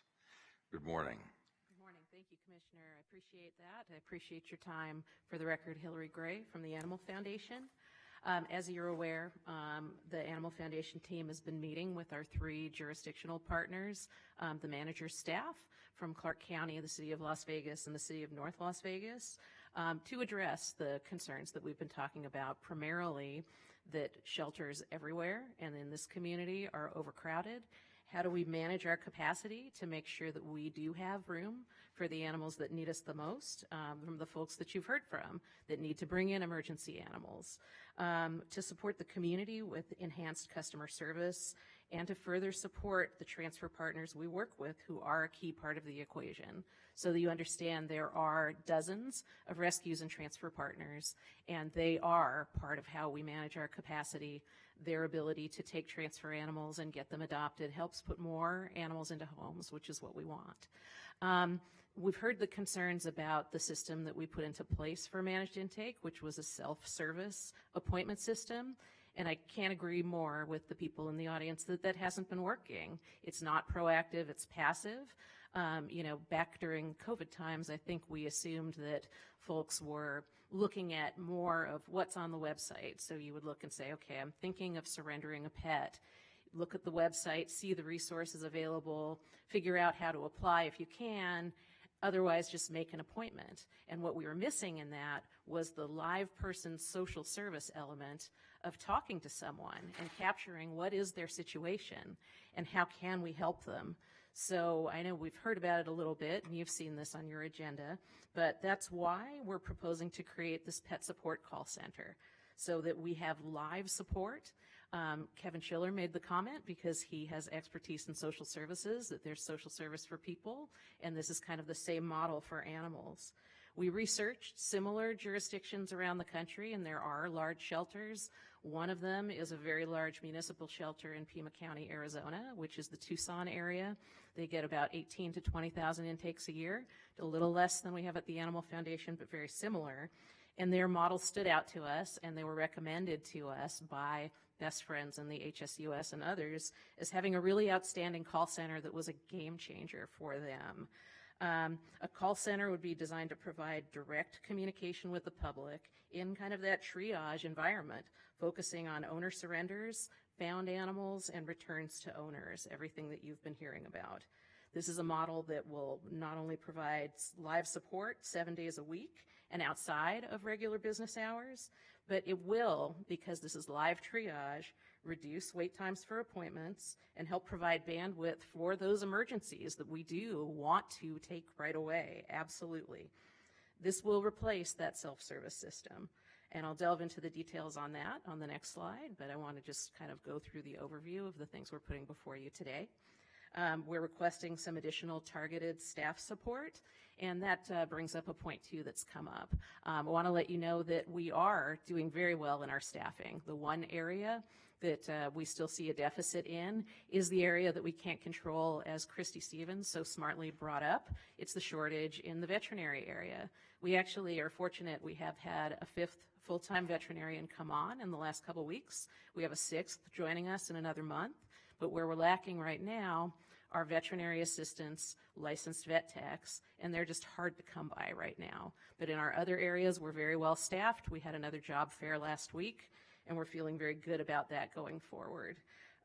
So the targeted staff support that we're requesting specifically in admissions and animal welfare is to expand those processing hours later, to have a later shift into the evening, because of the way that the Animal Protection Services works. We find, and you see this because of the vast territory that the Clark County APOs cover, that oftentimes we see a lot of trucks in a row coming right at the end of the day, right before we close.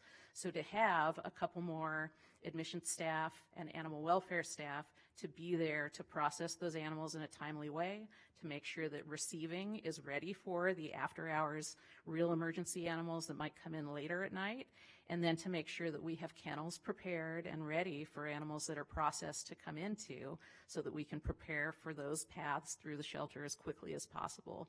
That's where that's really going to help us.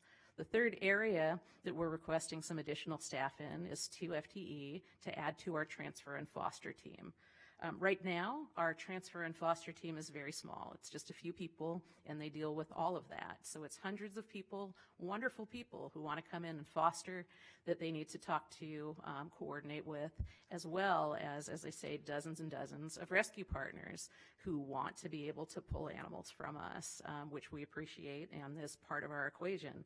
So if we can add to that staff 2 staffers that are specifically dedicated to working with the transfers, to answering their questions, to setting up regular takes from the shelter, to making sure animals are ready to go, we think that that's really going to help create a lot of efficiencies there too. And that sort of leads into the third area, which is some recommendations to help support our transfer partners and help them build capacity. In speaking with, and our operations team has met with focus groups of rescue partners over the past several months to talk to them about what's going on.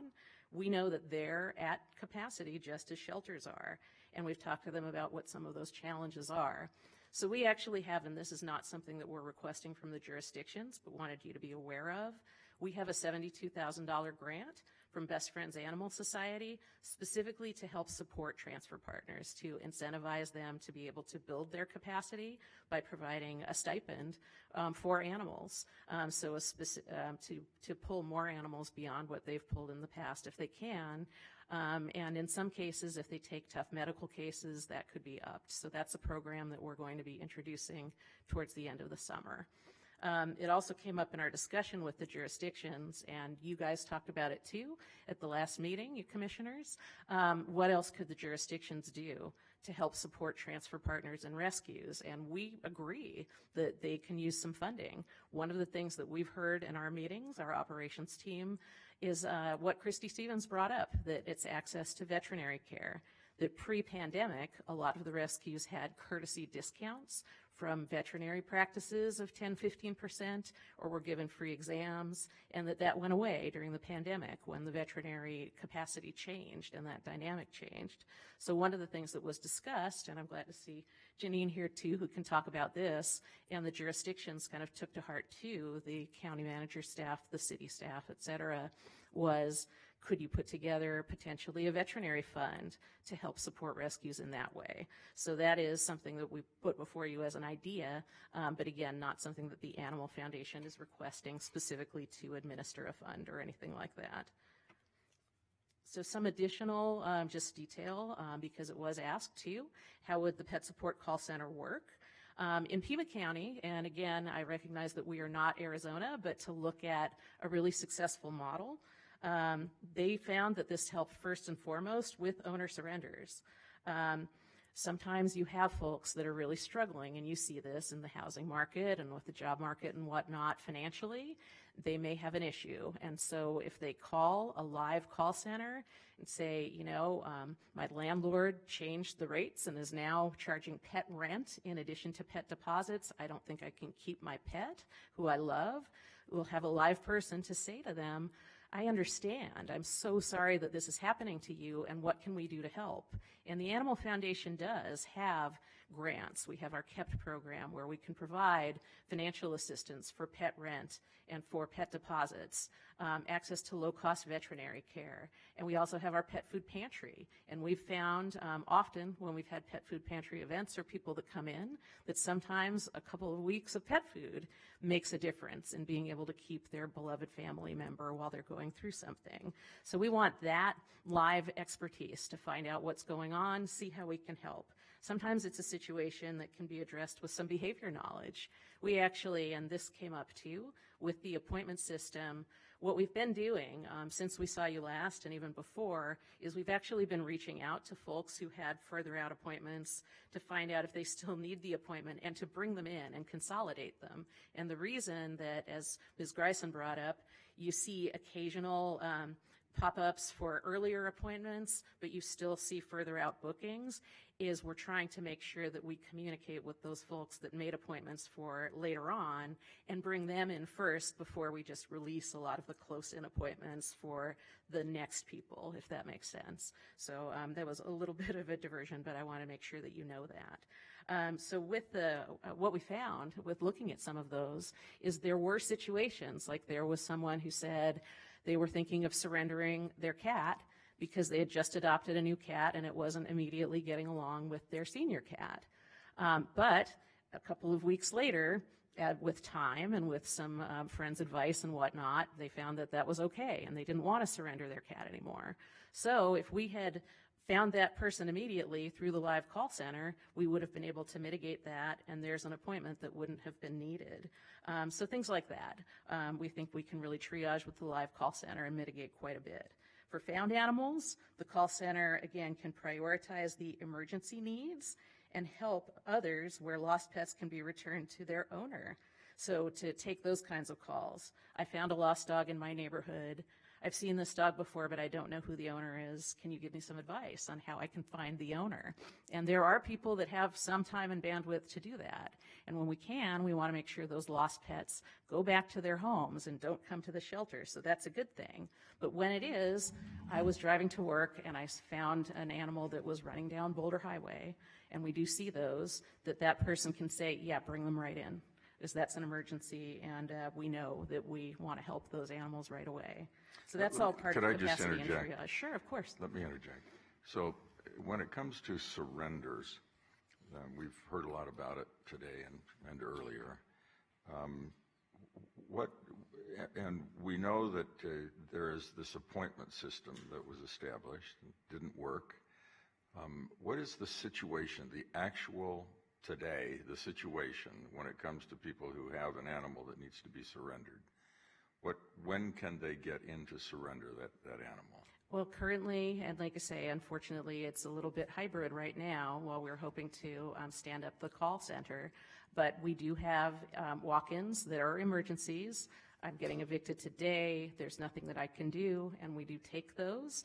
But for non-emergencies that can wait, we do have the appointment system currently. But as soon as somebody is making an appointment, what we're doing now, and we did get a grant from another partner to help us in the interim before we could get the call center stood up, to have a call center type person to be able to triage those so that, if they are making an appointment that's further out, that we can contact them and assess the need directly. Do you have that person on staff now? So We do not yet. Performing that task? We do not yet, but they're in interviews. We actually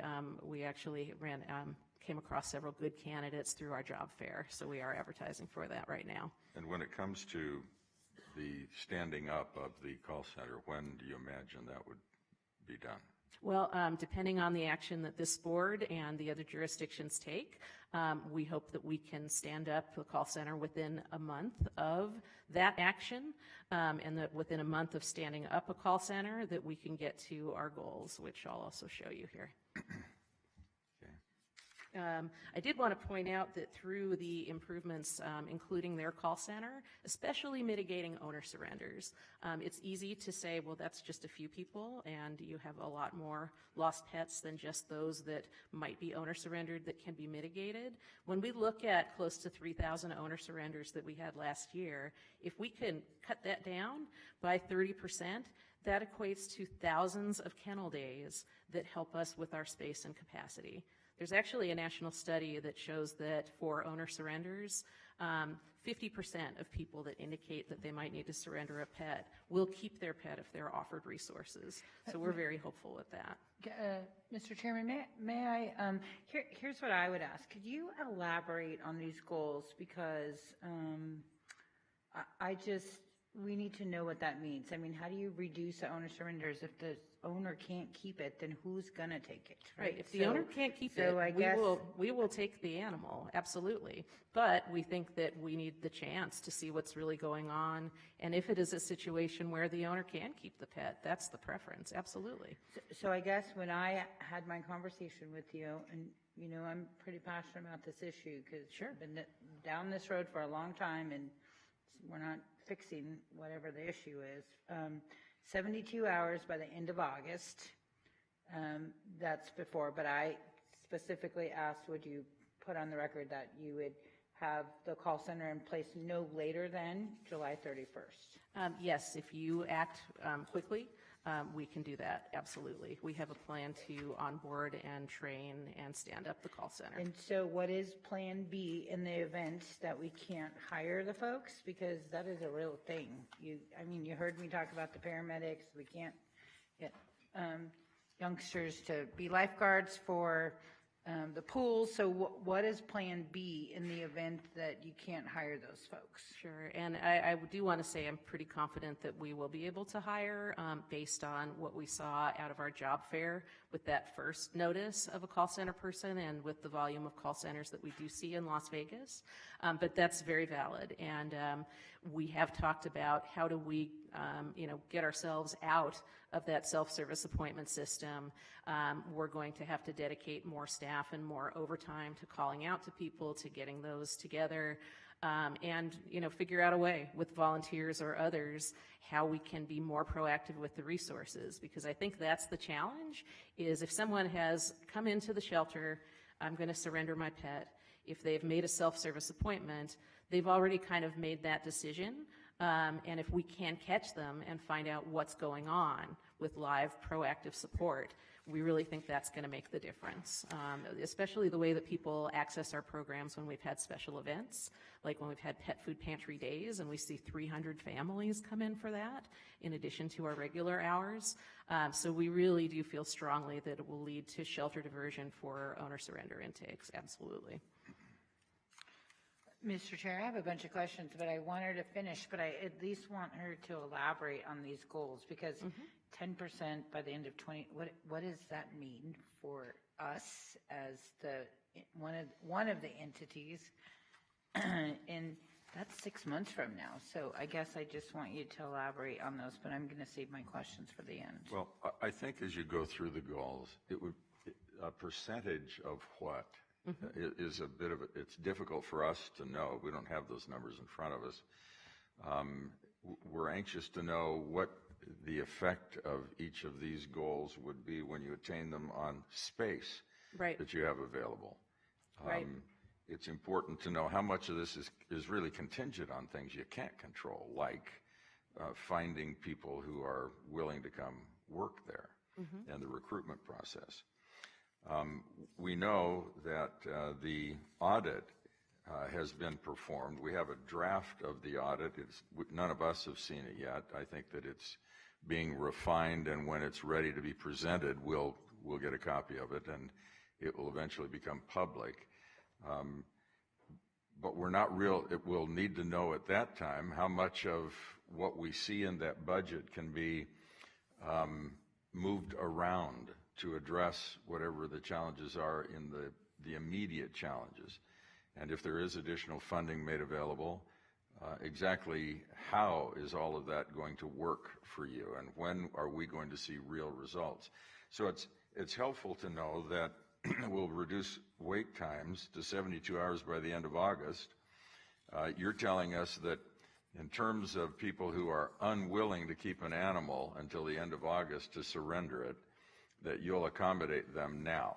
We take emergency walk-ins. I'll give you an anecdote. Yesterday, there were some ladies that encountered a dog that was on the street, and they coaxed him into their car. They were not certain how to handle the dog, and so they had sort of the back seat blocked off with a sunshade. And even though Monday is the day when we don't have an open lobby, of course, we came out and helped them with this dog and took him in.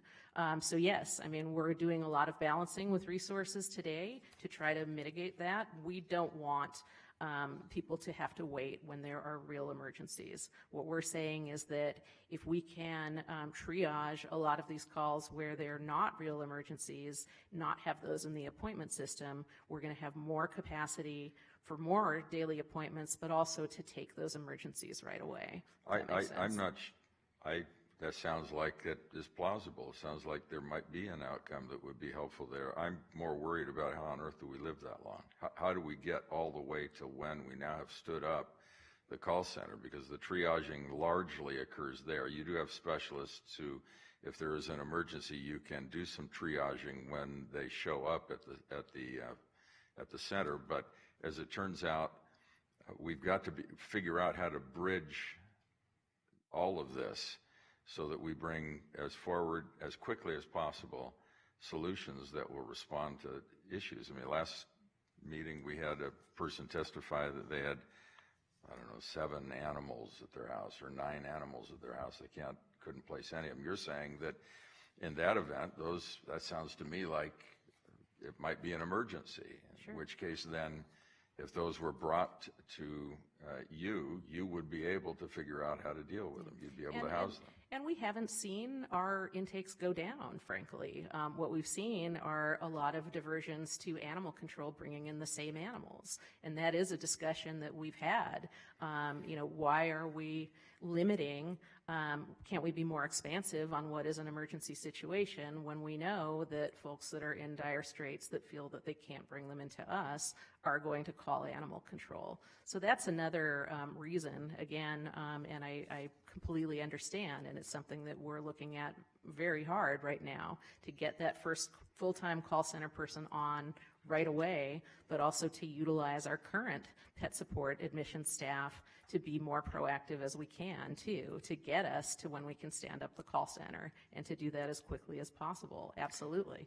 Have you thought about outsourcing the call center activities? I mean, there are companies that are professional. You give them the training they need and they do call center work. I don't know that works here, but is that something you've looked at? We did research that, and we found that it would be much more expensive than coming in with the amount of FTEs that we're talking about here. And because of the specialized training and utilizing the shelter management system and the breadth of things that they would have to be experts on, really for our call center, we want them to have good knowledge from our behavior team, some from our veterinary team so they can properly refer things, as well as, how do we intake animals and of all our shelter diversion programs. So they will be a lot like, your social service agents. So our feeling, again, from cost, from infrastructure, and just from, the timeliness of the training. We also did look at a temp kind of a situation and felt that the turnover would be too much, that you need somebody with real expertise that'll be committed. So unless there are others, if you want to finish your presentation, I'm sure that... Can I just ask one question? I'm going to ask it of Janine. Sorry to put you on the spot. Yes. But, so I'm not getting the answer that I'm asking, so maybe you could help me. So how are we measuring 30% by the end of 2023? What does that mean? Does that mean because if it's based on the amount of calls, I'm going to tell everybody that they better call, because otherwise we can't see if it's working or not working, and that's not really a 30, 60, 90-day plan. So how are we supposed to be measuring these in the event? Because it just seems 10% seems such a low number, right? So I probably have 100 dogs or cats in my district a day that are lost, and we're only talking of 10% within 6 months. What does that look like? Because for me, the math doesn't add up. So, yes, Commissioner Janine Dorico, Director of Administrative Services. So the 30% on the owner surrenders, we believe that with the triage activities that the Animal Foundation will put in practice, that they'll be able to talk the people who wish to surrender their animal through some different processes and opportunities to be able to keep their animal. I mean, that's the biggest thing, is for them to be able to keep them. If there's an emergency owner surrender situation, people are calling Animal Protection Services today, and we're going out to get the animals, and we're bringing them to the shelter. Do we have clarity on what emergency means? So I would bring Mr. Anderson up to maybe provide a thorough explanation of that, but what I would tell you is the person is being evicted. That would be an owner surrender situation where they have to evacuate their area or their home, and then they have nowhere to bring their animal. So I think we need to know if that definition, whatever the definition is, everybody needs to use the same definition, whether it's the Animal Foundation or us. Mr. Anderson. Morning, Mr. Chairman and members of the Commission. Jim Anderson, Code Enforcement Manager overseeing Animal Protection Services. Speak right into that microphone. Oh, sorry about that. So emergencies can vary. Evictions are a common one. Oftentimes it's also veterinary care. Somebody has an animal and it needs to have some sort of veterinary care done to it that they can't afford. Hearts Alive Village came up earlier and spoke about the grant they've received that give our officers the ability to hand out vouchers to the folks to get some low-cost care. So a lot of people just feel like they're in a situation where they can no longer afford to keep their pet for a variety of reasons. And oftentimes they're dire. Sometimes when our officers go out, we're issuing notices to them to seek immediate veterinary care. And their alternative, if they can't afford it, is just say, we will surrender that animal to you now because we can't afford to take care of it. And so having the ability to call somebody to give them those resources, the information they're not aware of how to obtain those services, can help keep those animals in the homes. Because a lot of the owner surrenders are not what the owner truly wants. And not in all cases, but in many cases, they want to keep the animal, but they don't have the resources, the means, the knowledge of what they need to do to be able to keep it. Commissioner, I can put a number. I have a to- question oh, for sorry. Mr. Anderson, being that you all are up here now. So July 4th is the busiest day for any shelter, but yet we don't have a plan in place. So, but we did just hire 4 animal control people. So it would have been ideal to have this in place for July 4th because we know what that looks like. So what, I just am struggling because I get that the owner doesn't want to give their animal up, but there's a lot of reasons why people do give their animal up. One, they got to decipher between themselves and the animal who eats, for one. 2, maybe there's a new baby in the household and it's a one-person dog that is not okay around kids. Maybe there's a death. I see tons of them in my district of senior citizens who passed away and they have to give them. So do those constitute as an emergency or do those, I mean, that's why I'm struggling with the 10% is just, I can't figure it out. I can't visualize it in my mind of what that looks like. It just seems like, sure, we tell people to go ahead and keep them, but then do they do the things like you see on Facebook where they drop them off in the middle of the street or they drop them off at the park? I mean, so did we really save anything or we just prolonged the issue? So, and I'm not an animal expert, but I'm just asking, on animal control side, how does that work? Because the 10% just bugs me. I just feel like it's a number if we talk to the person. It's not necessarily a number for what people are going to do. Right, so the 4th of July is a separate issue, right? Those are animals that typically are Yeah, running but around I the hope that we're neighborhoods. ready because I'm calling your cell phone number when my phone is blowing up this year. Absolutely.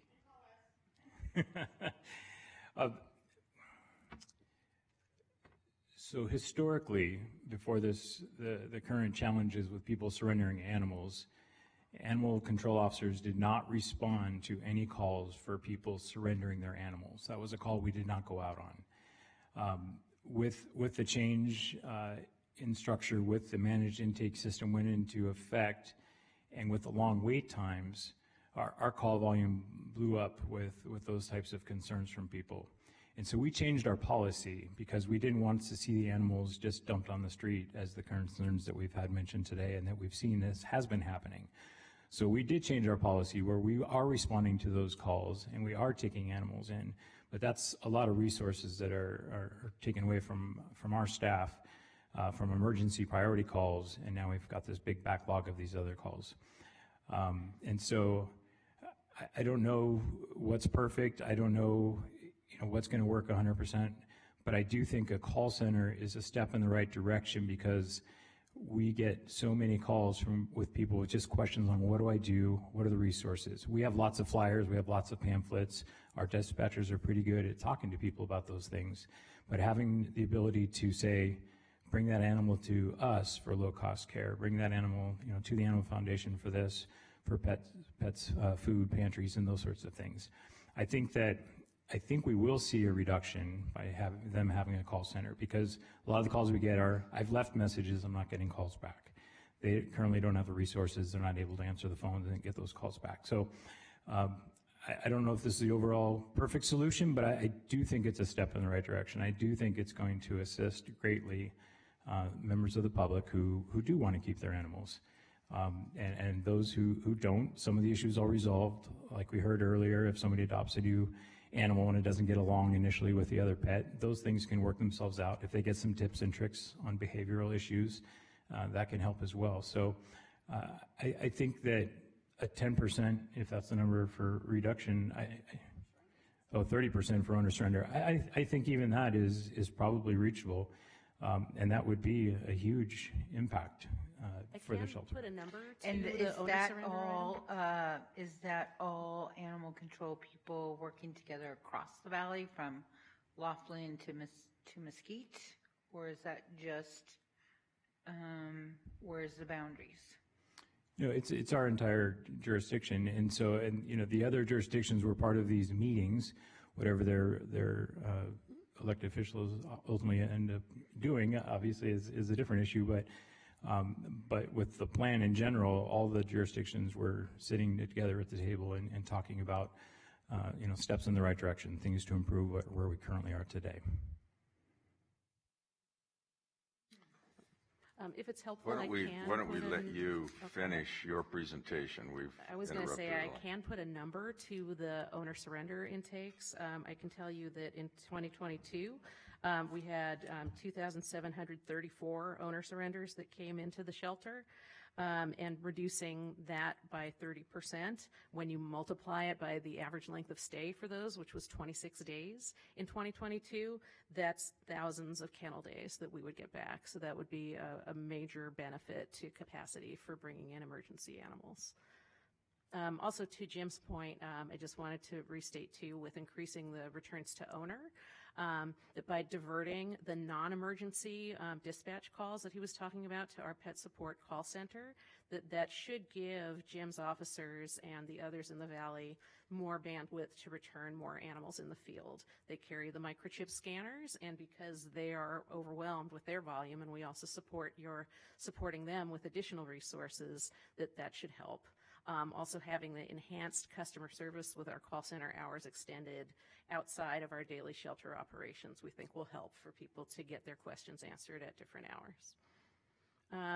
Some additional recommendations that we had through our discussions, and these are for consideration of the APO agencies, that the jurisdictions, Jim said that this was their policy prior, cease taking non-emergency owner surrenders and owner surrender euthanasia cases in the field, because those can be redirected to the call center. And then I know they're looking at potential ordinance changes. Right now we have a required 24-hour hold for owner surrenders and owner requested euthanasia cases, and we looked back at 5 years of data, and there was not one reclaim based on that 24-hour hold period. So if somebody does surrender a pet and it's one that we can move really quickly to an adoption or transfer path, or if it's an owner requested euthanasia where that dog is in, or that animal is in grave condition and euthanasia is their path, again, that would help us move more quickly. We also talked about affording the ability for officers, if it's feasible, from the APS agencies to issue citations, not on property at the Animal Foundation, but by other means, because we find that we have patrons that are waiting. It holds up returns to animals to owner a lot of the time, and you do have folks that are intimidated by officers in our lobby. So if there are ways, some of those citations can be dealt with without having the officer have to serve them at the Animal Foundation. That would help. And then in a lot of communities that we see, their APS agencies have community resource officers in addition to your traditional APOs to address specifically the nuisance complaints, the chronic person whose animal is always getting out of the yard because the fence needs fixing, that can bring some fence fixing kits and things like that. So that's something that we would also recommend that you'd look at if we can. And then as we introduce the call center, we would hope that all of the communications professionals from the jurisdictions would come together and help us with a campaign to introduce that pet support call center, as Commissioner Kirkpatrick stated, to get people to call and to use it so that we can prove out that concept, that's going to be really important too, as well as some PSAs maybe on, what to do if you find a lost pet and things of that nature. So finally, on the last slide here, are the anticipated costs, and I'll address the last two items first. The capital investment in creating sort of the call center infrastructure at the Animal Foundation, that $20,000 can, as we discussed, be taken out of the existing capital reserve funds. So what we're requesting from the 3 jurisdictions is really the staffing item, the first 2 items. The veterinary services for paw partners, also that amount that you see there was one that the 3 jurisdictions discussed amongst themselves. And, Janine may be able to elaborate on that a little bit more. All right, so there are a couple of things that are kind of hanging out there. Members of this board have commented in the past that there might be a willingness to provide some funding to rescues. I don't know that we resolve all of our issues unless we decide once and for all, is that something we're going to do? And then how on earth would we determine who qualifies and what kind of allocation we would need to make there? But it doesn't sound like we solve this problem entirely by doing just the things that have been recommended. We get that those are things that are in your control, but it does seem as though there is a worthy effort being given, and we need to determine whether or not this is something that we will support, and if so, how on earth do we evaluate what that support level should be? I think that's something that we need to study hard, fast, hard, comma, and fast, so that we get something back to us that we can take into account. Because everything that we've had presented to us can help us some. But there's a whole lot more to it than the sum that we're going to achieve by making some of these adjustments. Some of them sound like they could be materially important. And I recognize the thought that has gone into the plan that you presented. I also, it means something to me, I think to us, to have you recommending that there is some good to be done in these goals and in these proposed actions. We need to explore, working together, how much faster we can do this than end of year, end of summer. We are sinking, and we've got to do something as quickly as possible. Now, I know our county manager has been a part of some of these discussions. In terms of the other jurisdictions, Mr. Schiller, what are you hearing? Chairman and members of the commission, so the plan before you today was reviewed at a meeting with the other jurisdictions present. As you're aware, we have a contractual arrangement, so I think from a process perspective, I think where I'm receiving direction, what I would bring forward is we would go back with the comments that we received today. A couple of those key pieces, I think, are the kind of short-term plan, 30, 60, 90-day plan, see what we can put into place. And I think what we would do is then bring back to you some type of an addendum or amendment to that contract that would have specifics tied to some of the feedback today. Obviously, I would brief with each of you, but I think we will follow back up with TAF based on some of the communication today so that we can get this into a format so that we can create some actions. And I think it's probably fair to say probably short and midterm goals are really what we're trying to focus on, the short being the more immediate on anything we bring forward on a contractual amendment, but then the second component of that would be longer term in terms of that and in terms of the outcomes and the expectations that you set. Well, obviously a goal that can be completed by end of August or one that can be completed by the end of the year can't if the resources are not made available. So we're going to need something back from you awfully quickly. If we were to continue this item or a portion of this item or move further consideration of this item a couple of weeks, would that give us time to do that, or do we need longer than that? I mean, one of the problems is the end of August is fast approaching. The end of the year is not going to come at us real slowly either in this context. I'll put on the record, I think we could come back in short time frame for that, but I would also defer to Michelle if she wants to comment on that. But I think they're fairly easy amendments to make given the meetings that we've been having. For the record, Leslie Schell, I agree with the county manager. Okay. All right. Yes, Commissioner Sigerblum. Sorry, just ask. So Jim, right now, if somebody calls you up one of these rescue places and say we have a dog, what do you do? Can you take the dog right to the pound? We can. We have the ability to respond and do that, but it's certainly not an ideal situation, especially as the summer months are coming and it gets warmer. We just respond to emergency of vehicles, animals left in vehicles, in backyards with no shade or water, those sorts of situations. So it's certainly less than ideal for us to respond to residents. Can you take them to the Animal Foundation? We do. That right then? We do. But are you? We do. Okay. Yes. But I would say, in addition to Mr. Chairman, what they've asked for, I think we ought to say, how about $100,000 just to be allocated for some of these rescues? They could apply if they have a nonprofit status, something where they're legitimate. But I mean, obviously they're the ones out there on a day-to-day basis. They need the food, they need the gas, they need all the things they're talking about. Commissioner Naft. Thank you, Chairman.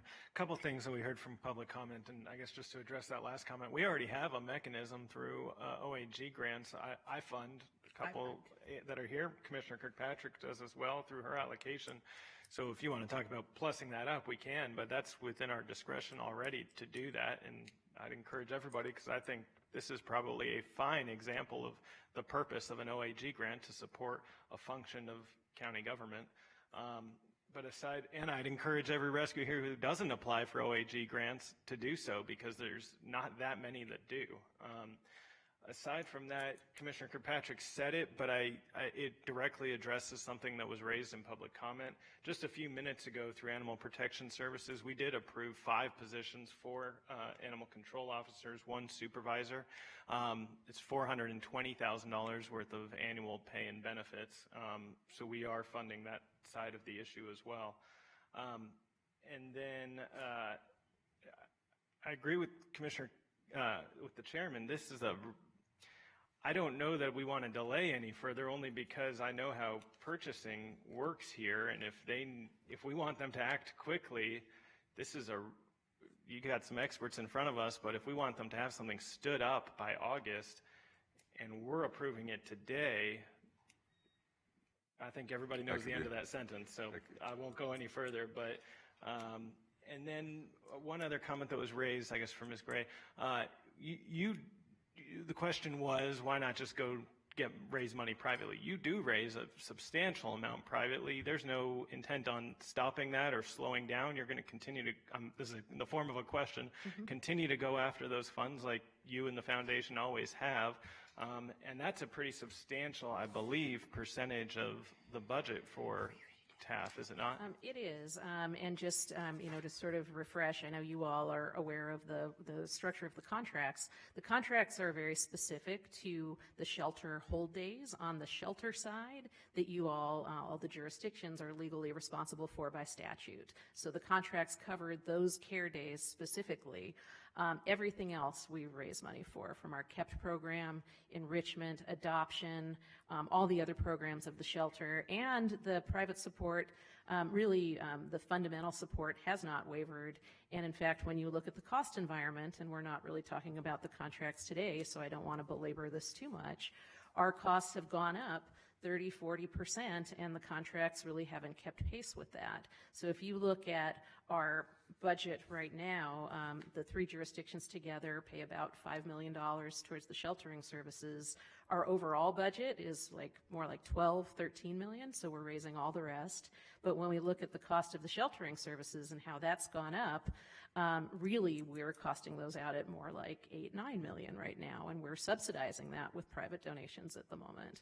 So that is really why we're coming back to you, not for a contract adjustment, but for some specific positions that we don't have the budget for right now. We've had to raise the salaries of our workforce several times to keep them. That's really important in this environment. So we want to make sure that we can incrementally add. This is not the first time the Animal Foundation has talked about a call center. It's something we've wanted to stand up, but just haven't been able to do. Mr. Schiller. I was just going to address both yours and Commissioner Naft's comment. I think due to the time constraints on this, I think we can execute expediting this so we could come back with a ratification if necessary, but I don't even know if that's necessary based on it in the professional services. Well, so I think there's some direction here, right? Ooh, And I have that's some like- questions, though. before I We're get gonna, mine. we're gonna take care of those, but one of the things that we know is we're gonna have to take everything we've heard here today, and some things we'll likely hear yet, and then figure something out in terms of dollars. I mean, it's more than just process, it's money. And we're gonna need to have something that you're able to execute upon, or that you have back to us if you need authority to execute on it. I believe on the immediacy, just based on the positions that have been outlined, and in terms of that, in terms of our review, we can act on that. But I think you're going to see ongoing meetings and us coming back to you with outcome reports specific to that's good. changes. That's good. Okay, Commissioner Commissioner Kirkpatrick. It's okay. So I want to make a couple of things clear, though. So in the past, we fund about 43% of the Animal Foundation, but not necessarily their operational costs, and we've not even reevaluated what that cost of animal is, correct? And I guess, Janine, you're probably going to get the brunt of my questions, because I think this says annually, and I'm not willing to do it more than 1 year, because I think we need to see a 30, 60, 90-day plan. And it's not going to be, 2 weeks, 4th of July, that is hard on us normally. I got to believe it's going to be worse this year. So this is a one-time thing, correct? Yes, Commissioner. So what we want to do is start this off for the short-term immediate need. So community engagement, get admissions more flexible to be able to accept animals into the shelter. And then after that, you would see kennel capacity increasing. So 3 immediate needs that we have. We must go back and rework the shelter agreement. And I think that's where you'll see the longer term items come in, more focus on what we need to do, just from Clark County's perspective, if we're still partnering with the other jurisdictions. But I think it's a new contract that's really going to fix most of the things that we really need to focus on. And then the other thing, Hillary did mention it, and we've talked about it before, we do want to come back with some ordinance changes that may change keeping days. That will help us also. Well, listen, at least from my perspective, that's the cart before the horse, because we got to figure out if even this call center works, because they're currently under a contract and not meeting the needs. So that's the cart before the horse, in my personal opinion. So when we look at these anticipated costs, you're looking at $600,000 for everybody, correct? Well, the 50,000 was a number that we came Well, I think we together should give with. them 100,000, because quite frankly, they showed up and they did tons of animals. They chipped them, they give them their shots and everything else. And, as people were standing there in line for an hour and a half, they just stayed. That's what we should be doing.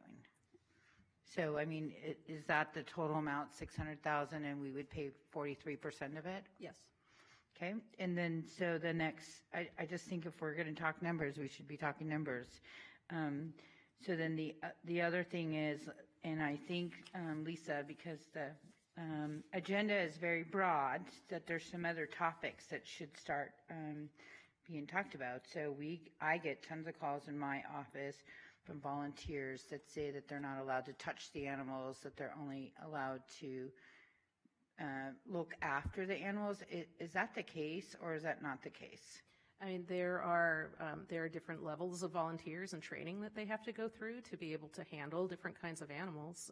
So I'm not sure exactly what you're referring to. Well, the truth is, what they say is the person who's in charge of the volunteers is just awful to work with, and that they don't get to touch the animals, and that's the whole reason that they want to go volunteer, so that they could be with the animals. And it's more than one call that we've received. I'd be happy to take a look at any specific cases that you have of that, but we do, and it's for public safety reasons. The whole program.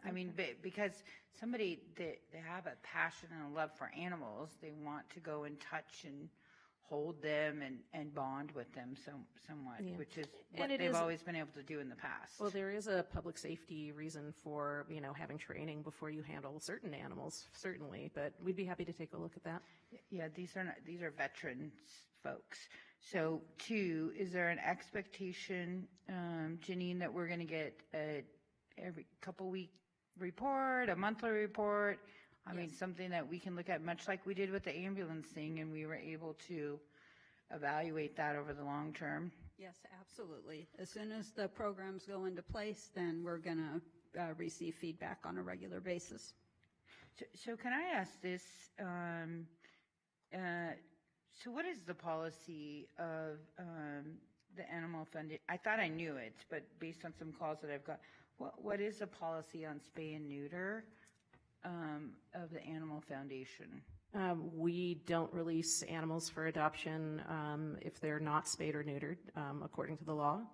And with the chip too, or no? We do microchip every animal that comes to us that doesn't have one. Okay, well, I've just had some complaints that maybe some animals were not being spayed and neutered and they were given a voucher instead to go get it done because there was a shortage of the veterinarians. And that did happen a couple of years ago during the pandemic, and when there were not veterinarians present in the numbers that we have today at the Animal Foundation. But today, and for at least a year, we haven't had the long-term fosters to adopt. That was the issue that I think you're talking about. Okay, so let me ask this. There is a veterinarian issue, and it has to do with the licensing board. Can we not reach out to the state to ask if they can revisit some of that? I guess I'm just struggling with this because I asked for a 30, 60, 90-day plan, and we still don't have that. And I do, as Commissioner Knapp said, I do give money to C5 in my district because they do yeoman's work, and we should have never changed Title 10 to take away from that. And Heaven Can Wait was also a great partner, which if you've ever been there on a Saturday, they have hundreds of animals that come through it. So I just want to make sure that we are subsidizing as much of those bigger facilities that are providing those veterinarian services as possible. And maybe 50,000, quite frankly, isn't enough because we need to spread it out to a couple others. And to tell me that, they get $24,000, and I think, Janine, you and I have had this discussion from the license plate, but that's not enough for, and the thing is, until we spay and neuter, we're not going to stop everything that's happening. Is that a fair statement? Yeah, that's correct. The license plates bring in about $30,000 a year. Not enough. Not enough. I'm just saying it's not enough, and maybe that's the campaign that Clark County should be on, is reminding people, because we've had over 600,000 people move to Clark County since the pandemic, and maybe that's the conversation that we need to really put out there. It's the law to go and do that. It's, get your animals chipped. Before I asked about chipping, about buying some of those reader machines, maybe we can revisit that so maybe the rescues can have them so we can get them back to their owners. So I'm just saying this is a bigger conversation. I don't want anybody speaking on my behalf for a new contract until we can address what we have today. But all of those issues, we should be able to get some reports on them, on what that looks like. I've written every one of those items down. I'm happy to make a report if you'd like me to tell you what I'd like to see. I'm done. Other questions or comments? All right. Well, thank you very much. We appreciate the work that everyone's doing. One of the things that's clear, though, is that there is some measure of collaboration, but in some cases it's more forced than it is voluntary. And in order for us to work through these issues and address them all for the benefit of these animals and owners who want them, who are good-hearted about it, we're going to have to be collaborative. We're all going to have to work together. I think part of the duty is on us to absorb some of the cost associated with rescuing and do some of the other things that would enable the kind of effort to be done that needs to be done more broadly. And we'll hope very much for recommendations from you and our internal staff about some of that. Now, the item that's on our agenda today, the specific action item, is about $600,000 in additional expenditure to support the work that has been outlined for us. Our share of that is about 43%. To be clear, the 43% we're talking about is 43% of the government dollars that flow to the organization.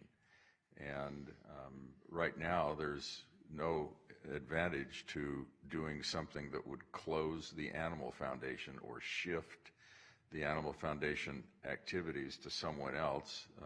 That would be disastrous for us to try and do something in the moment.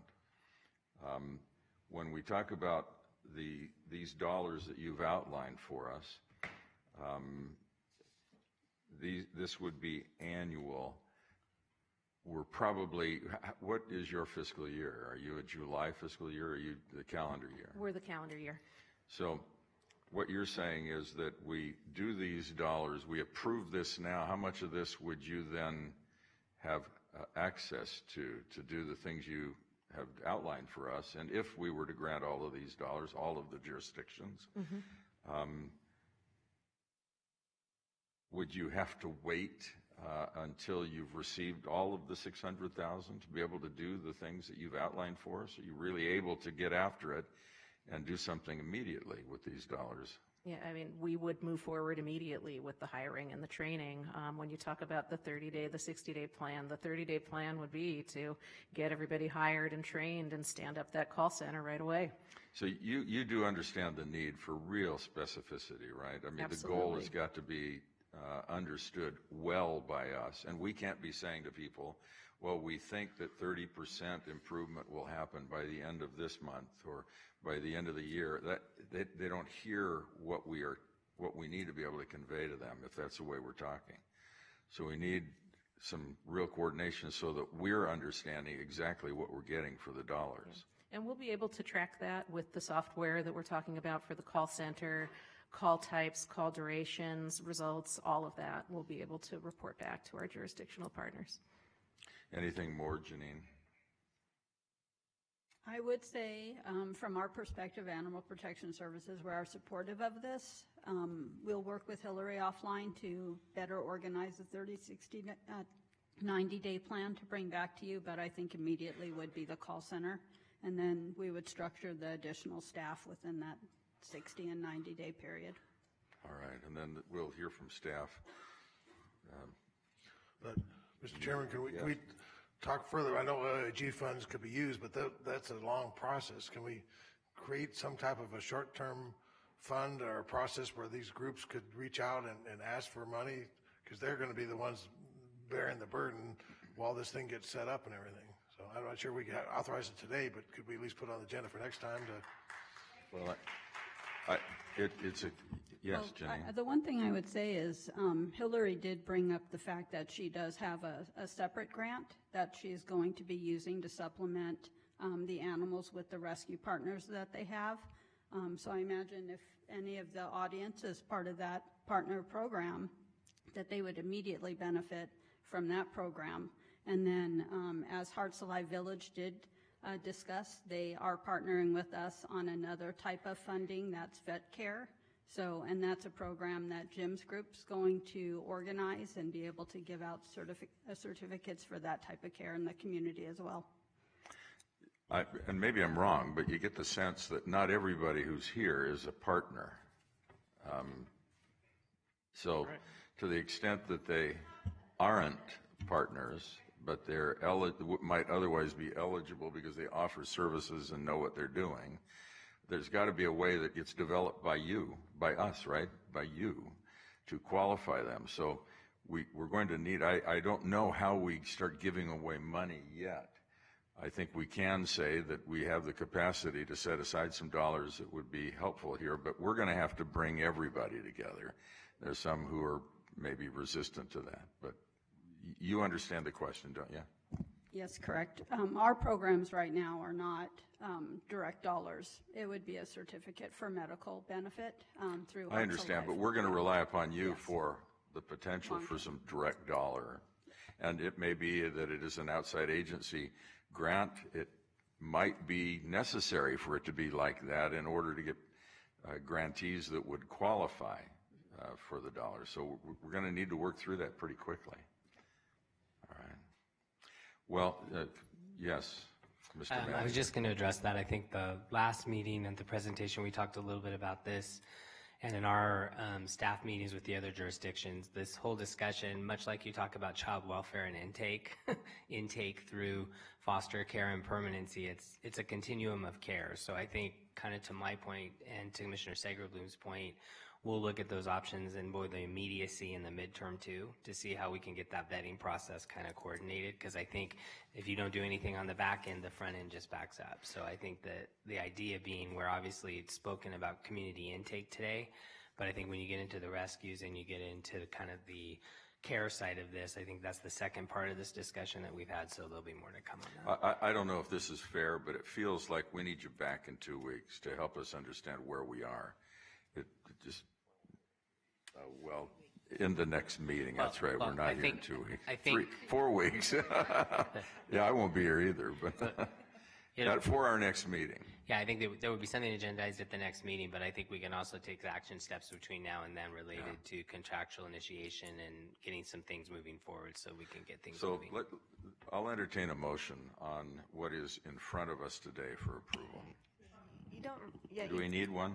You don't need a motion. We've taken staff direction. We'll bring back Okay, so you'll get back to us and we'll proceed in a way that makes sense after you've brought us up to speed on what your final recommendations are on the issues that have been in front of us. All right. Thank you all very much. Thank you for your work. Commissioners. We appreciate the input from the community. Commissioners, item 91 is to receive a report from the Clark County School District regarding their 2023 Quarter 1 municipality report. Hello. Good morning or good afternoon, County Commissioners, Chair Gibson, Celeste Rayford, Region 2 Superintendent, Clark County School District. I'm here today to share a brief update. The Nevada State Board of Education adopted a regulation that details that the state superintendent may provide a notice of noncompliance if a deficiency is found. There are no outstanding notices of noncompliance. The quarterly report was submitted for your review. The report included a spotlight on homelessness. Between August and March 2023, over 11,000 students have been identified as experiencing homelessness, which impacts every Southern Nevada municipality, noting that all student groups are impacted. The quarterly report included the graduation rate, the percentage of students who graduate within 4 years of beginning high school, and the gap in graduation rate between student groups over a 3-year period. For the class of 2022 in the Clark County School District, there was an overall graduation rate of 81%, which was slightly higher for the class of 2021. However, there were gaps in graduation rates for Black African American, English language learners, and students eligible for special education. Could I just ask you a question? Yes. If we had an 81% graduation rate, that's what you just reported. So when kids go into high school, let's assume they're in a school where 10th, 11th, and 12th is high school, or maybe 9 through 12 is high school. 81% of what?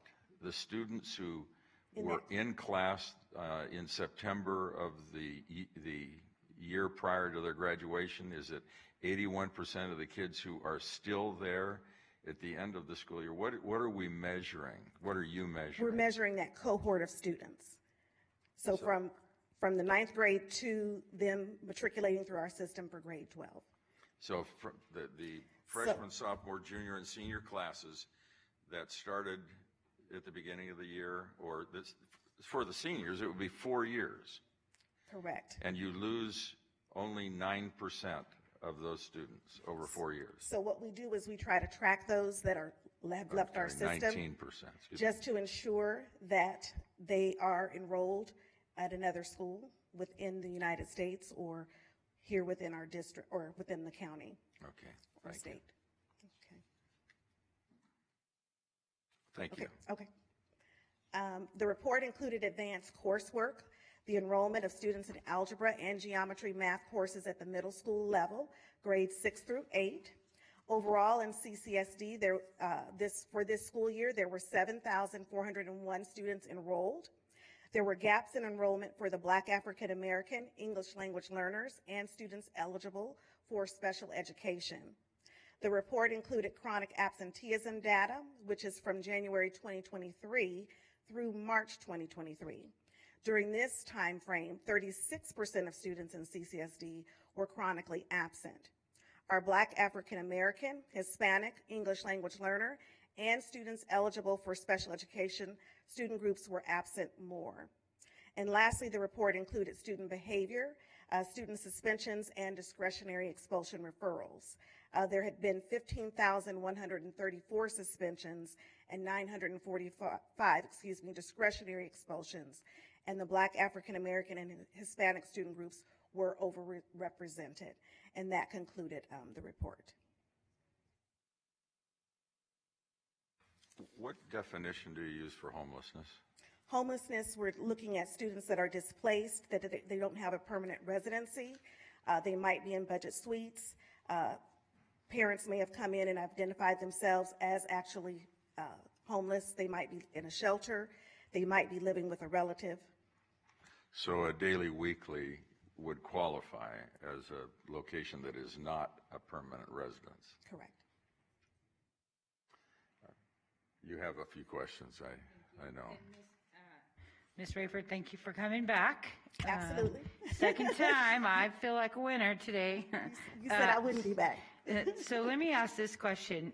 I am struggling with the way this report is put together because it continues to say that unincorporated Clark County only has 65 children that are experiencing homelessness. 65. It's 65, not 650. It's not 6,000. It's 65.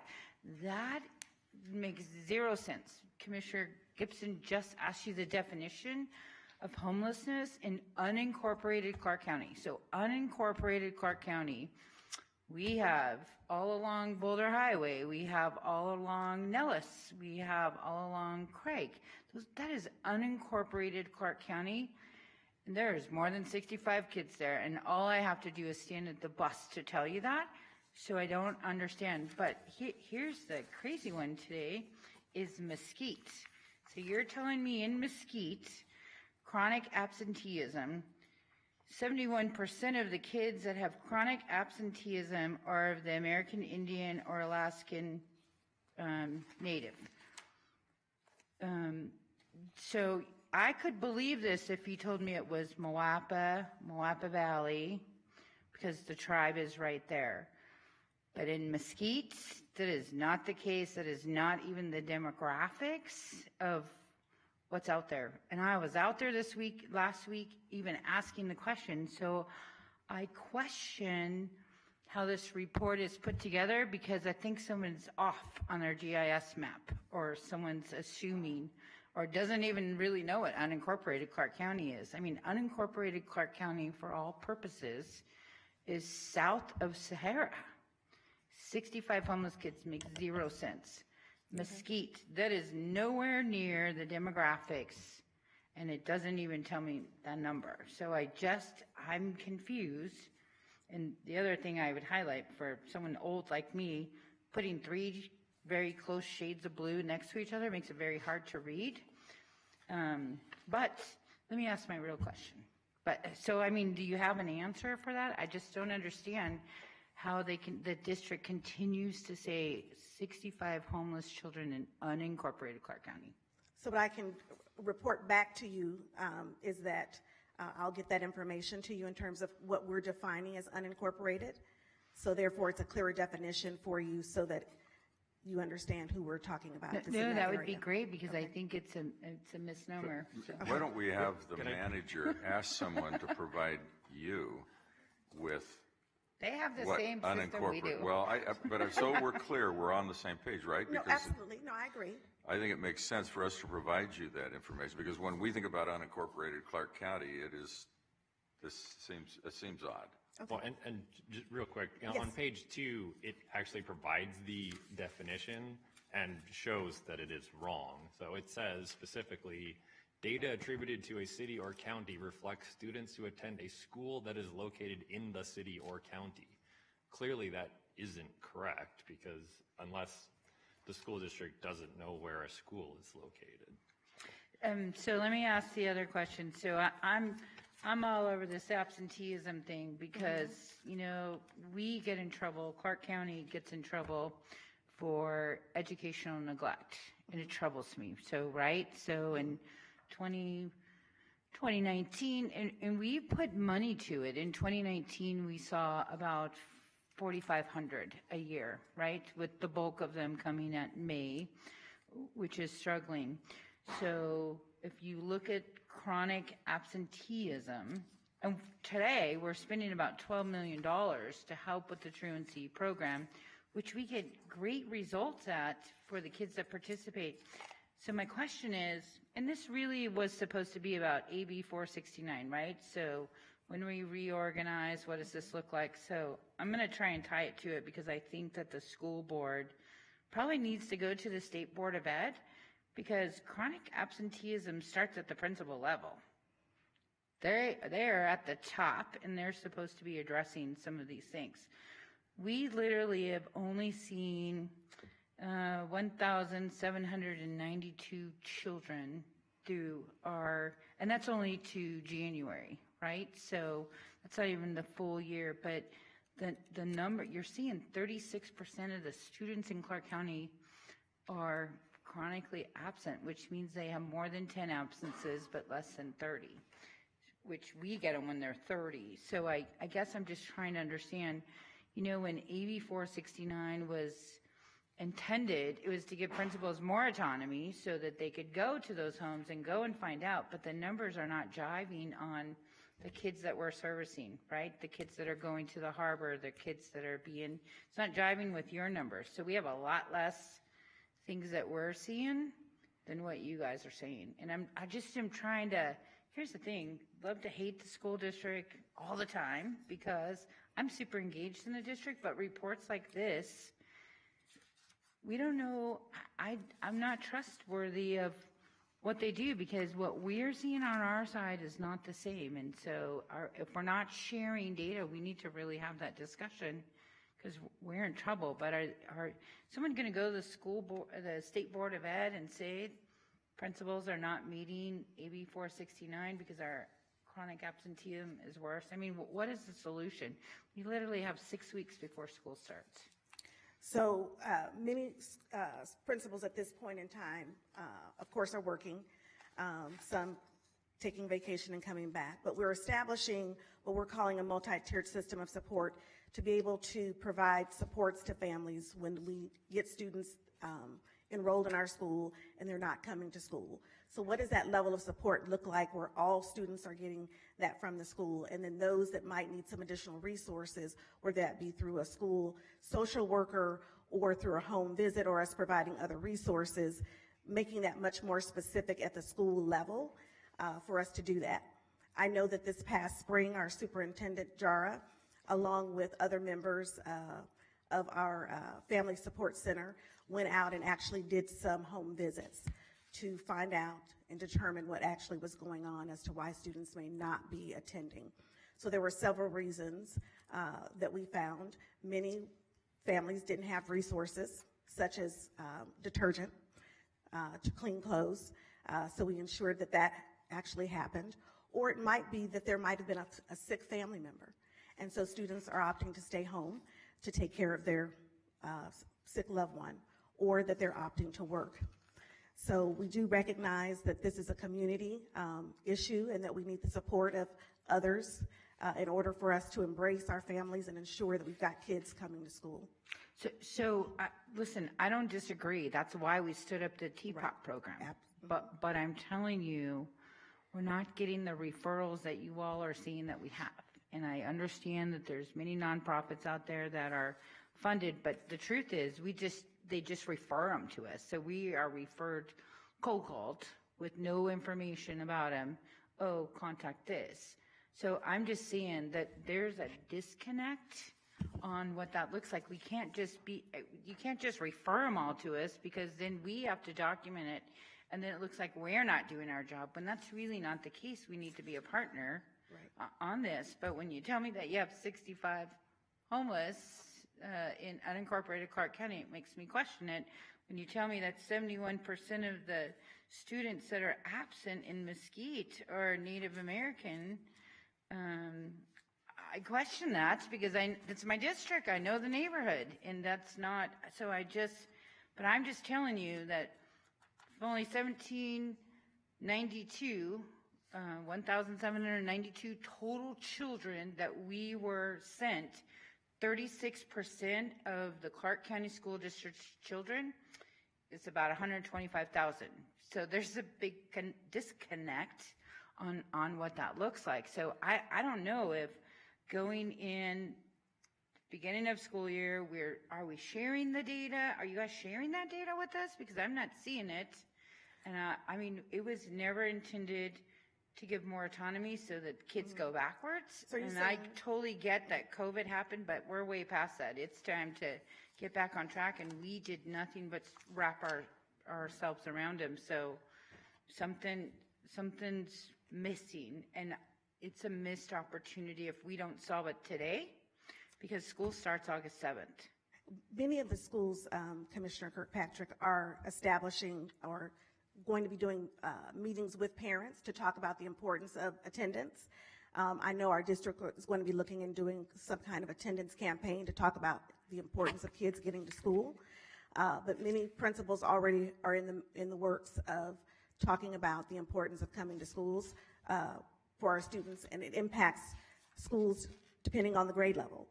Some schools are experiencing where they get more chronic absenteeism in kindergarten versus fifth grade. Others, it might be grade 3, but really trying to stress the importance of getting kids to school, and why, if they're not there, we cannot service them and give them the education that they deserve. I guess, and I'll leave you alone because I appreciate you coming back a second time. But I'll my be back point a third. is, Clark County is not at the table, and we're the ones that got to provide the services, because you just refer everybody to us, right? Mr. Schiller. And I was just going to echo that. I think kind of onto your attendance truancy piece, I think the one thing for follow-up would be, and I think it's been ongoing since we initiated TPOP, was the issue of the IT system and the sharing of the information between the district and the county's case management system. So I think that's still an outstanding item that probably can be sent back for follow-up. Yeah, the numbers don't match. You have less than 2,000, and you're telling me it's 125,000. So the thing is, I just am saying, it's a community program. It's a community problem. Understand that. It's always been an issue because we're a transient state, but we're starting to stabilize. But at the end of the day, if you don't invite us to the table, we can't help you. And if you continue to bring crazy reports like this, I'll just pick them apart every time. But at some point, I'm going to the State Board of Ed, because now they've let down our children, right? So our children being fed in the summertime, our children having the clothes that they need. We do a big clothing drive. We collected tons and tons of clothes for our kids. Every TPOP person has in the back of their car, every social service person, they have diapers, they have formula, they have all these things. But if you work in a silo, the community cannot help. And so I just don't understand why we're not at the table today on these principles, putting those programs in place. Because I'm just telling you, it's picking up the phone, asking, where is Susie at today? Where is Johnny? Why are they not in school? And if their parents are not there, you can't wait till it's 30 days because we can't do nothing. So I'm just, your board always wants to know why the county wants to be in their business. Well, because we're in the business of children. So And I think that they should maybe report to the State Board of Ed that we're failing kids on absenteeism.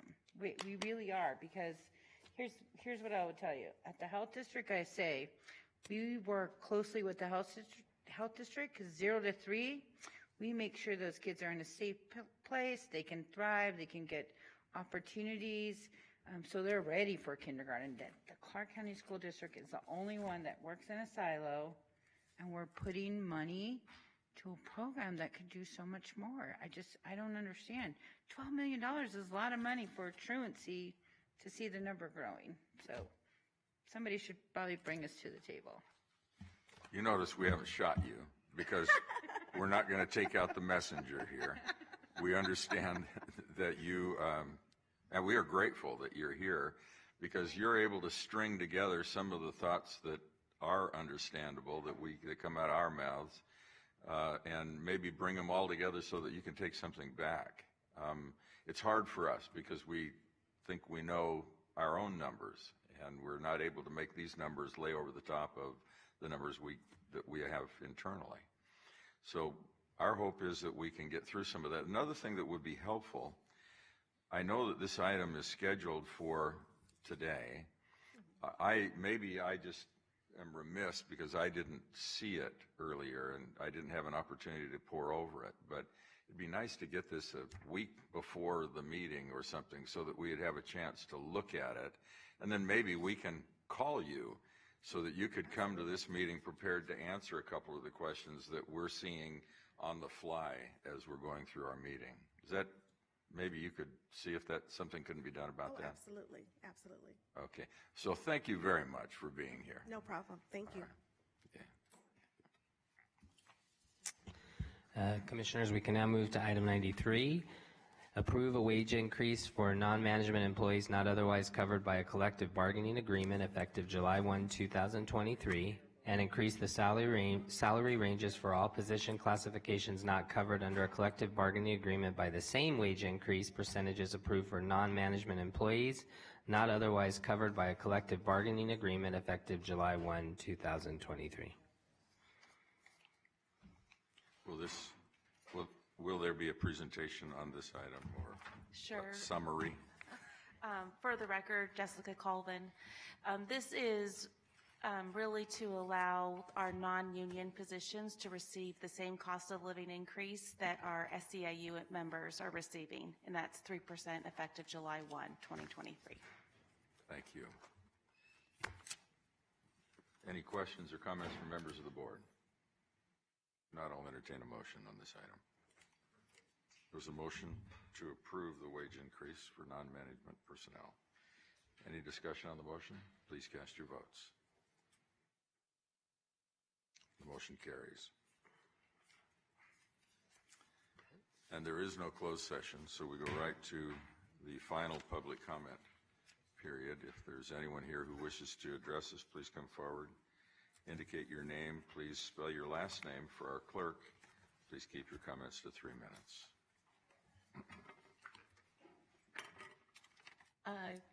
Gina Grayson, Nevada Voters for Animals, GREISEN.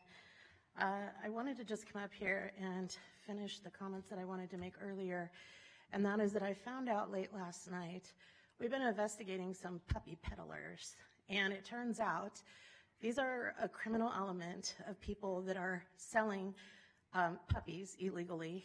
They're also selling stolen dogs now that we have found out. And now we just found out about 1 o'clock this morning that they are now going into the parking lot of the Animal Foundation, posing as a rescue and taking those dogs and then selling them the next day. That we're probably, I will leave here. I've already tried to put a message in to the Metro Animal Cruelty Unit. This is so deeply disturbing, and I know that this is true because I personally, and I mentioned this the last time I was here, got 2 Malteses from the parking lot, and only I truly am a rescuer. I'm not a rescue, I'm an advocate, but I rescue animals and I work with many of the rescues. Both dogs that I got are both in rescue. One had a memory tumor. She's been adopted. She was got surgery. The other one is in the process of adoption and getting neutered and everything now. This is so disturbing. This person that we've been researching is a felon. He's got warrant out for his arrest. He has violent charges against him. He's got deprivation, animal cruelty charges against him. And this is a guy that easily goes in the parking lot and is able to get animals. Why? Because they're not being accepted at our quote unquote open admission shelter. They're contractually obligated to do this. And I ask again, are they not in violation of their contract when they're not accepting these animals? This is so dangerous. If you lose your pet, you're not going to get it back. The only reason you do is because of the Facebook groups and volunteers and rescues that are out there doing this. It's nothing that Animal Foundation really is doing. I really can't even tell you. Right now we're heading into the hottest time. We haven't hit 100 degrees yet. There are weather ordinances that we're about to hit. Animal control cannot be transporting animals back and forth that are owner surrenders because they won't accept them at their front doors. When dogs are dying in cars, as you heard Jim Anderson say, and they're dying in backyards, and we're getting those calls and videos of the dogs dying, like Lily. You remember Lily's Law, the dog? I'll make sure all of you get that video again from North Las Vegas. I urge you to pass that law here as well. At 105, additional cooling is required. Not when the National Weather Service issues it at 105. Why? Because they die soon after that. Please don't make animal control transport owner surrenders because they won't accept them at the front door. Thank you.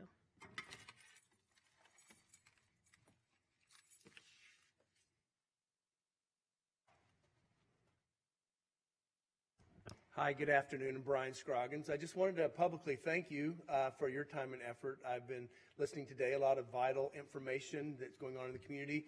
I know that you're each out in the public because I see you out in the public doing good work. You know, Commissioner Gibson, unfortunately, I showed up a week early for the tennis opening. I was there the Saturday before and said, oh, I'm a week early. But I see Commissioner Naft and Commissioner Kirkpatrick and everyone out there in the community. I have been blessed, as you know. I've dealt with many of you, all of you, over the years on different issues, education, nuclear waste, a number of things. Because of my involvement over the last 7 or 8 years with the Clark County Fire Department and being in charge of spiritual emotional care after the Las Vegas shooting, last week I was brought out by the state of New Jersey to do a presentation on the 1 October recovery efforts that took place. I want you to know that the Clark County Fire Department is seen as a national standard in this country of the good work that they do. I'm proud to work with Chief Steinbeck and the other individuals that are there, and just wanted to thank you for your efforts in supporting that. And I have to tell you that the work I did following the 1 October is some of the most meaningful work that I have ever done in my entire life, and I'm grateful to all of you for your efforts, and want to especially thank Commissioner Naft, who's my county commissioner, for all that he does in our neighborhoods. So thank you very much. Thank you, Brian. Hi, Melanie Shane, speaking again on item 90. So when I talked earlier about root causes of the problem, outside of Animal Foundation, because we already know what's going on there, I would like you guys to see if you could dig in a little bit deeper. I'm finding that a lot of the reasons for owner surrenders is that they are being removed, kicked out, their rent has increased once their lease is up, and they can't afford to pay an extra $500, $800 that they're getting charged now that their lease is up. So where they're moving doesn't take a pit bull or a Doberman or a large breed dog, or they're moving back in with their family because they can't afford to be anywhere else. And I would implore you guys to take a look at rent control in this city, because I think it's a huge problem. I wouldn't be able to afford if somebody did that to me. So all of a sudden my lease is up and now they're like, oh, well, I can get $3,000 a month like Susie down the street to rent my house, so that's what I'm going to charge you. And so I think that's a huge problem. So I would definitely, if you guys could please look into rent control is a huge issue. And then as someone spoke about backyard breeding as well, that's another issue. The city had spoken about a $500 fine and possible jail time for backyard breeders. So that might be something that you guys can take a look at as well. I think if we're hitting them where it hurts and there's jail time and money involved where they're going to have to pay, then they're less likely to backyard breed their dogs. Thank you. Thank you.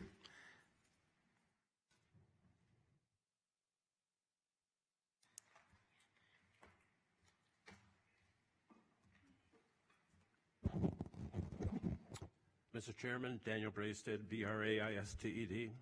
I have a couple items here. 2 weekends ago, another annual convention was held at the Alexis Park for health officials and health booths. I was wondering if any health person that's getting paid by the county attended that event.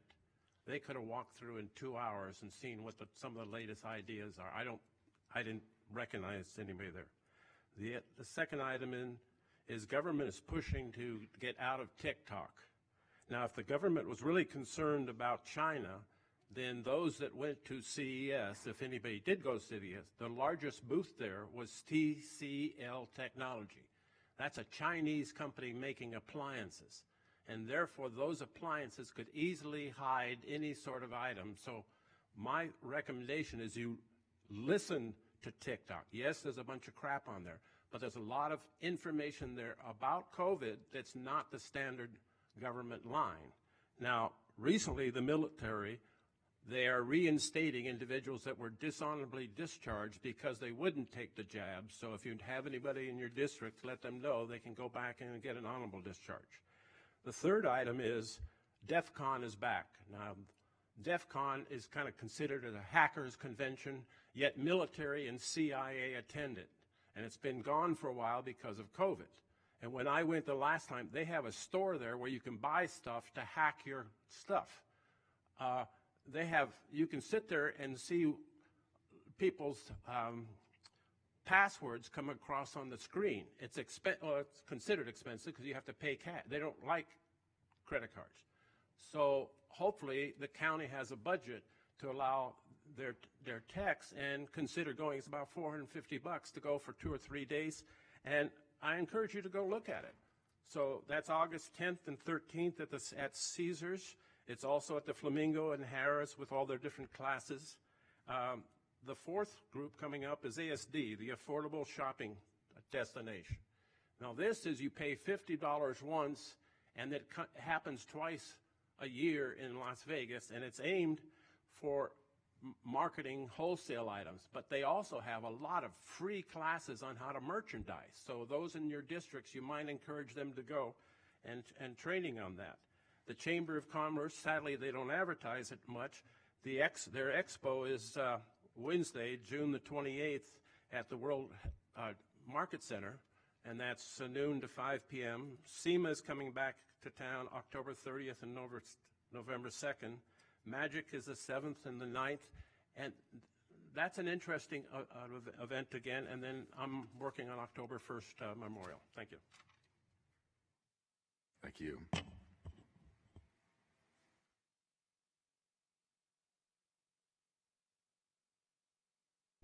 Hi, Tracy Paz again, sorry. I just wanted to clarify just one quick thing. First of all, thank you guys so much for taking the time again to listen to us. It really means a lot to our community, the rescue community. Just one thing that we just wanted to say, or I wanted to say, every single day we monitor the pages of the Animal Foundation in the morning and at night. And the dates that I had showed you guys, the July 22nd and the October 10th, they're consistent. I mean, I check them every single day, at least twice a day. I know Gina checks them a few times a day. Melanie, all of us check them just to see if anything is changing. But it was surprising because yesterday when I went on there, last night, it showed up that today there were many open appointments for both. And the whole entire thing was listed. And it just seemed like a really funny coincidence. So it just seems like there's not transparency there, and that's all I wanted to say. So thank you again for taking your time. Thank you.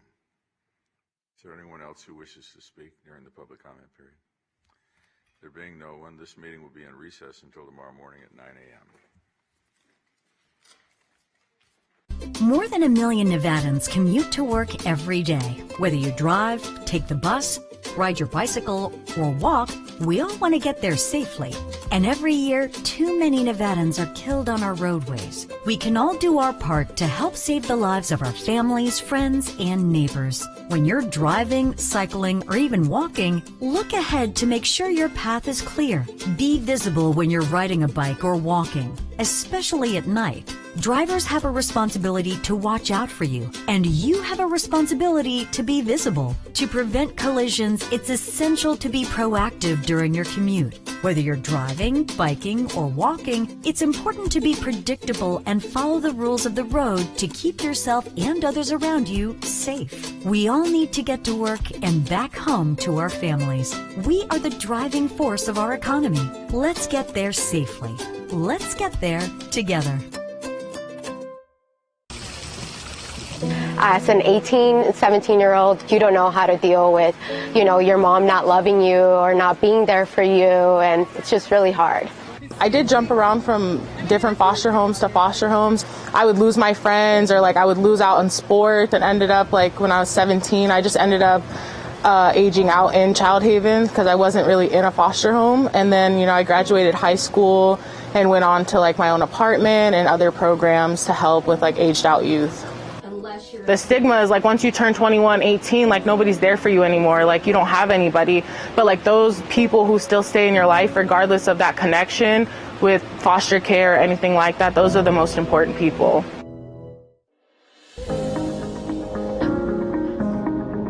So Step Up provides to aged out of foster care young adults case management services.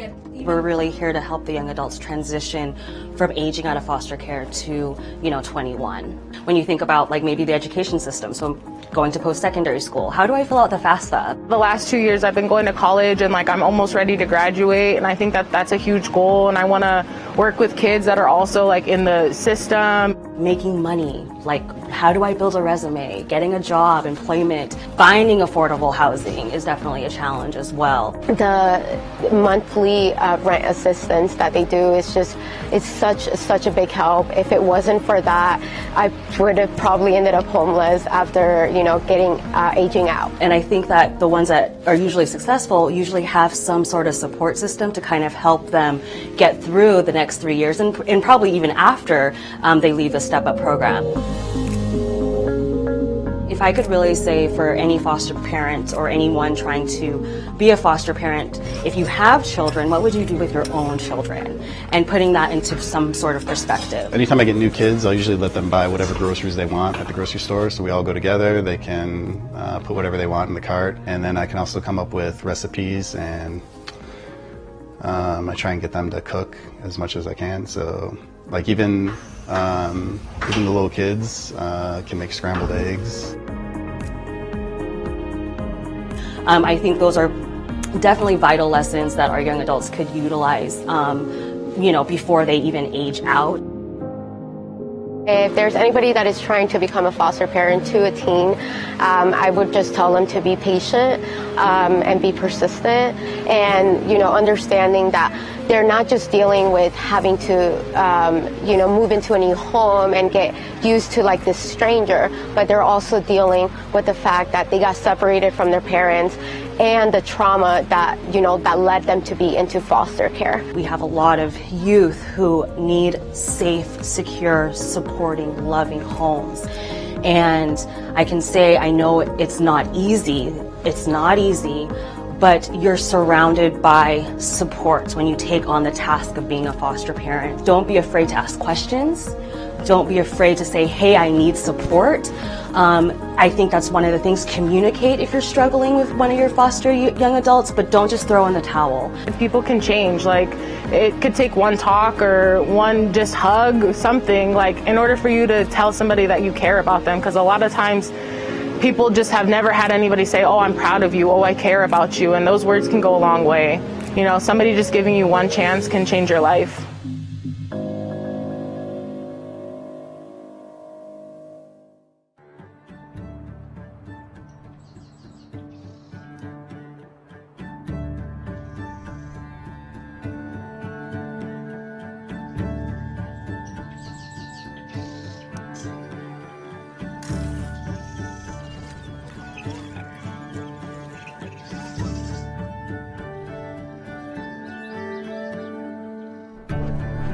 The Clark County Wetlands Park offers thousands of acres for your recreation, learning, and enjoyment right here in Las Vegas. There's something in us that needs nature. We can't just hope that people will drive hundreds of miles to go see something wild. We have to have nearby nature where people live in their everyday lives. Visit to experience the diverse landscapes of the park, from sweeping desert vistas to lush aquatic wetlands.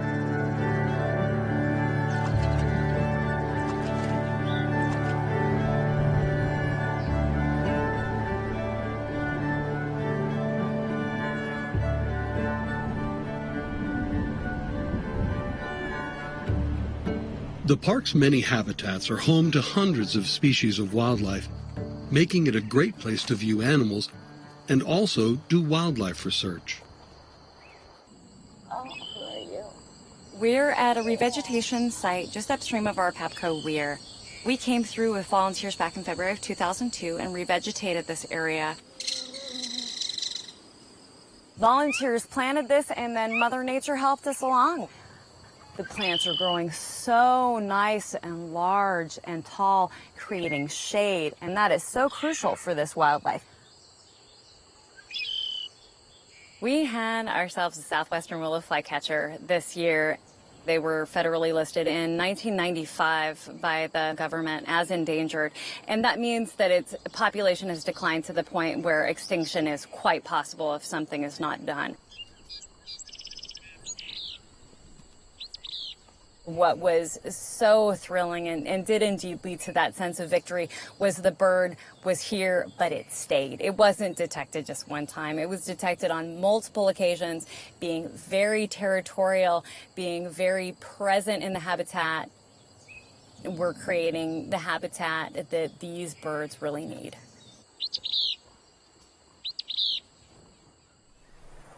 Some animals are a bit trickier than others to study.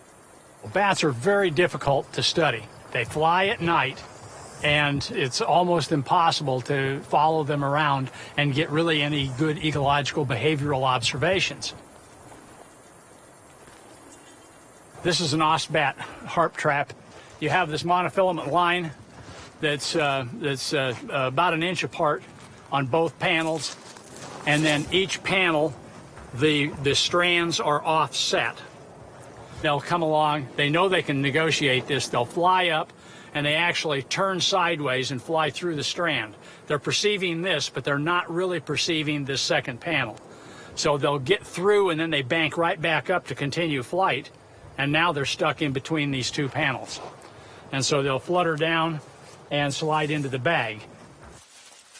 We have 17 species in the wash, and 3 that we normally find when we're doing capturing are pallid bats, pipistrelles, which are the smallest bat in North America, and Mexican free-tailed. This is the bat detector right here, the broadband microphone that picks up the bat signals. We use sound to visually determine what the species are. You see my fingers doing this. The dry skin is rubbing. We don't hear anything. But we're producing ultrasounds, much like a bat's call. This has allowed us to now come out in the open without ever touching a bat.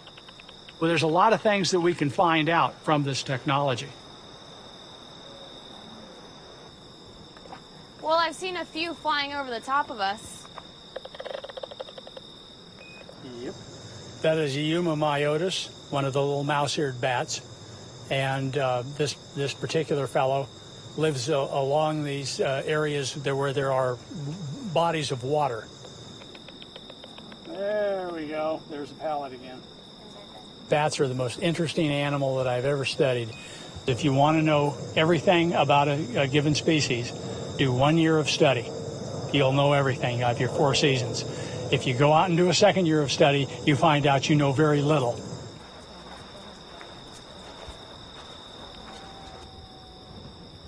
Tonight we have officially caught something.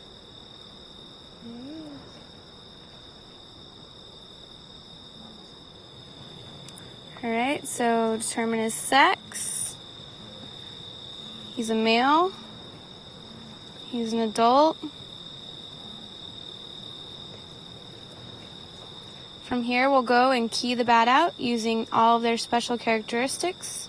Their ears, their tragus, their calcar, their forearm length, their hind foot length, and that will indicate what kind of species this is. The intensity of activity, the numbers of apparent individuals that are out here within each species seems to have increased dramatically. Basing on all these characteristics, he has a forearm that's less than 40 millimeters, he has an ear length that's less than 20 millimeters, and he has a bald-looking face. So this is a Yuma myotis.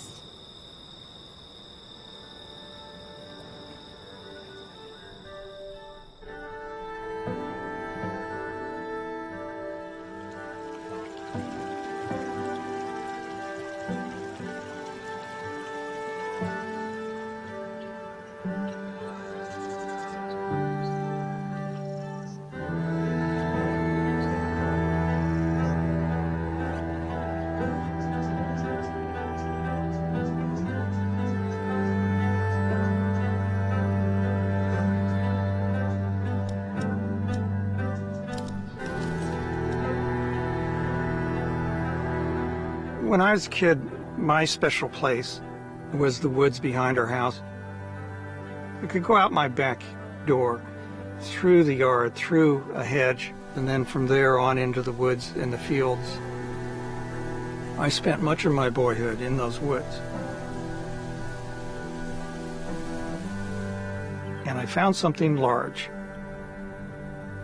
All spiritual life begins with a sense of wonder.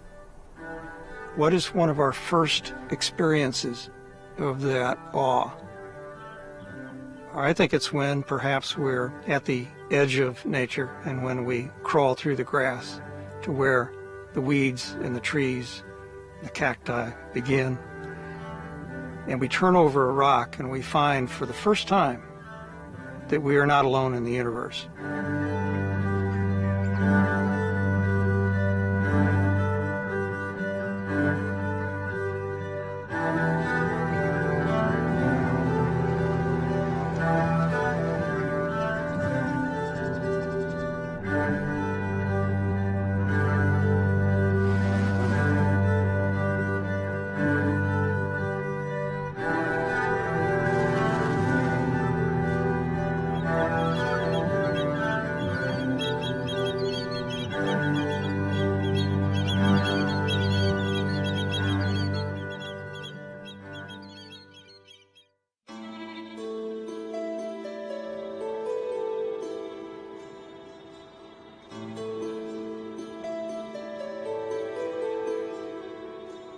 I began photographing the Las Vegas Wash in late 1970.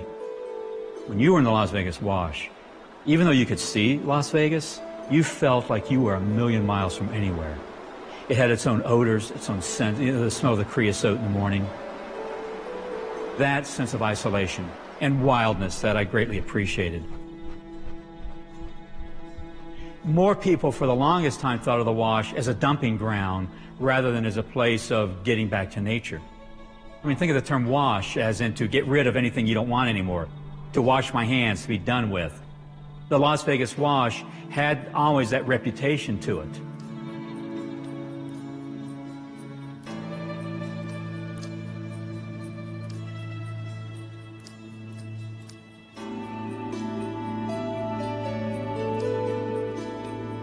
My interest as an artist is how we humanize landscapes. And I can't understand the humanization of nature by sitting in a studio. I have to be out there and observing and recording and watching.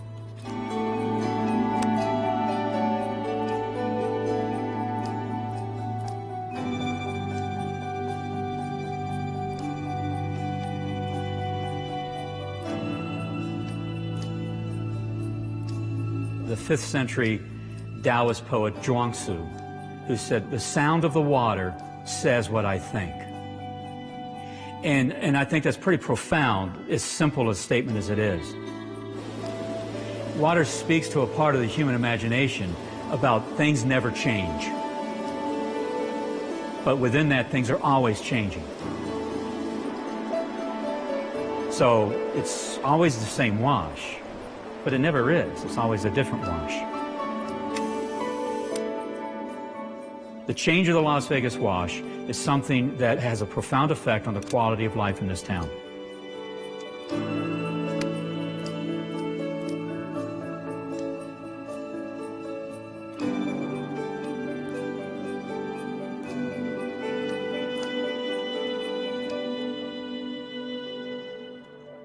Become a park volunteer. Join your community in saving this land for future generations. Today is our semi-annual green up. Twice a year, we come out to the Wash and have a planting event that's open to the community. We're reaching record numbers. This year, we're expecting close to 700 people at this event. What a great way to get the kids involved in, you know, understanding our environment and appreciating our environment. Part of the park's effort is to build a bridge for the community, a place for them to have a resource to see the history of Las Vegas, because the Wash itself is a part of Clark County's history. It's important that you have stewardship. And so we think by getting the community involved, that's exactly what we're doing. We're getting them vested in this project so that it can last for generations. We're going to take these out and stage them by red flag, so grab 2 at a time. That wasn't so graceful. It's really important that you give these guys as good a beginning as you can, because you know it's pretty harsh out here. How'd you like to be growing out here? Several acres of the park, once dominated by invasive species, are replanted with native plants in a single day. I'm here with a group. It's called Las Vegas Kids for Saving the Air. The supervisor here showed us some of the plants that we planted about a year ago, and they grew into huge saplings. And you can't live without trees and nature because of the greenhouse gases. Trees help with giving you oxygen, and you need oxygen to live. I want to come back here next year and see if I can find any of the plants that we planted. It would just be really awesome. It makes me proud to think that we planted all these trees.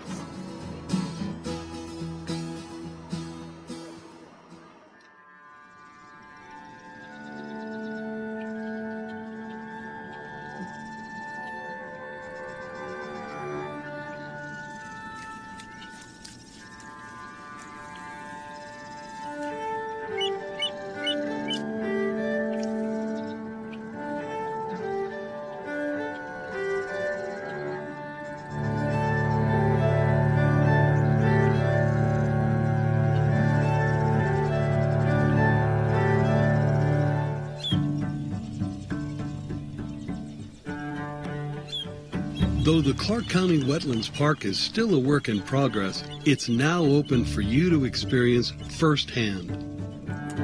A big, bright, glorious flower like this would be an insect-pollinated flower, and it's got a big open... Experience the park in a deeper way by joining a guided tour.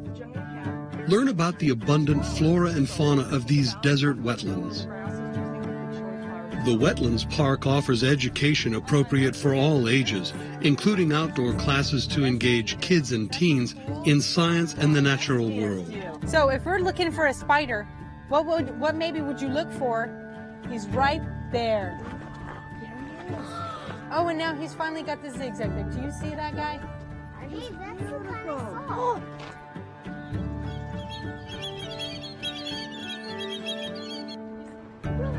Oh, that right there is a Gambel's quail. We know that kids learn better when they are outside. They learn to write better. They learn history better. They learn better when they are using all of their senses at the same time.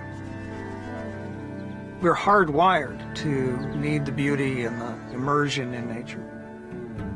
One of the great importances of urban parks is that they provide that nearby nature. Nature heals us in ways that we fully do not understand.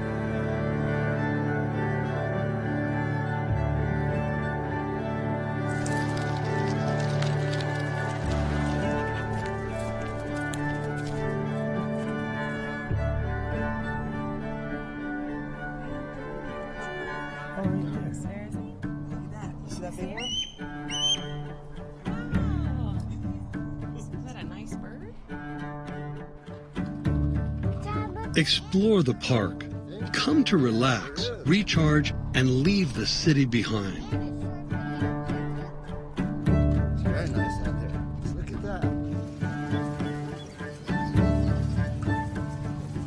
the Clark County Wetlands Park. It's yours.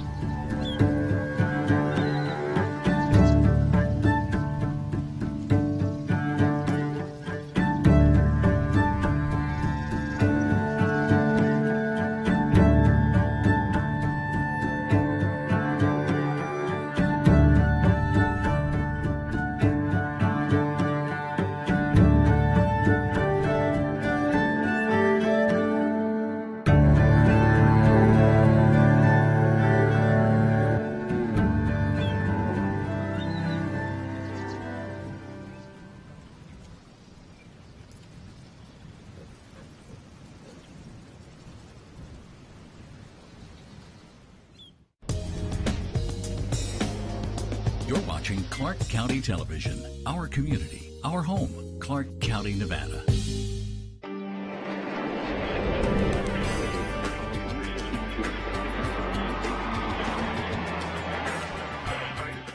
Welcome to Flight Path, an inside look at Las Vegas' own Harry Reid International Airport and the airports of the Clark County Aviation System. In this episode, we'll show you some new parking options at LAS, take you on a tour of expanded aircraft parking at Henderson Executive Airport, and offer up some handy travel tips. We'll also hear firsthand what it's like to do business at the airport from one of our own specialty retail entrepreneurs. All this and more coming up. Good news for travelers looking to park at Terminal 1. There are now more than 600 additional spaces available to the public. The spots are located on level 0 of the long-term garage. For those unfamiliar with the area, getting there can be a bit tricky. Here's how to find it. Follow the signs to long-term parking and pull into the garage. When you see the sign for more parking, stay on the same level and turn right, then left, following the exit signs. Turn left to enter the helix going down. Instead of exiting, veer to the right for zero-level parking. In addition to these newly available spaces, a new economy lot has just opened in time for the busy summer travel season. The lot is located adjacent to the Terminal 1 garage and increases parking capacity by more than 1,000 spaces. Follow the signs to get there. Grab your bags, lock your car, and get ready to take off. The Clark County Department of Aviation recently completed an 18-acre expansion of the aircraft parking area at Henderson Executive Airport. This investment in general aviation infrastructure helps prepare our airport system for future growth in the private and business jet traffic, driven by high-profile, large-scale events. During big event weekends, general aviation operations at Harry Reid